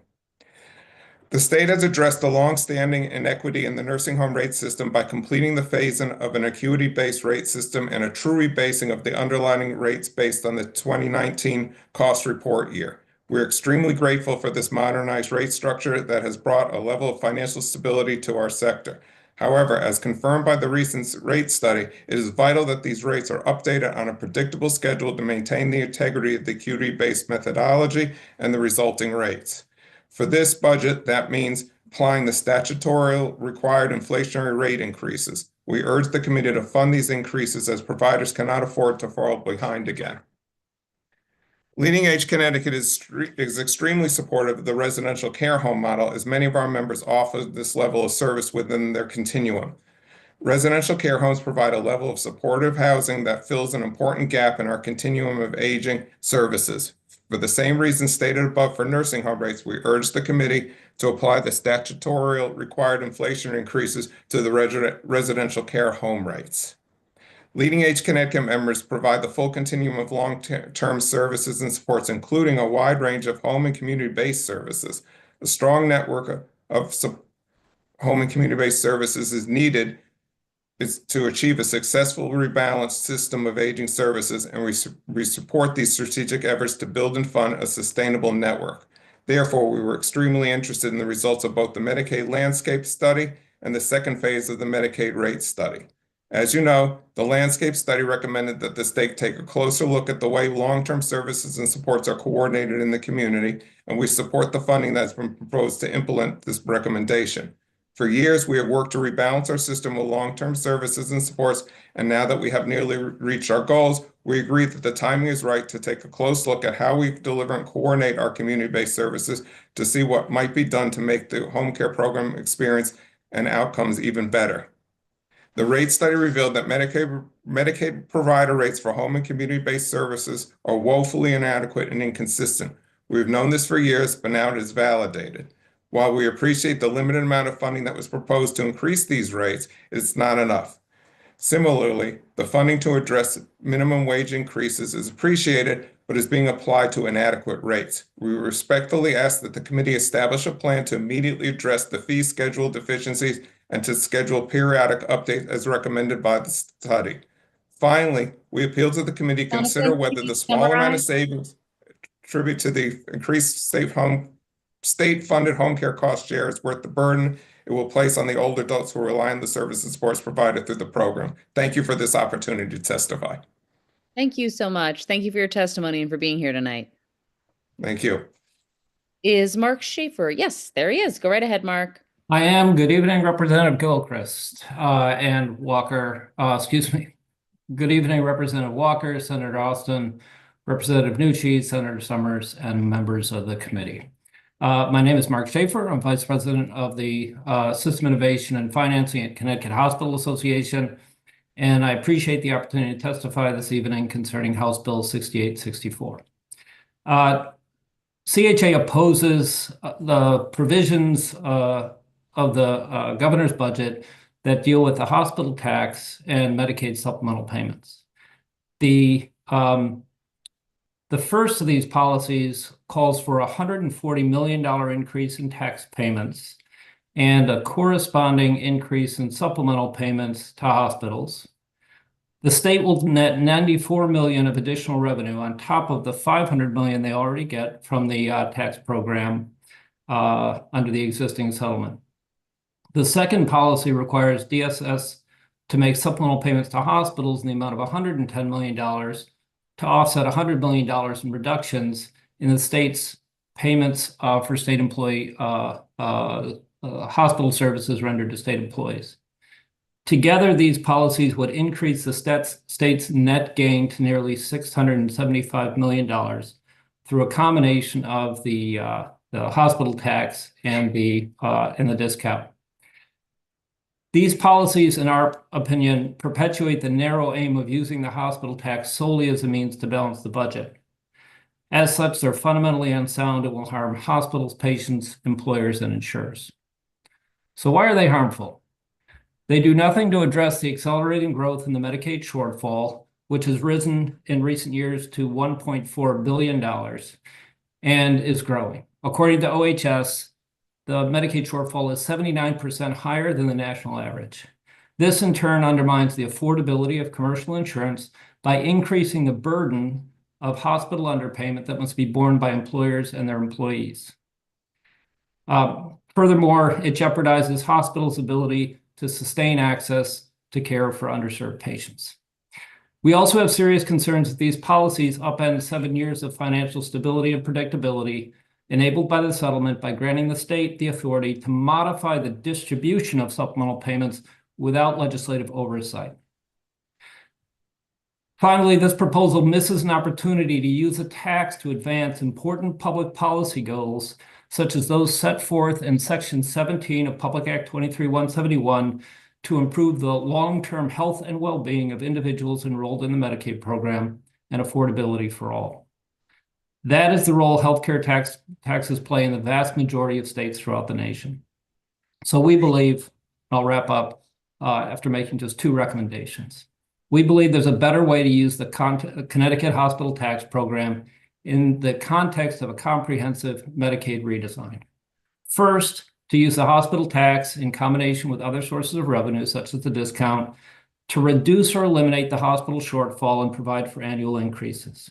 Furthermore, we feel the distribution of those payments should be codified in statute.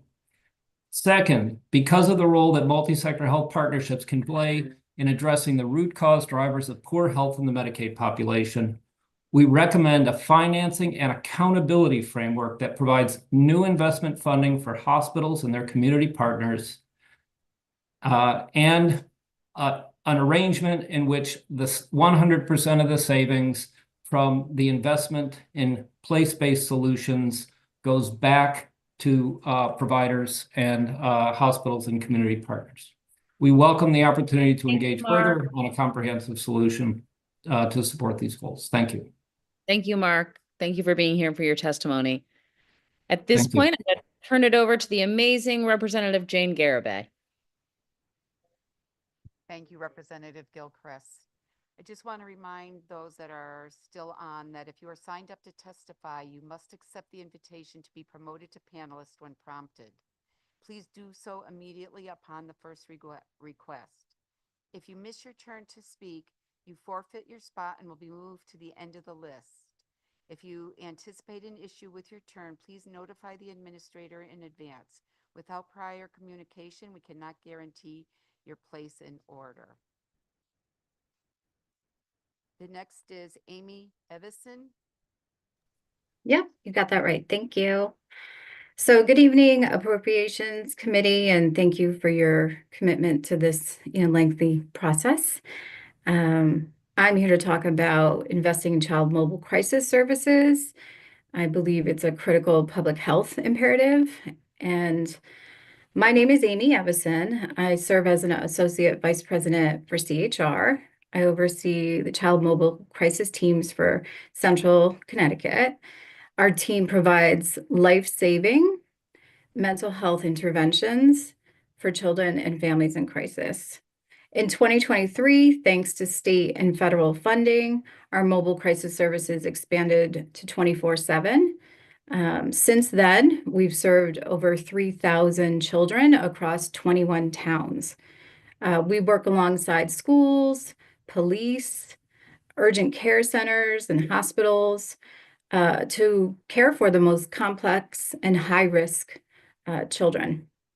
As you know, there's a growing youth mental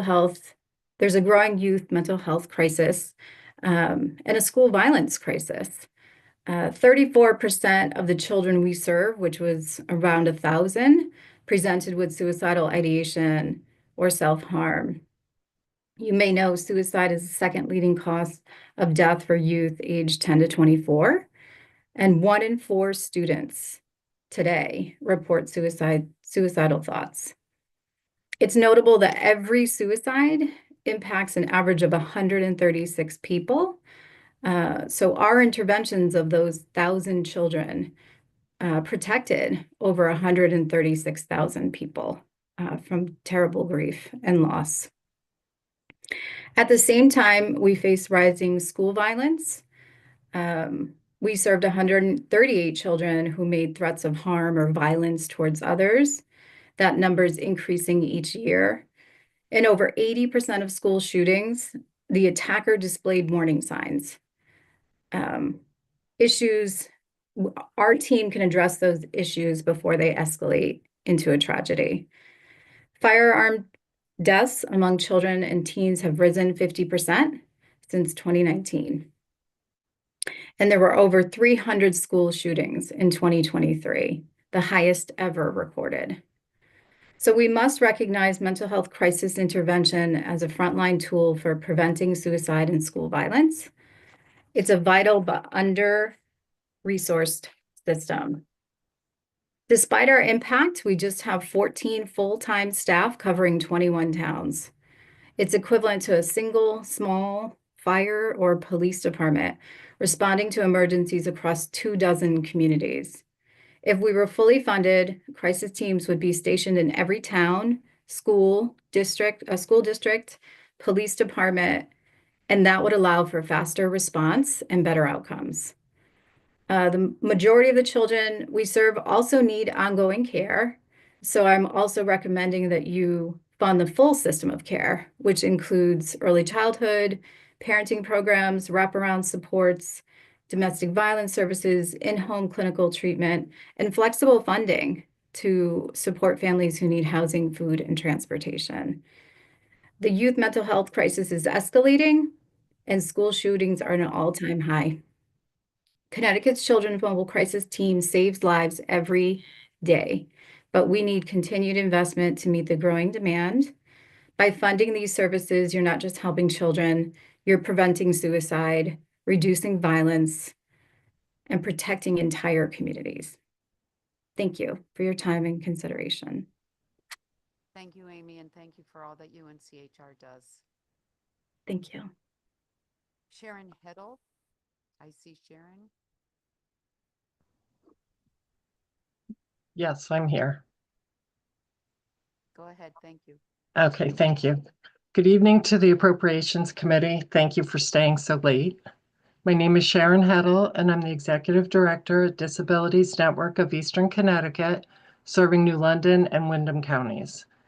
We're one of the state's 5 non-residential independent living centers, helping any person with a disability live, work, and thrive in the community. I'm here to ask you to increase funding to the independent living centers by $1 million, which would mean an additional $200,000 for each of the 5 centers. For 36 years, funding increases for independent living centers have been minimal and have not kept up with inflation. This additional funding would begin to address the years of underfunding and allow us to better serve our communities. Our core services, information and referral, peer counseling, individual and systems advocacy, independent living skills instruction, and transition services are essential for people with disabilities to maintain their independence and fully participate in their communities. As a community-driven agency, we make every dollar count. We've made sacrifices to continue serving our community, including reducing our office space, sharing workspaces, limiting travel to consumers' homes, and stretching resources as far as possible. Our staff understands the importance of what they do and works tirelessly for less compensation than they deserve because they're committed to making a difference. But there is only so much we can do with the funding we have. Connecticut can and should do better for residents with disabilities. Please support a $1 million increase in funding for independent living centers so we can continue providing essential services to those who rely on us. Thank you. Thank you, Sharon, for your testimony and for your work. Next is Alexis Burns.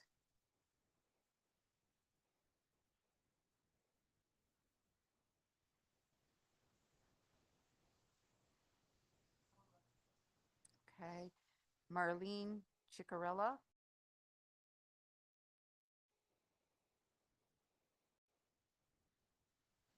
Edith Boyle.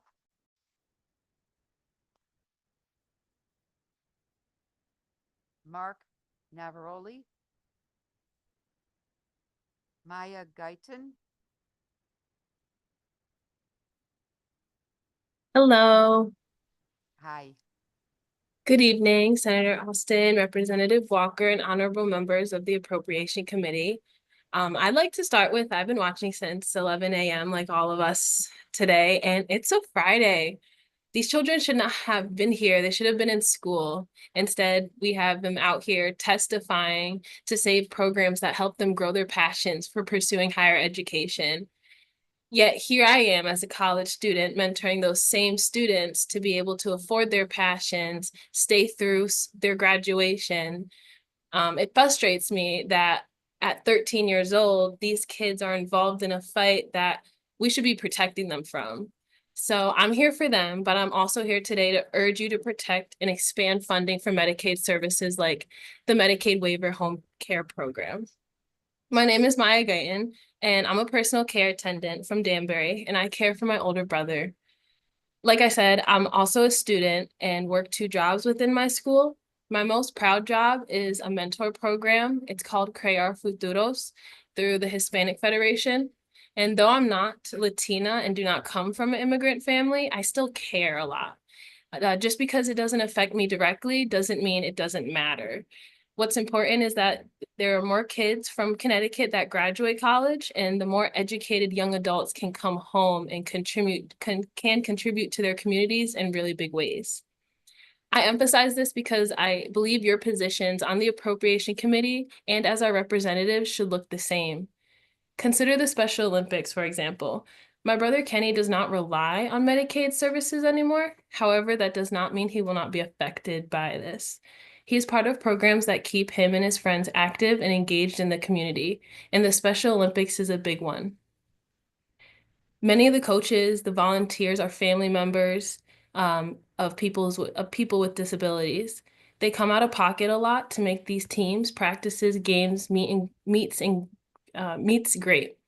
And with the support of the state covering PCAs, care teams, medical care, they're able to continue to invest their time and money into these programs. Without it, we would see these amazing families. We wouldn't see these amazing families doing what they do because they would have to use their resources to take more responsibility of their persons with disability. Not to mention, the ability to play sports and get injured is a luxury people don't think about. However, it's a very scary thing for parents and disabled people. Many people with intellectual disabilities have a comorbidity of diagnosis, these being with physical disabilities as well. Without the necessary coverage of Medicaid, people would have to opt out of playing and therefore dissolving Special Olympics in many areas. I will also not be my brother's caretaker for long, but I cannot in good conscience pass this job to someone knowing that it may be cursing them with a cycle of caring and care they will when they're also not being cared for. So I'd like to say again, just because something doesn't affect you directly doesn't mean it shouldn't care, you shouldn't care, and that it wouldn't come around and affect you indirectly. Not taking care and protecting members of the community of all these individuals that spent the last week testifying and all the people they came here to represent will come back and take its toll on all of us. So please help me end this cycle, defend and expand funding for Medicaid services, and please, for the love of God, let's do a better job protecting these children. Thank you. Thank you very much, Maya. Maria Quesada. Karina Bandhauer. Hi, yes, I'm here. Hi, my name is Dr. Karina Bandhauer. I'm a resident of Southbury, Connecticut, and a mom of 3 children. For 24 years, I've been a professor of sociology as well in Danbury at Western Connecticut State University. I specialize in immigrant reception in the United States, and in 2017, I introduced the undocumented student services to WCSU. This past summer, I also became a board member of Connecticut Students for a Dream. I'm in favor of House Bill 6864, expanding Husky to immigrants through age 26. And I also want to say that I oppose the governor's proposed budget items that would reduce and stall Husky as it currently stands. As a sociologist, I can tell you that the data from research is clear. Research shows that being harsh on immigrants is 98% ineffective when it comes to stemming immigration. What being harsh actually does is backfire on us by having an array of unintended consequences, including straining the labor force and having deleterious social, psychological, and medical consequences. Research also shows that the presence of immigrants is a good sign for the economy. Likewise, a scarcity of immigrants is a bad sign that the economy is not doing well. Connecticut is losing population, but we have a high labor force demand, so we will not only continue to see migration to Connecticut, but we need to see it. Offering immigrants basic supports works. Proof of this takes us back to the Cuban Revolution, when the U.S. sponsored supports that ensured that decades of Cuban migrants escaping Castro's Cuba and their children succeeded. This benefited not just them, but the community around them. In contrast, migrants from other Latin American countries during that same period who did not receive social supports struggled severely and passed the struggle down generationally to this very day. On a personal level, as a professor in the CSU system, I can tell you that HB 6864 will benefit the CSU system and UConn. Many students are kept from going to college because of medical and related financial hardships. I have had numerous students from immigrant families who have had to drop out of school because of personal or family health hardships. Research has shown that these hardships often lead to mental health issues, thus compounding problems and further burdening educational outcomes, as well as the overall social fabric of the state of Connecticut. As a faculty member, it is heartbreaking to see young people have their dreams dashed for something that is entirely preventable. The immigrant community is full of wonderful and worthy people, and I will stand by them to my last breath. I support HB 6864. It is a good thing for everyone in the state of Connecticut, and I really appreciate your time this evening. Thank you. Thank you so much, Professor, for your testimony and for working with students and all the good work you do. Thank you. Dr. Guzzi? Tanisha Joyner?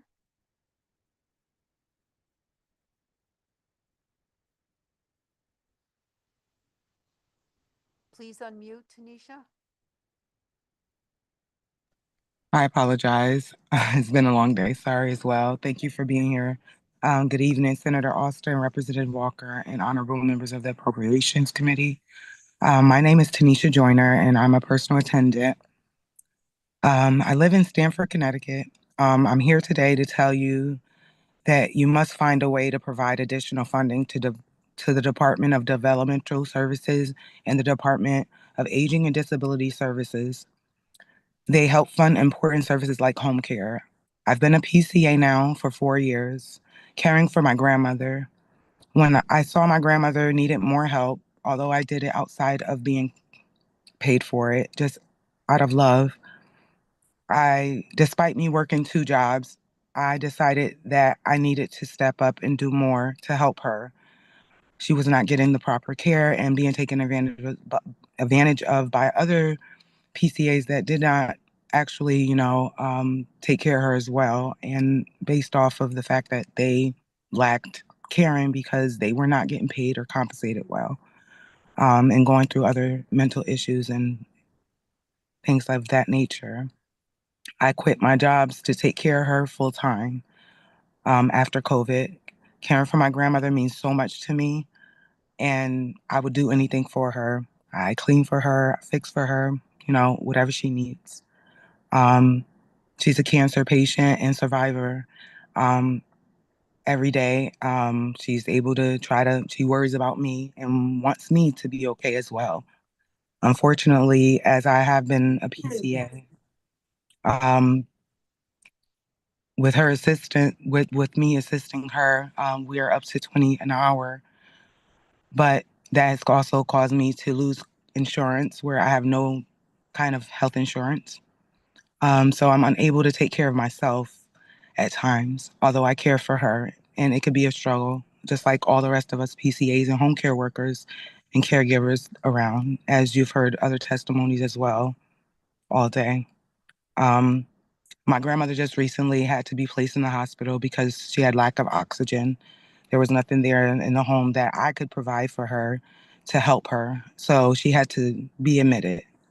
Once we were able to get her there, that also caused me to, have to be, not compensated for any services of being with her. I just did it out of love. So I truly, professionalize the work of PCAs and us needing higher wages and better benefits. We have made advancements in the recent years, which has given me hope.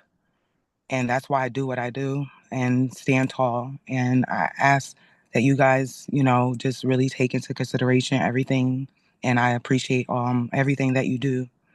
but really understand that it is a necessity. It's not something that we're begging for or we should have to beg for. It's something that is needed. I don't even have a place of my own for 4 years now. And I have stayed in my car, slept on people's couches and floors. And that's only just because I wanted to make sure my grandmother was okay. My mother had an aneurysm and stroke, and my brothers take care of her and my stepfather, who does not get compensated because he's her husband. So it's more than just, you know, one person, as you already know. But these are our family. Sometimes this is everything for someone else because that's all I have and my faith.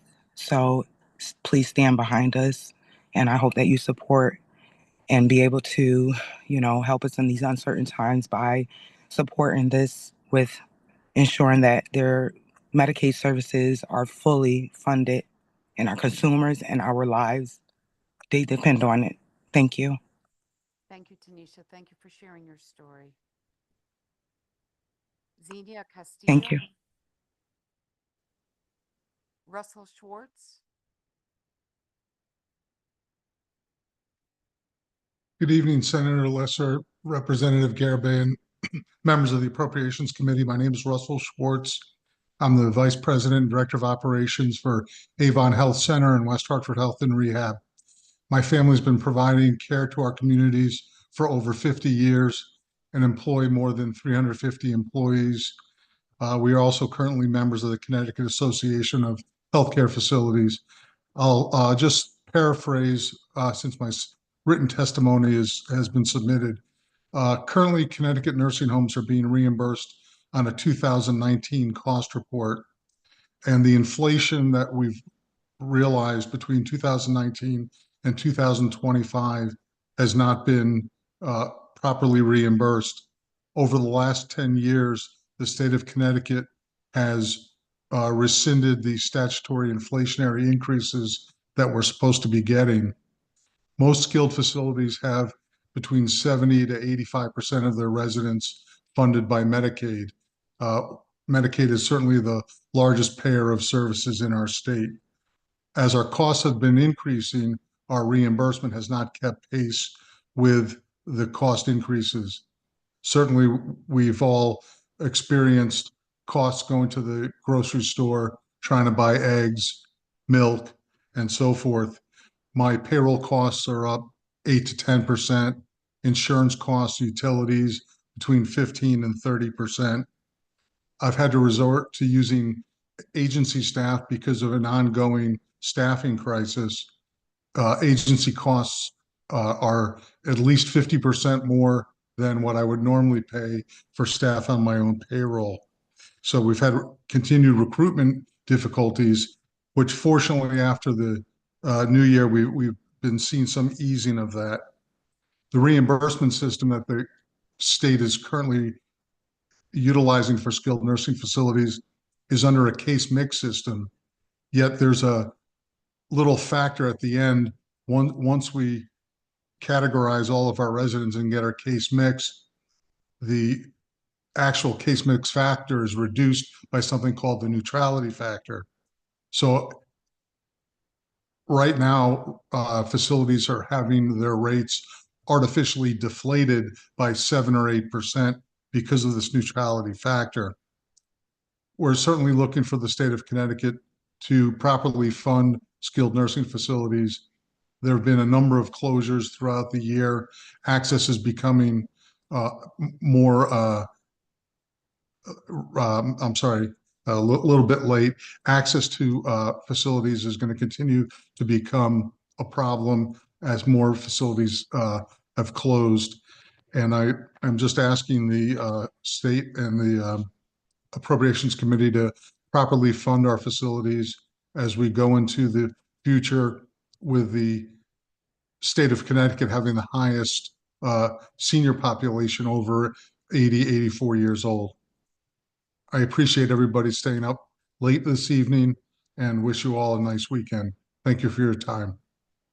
Thank you for your testimony and for that valuable information. Thank you. Selena White. Michael Biondi. Number 329, Darius Mastagami. Hi there. Sorry, I may have butchered that. That's all right. That's all right. Nothing I'm not used to. Good evening, everyone, members of the Appropriations Committee. I appreciate your endurance and patience throughout the day today. My name is Darius Mastagami. I'm a Yale medical student, months away from graduating, a former director of Haven Free Clinic and resident of Madison. I appreciate the opportunity to comment on the budget, specifically regards to Husky eligibility requirements. Express hope that the committee can fund Husky eligibility for all Connecticut residents up to age 26 unconditionally. Expanding Husky is important for me because I believe a thriving society requires an equitable healthcare system that prevents children and those without the means from dying of simple, preventable, and easily treatable conditions. As a medical student, I started rotating at federally qualified health centers for primary care and pediatrics like Cornell Scott Hill Health in New Haven, and volunteered at the student-run free clinic called Haven, where all our patients receive care because they're without insurance. Many had not seen a doctor in several years and had undiagnosed or unmanaged health conditions. A good number of these patients had a history of going to the emergency room because of complications of a number of chronic conditions. I won't linger on the profound short or long-term financial and clinical benefits of healthcare access and preventative care. I just wanted to touch a little on the crushing nature of mental health disease and intimate partner violence that is unseen but prevalent in the undocumented immigrant community. My limited experience, I've already seen ubiquitous cases of depression, anxiety, preventing patients from being present with their families and participating in their jobs and society to the fullest of their desires. These patients are heavily motivated, but under the collective weight of medical debt, low pay, health issues, among a myriad of other stresses. Physicians are trained to screen and treat these conditions. At Haven Free Clinic, I've seen patients come in debilitated with some counseling, connection with our behavioral health volunteers, proper prescriptions, some of them make a tremendous improvement. We wish we could see every patient that needed us, but we can't, and we really shouldn't because we are just students. I've seen an uncomfortable amount of patients that have experienced intimate partner violence come to these clinics as well. Women coming in for their medical visit would sometimes mention physical or sexual abuse at home, sometimes children are involved.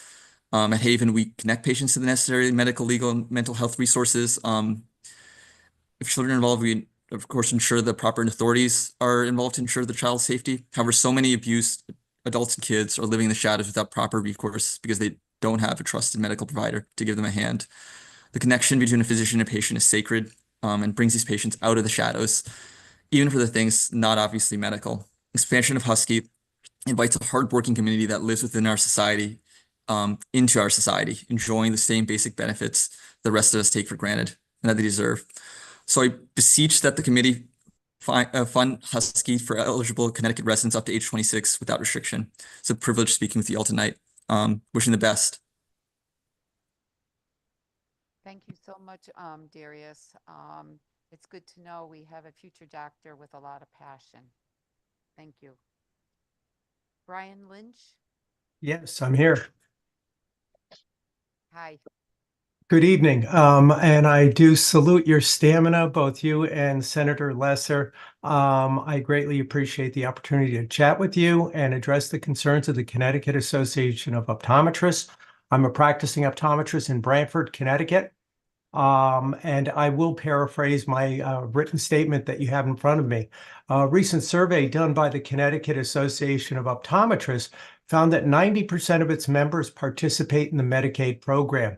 Their distribution is both urban as well as rural, making access to comprehensive eye care possible. Close to 20% of our members said that their practices were made up of about 50% Medicaid patients, and 4% of those practices surveyed said 75% of their volume was Medicaid patients. Optometry's current scope of practice greatly exceeds routine vision care. We've become Connecticut's primary eye care providers. Optometrists are the doctors evaluating patients for diabetic eye disease, treating their glaucoma, collaborating with their PCPs, and managing those ocular emergencies that would otherwise end up in ERs, burdening that system even further than it is.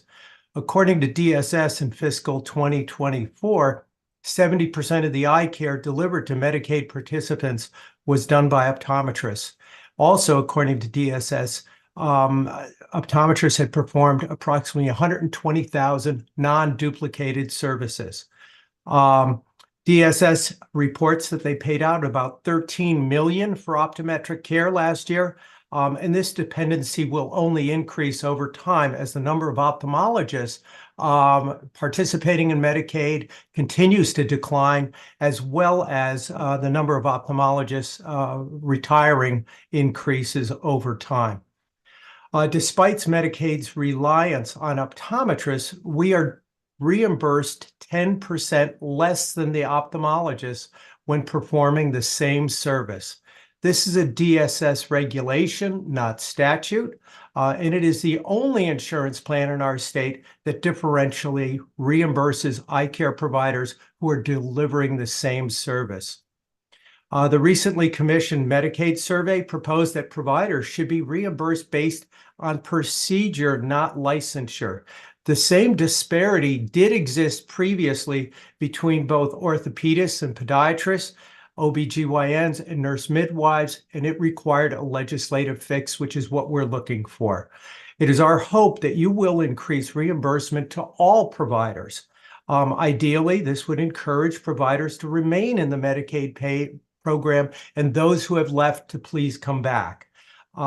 It is also our request that you eliminate this disparity in reimbursement between Connecticut's primary eye care provider, optometrists, and ophthalmologists when providing the same level of care.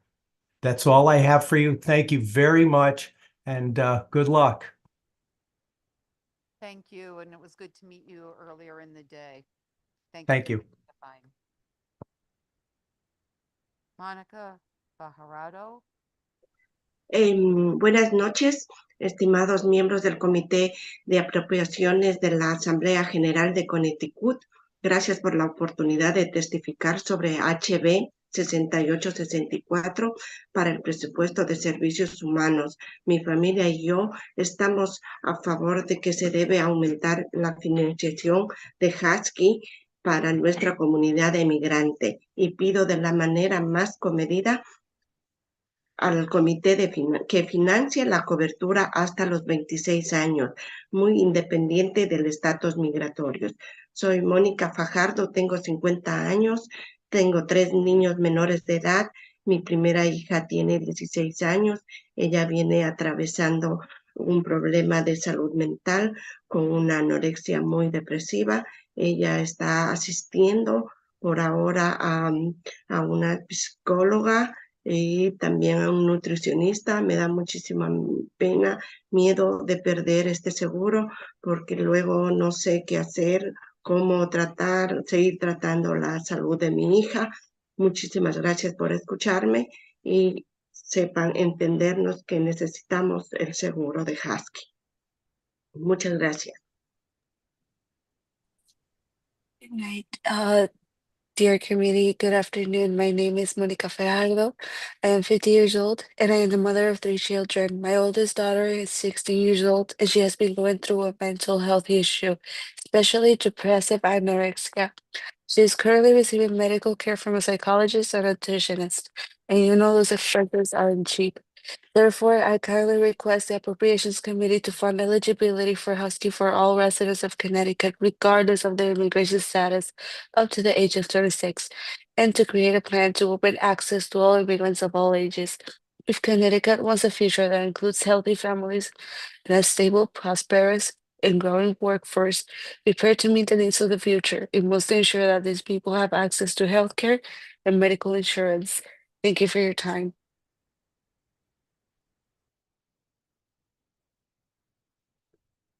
Gracias, Mónica, por atestiguar. Leah Pinsky. Hello, chairs and members of the committee. Thank you so much for staying up late with us on this Friday. My name is Leah Pinsky. I'm a physician that works in pediatrics in the greater Hartford area, and I myself live in Hartford. I work at a pediatric hospital, and I work at a clinic with a large immigrant population.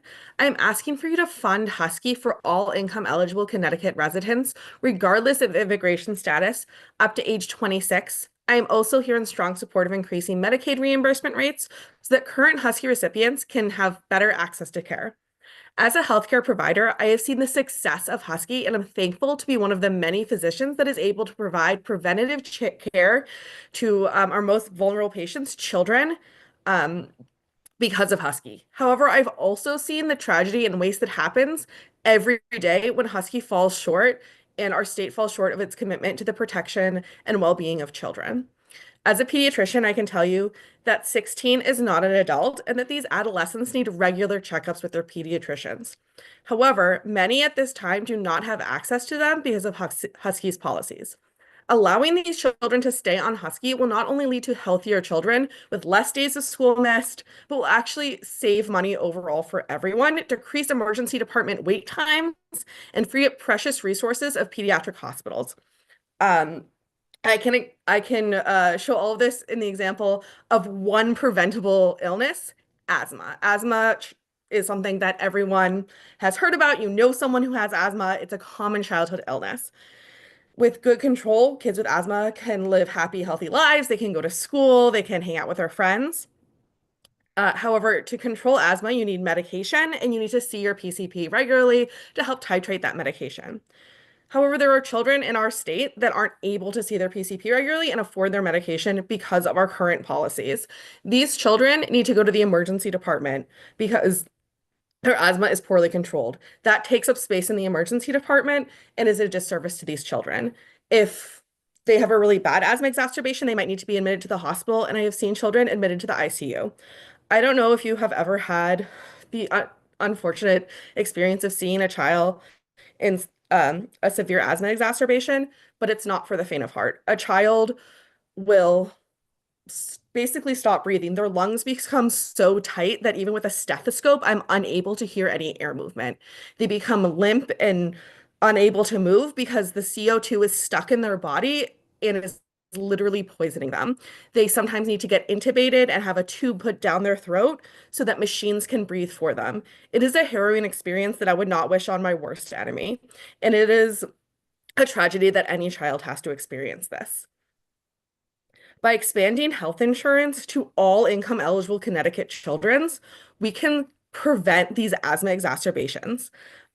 We can allow more children the chance to take their asthma medications every day, to see their PCP, to have better access to these medications and correctly titrate them. We can decrease emergency room visits, freeing up space in the emergency room, decreasing emergency room wait time, and free up the precious resource of pediatric hospital beds.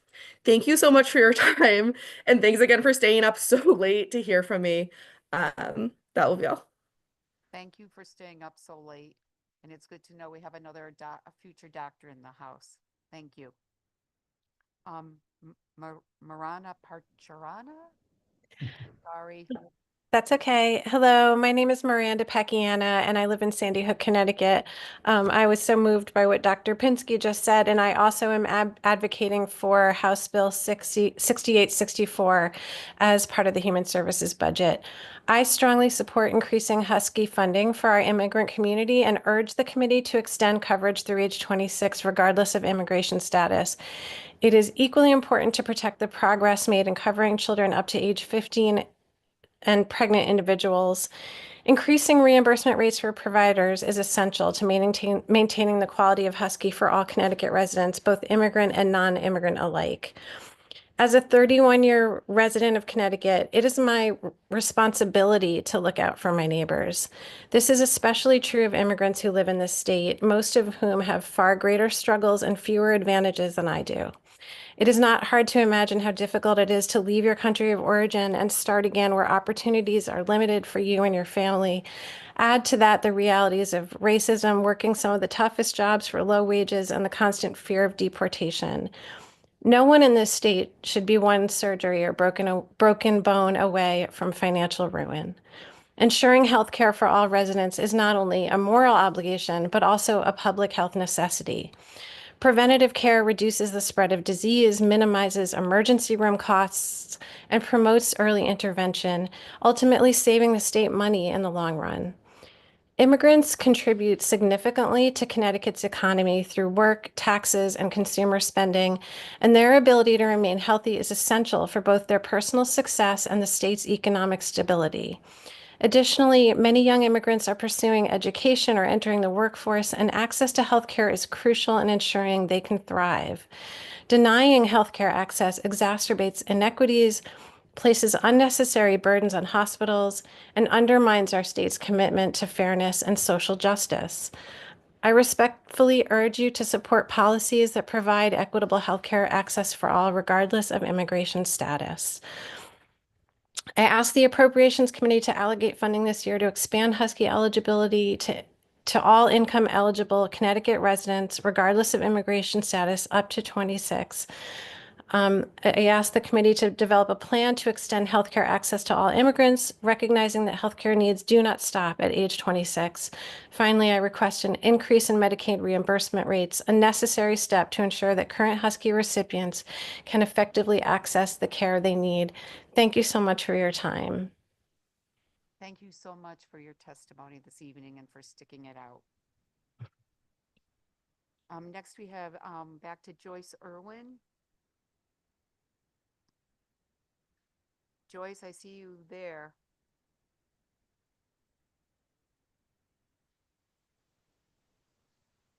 I'm here. Yes. Hello. Hi. Good evening, everyone. Thank you so much for staying up late this evening. My name is Joyce Irwin. I'm from Dayville, Connecticut. I'm a certified nursing assistant at Davis Place, where I've worked for the past 11 years. I'm here today to strongly urge you to increase funding for the Department of Developmental Services and the Department of Aging and Disability Services in the state's upcoming budget. I never expected to work in healthcare. My grandparents lived with us for years, and we hoped that they'd never needed a nursing home. But when my grandfather was diagnosed with dementia, we had no choice. We placed in what we thought was a good facility, but it wasn't.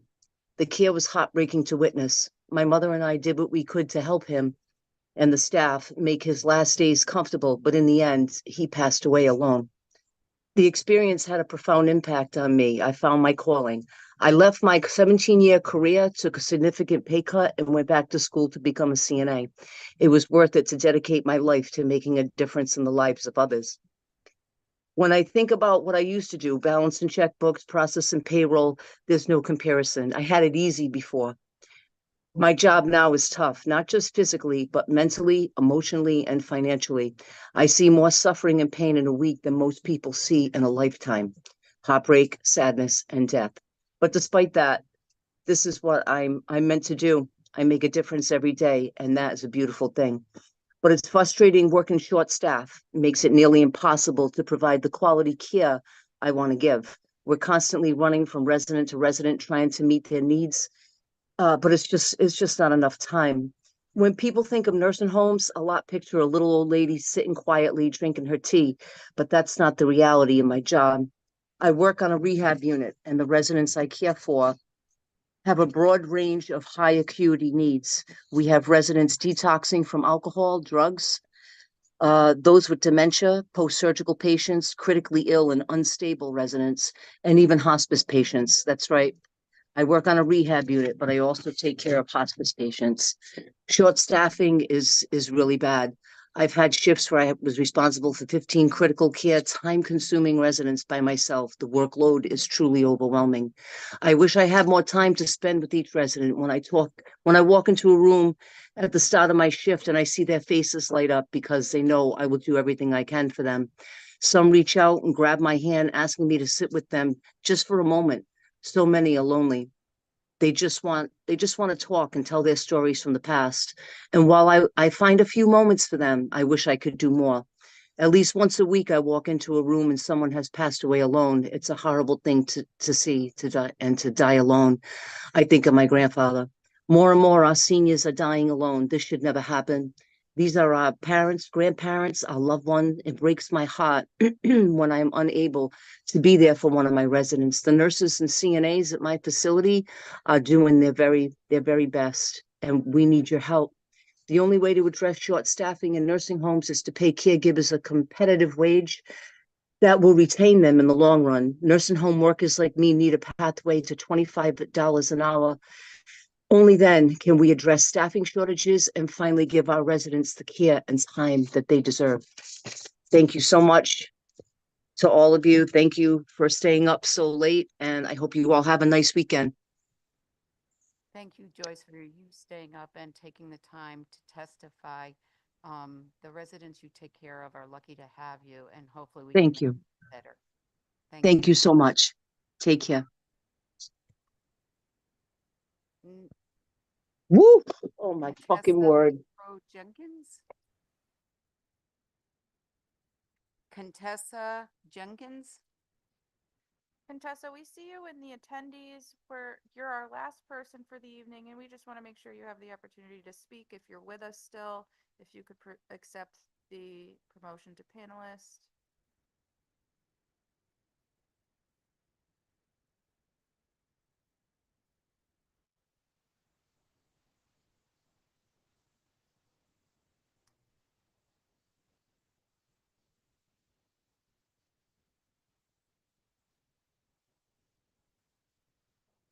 Good evening. My name is Contessa Big Crow Jenkins. I am a job developer at the Mashantucket Pequot Tribe Vocational Rehabilitation Program. I am here to show our support for the Bureau of Rehabilitation Services and Vocational Rehabilitation Employment Programs. Additional funding is important in a time of looming cuts to VR programs. They are a safety net to individuals living with and mastering a disability. They help find employment and seek solutions. The current lack of funding, actually, according to the State Rehabilitation Council, Connecticut's contribution is 5% less now than it was in fiscal year 2011 to BRS and VR programs. And the current lack of funding greatly impacts participants by what they experience with long wait times for services.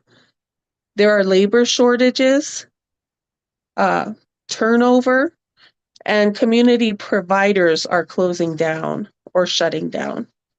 And so I just want to make sure you hear our voice as well for the BRS, because I am also told they are a quiet voice in the room. So thank you for your time tonight and commitment. Thank you, Contessa, and thank you for your voice. And yes, we do hear you.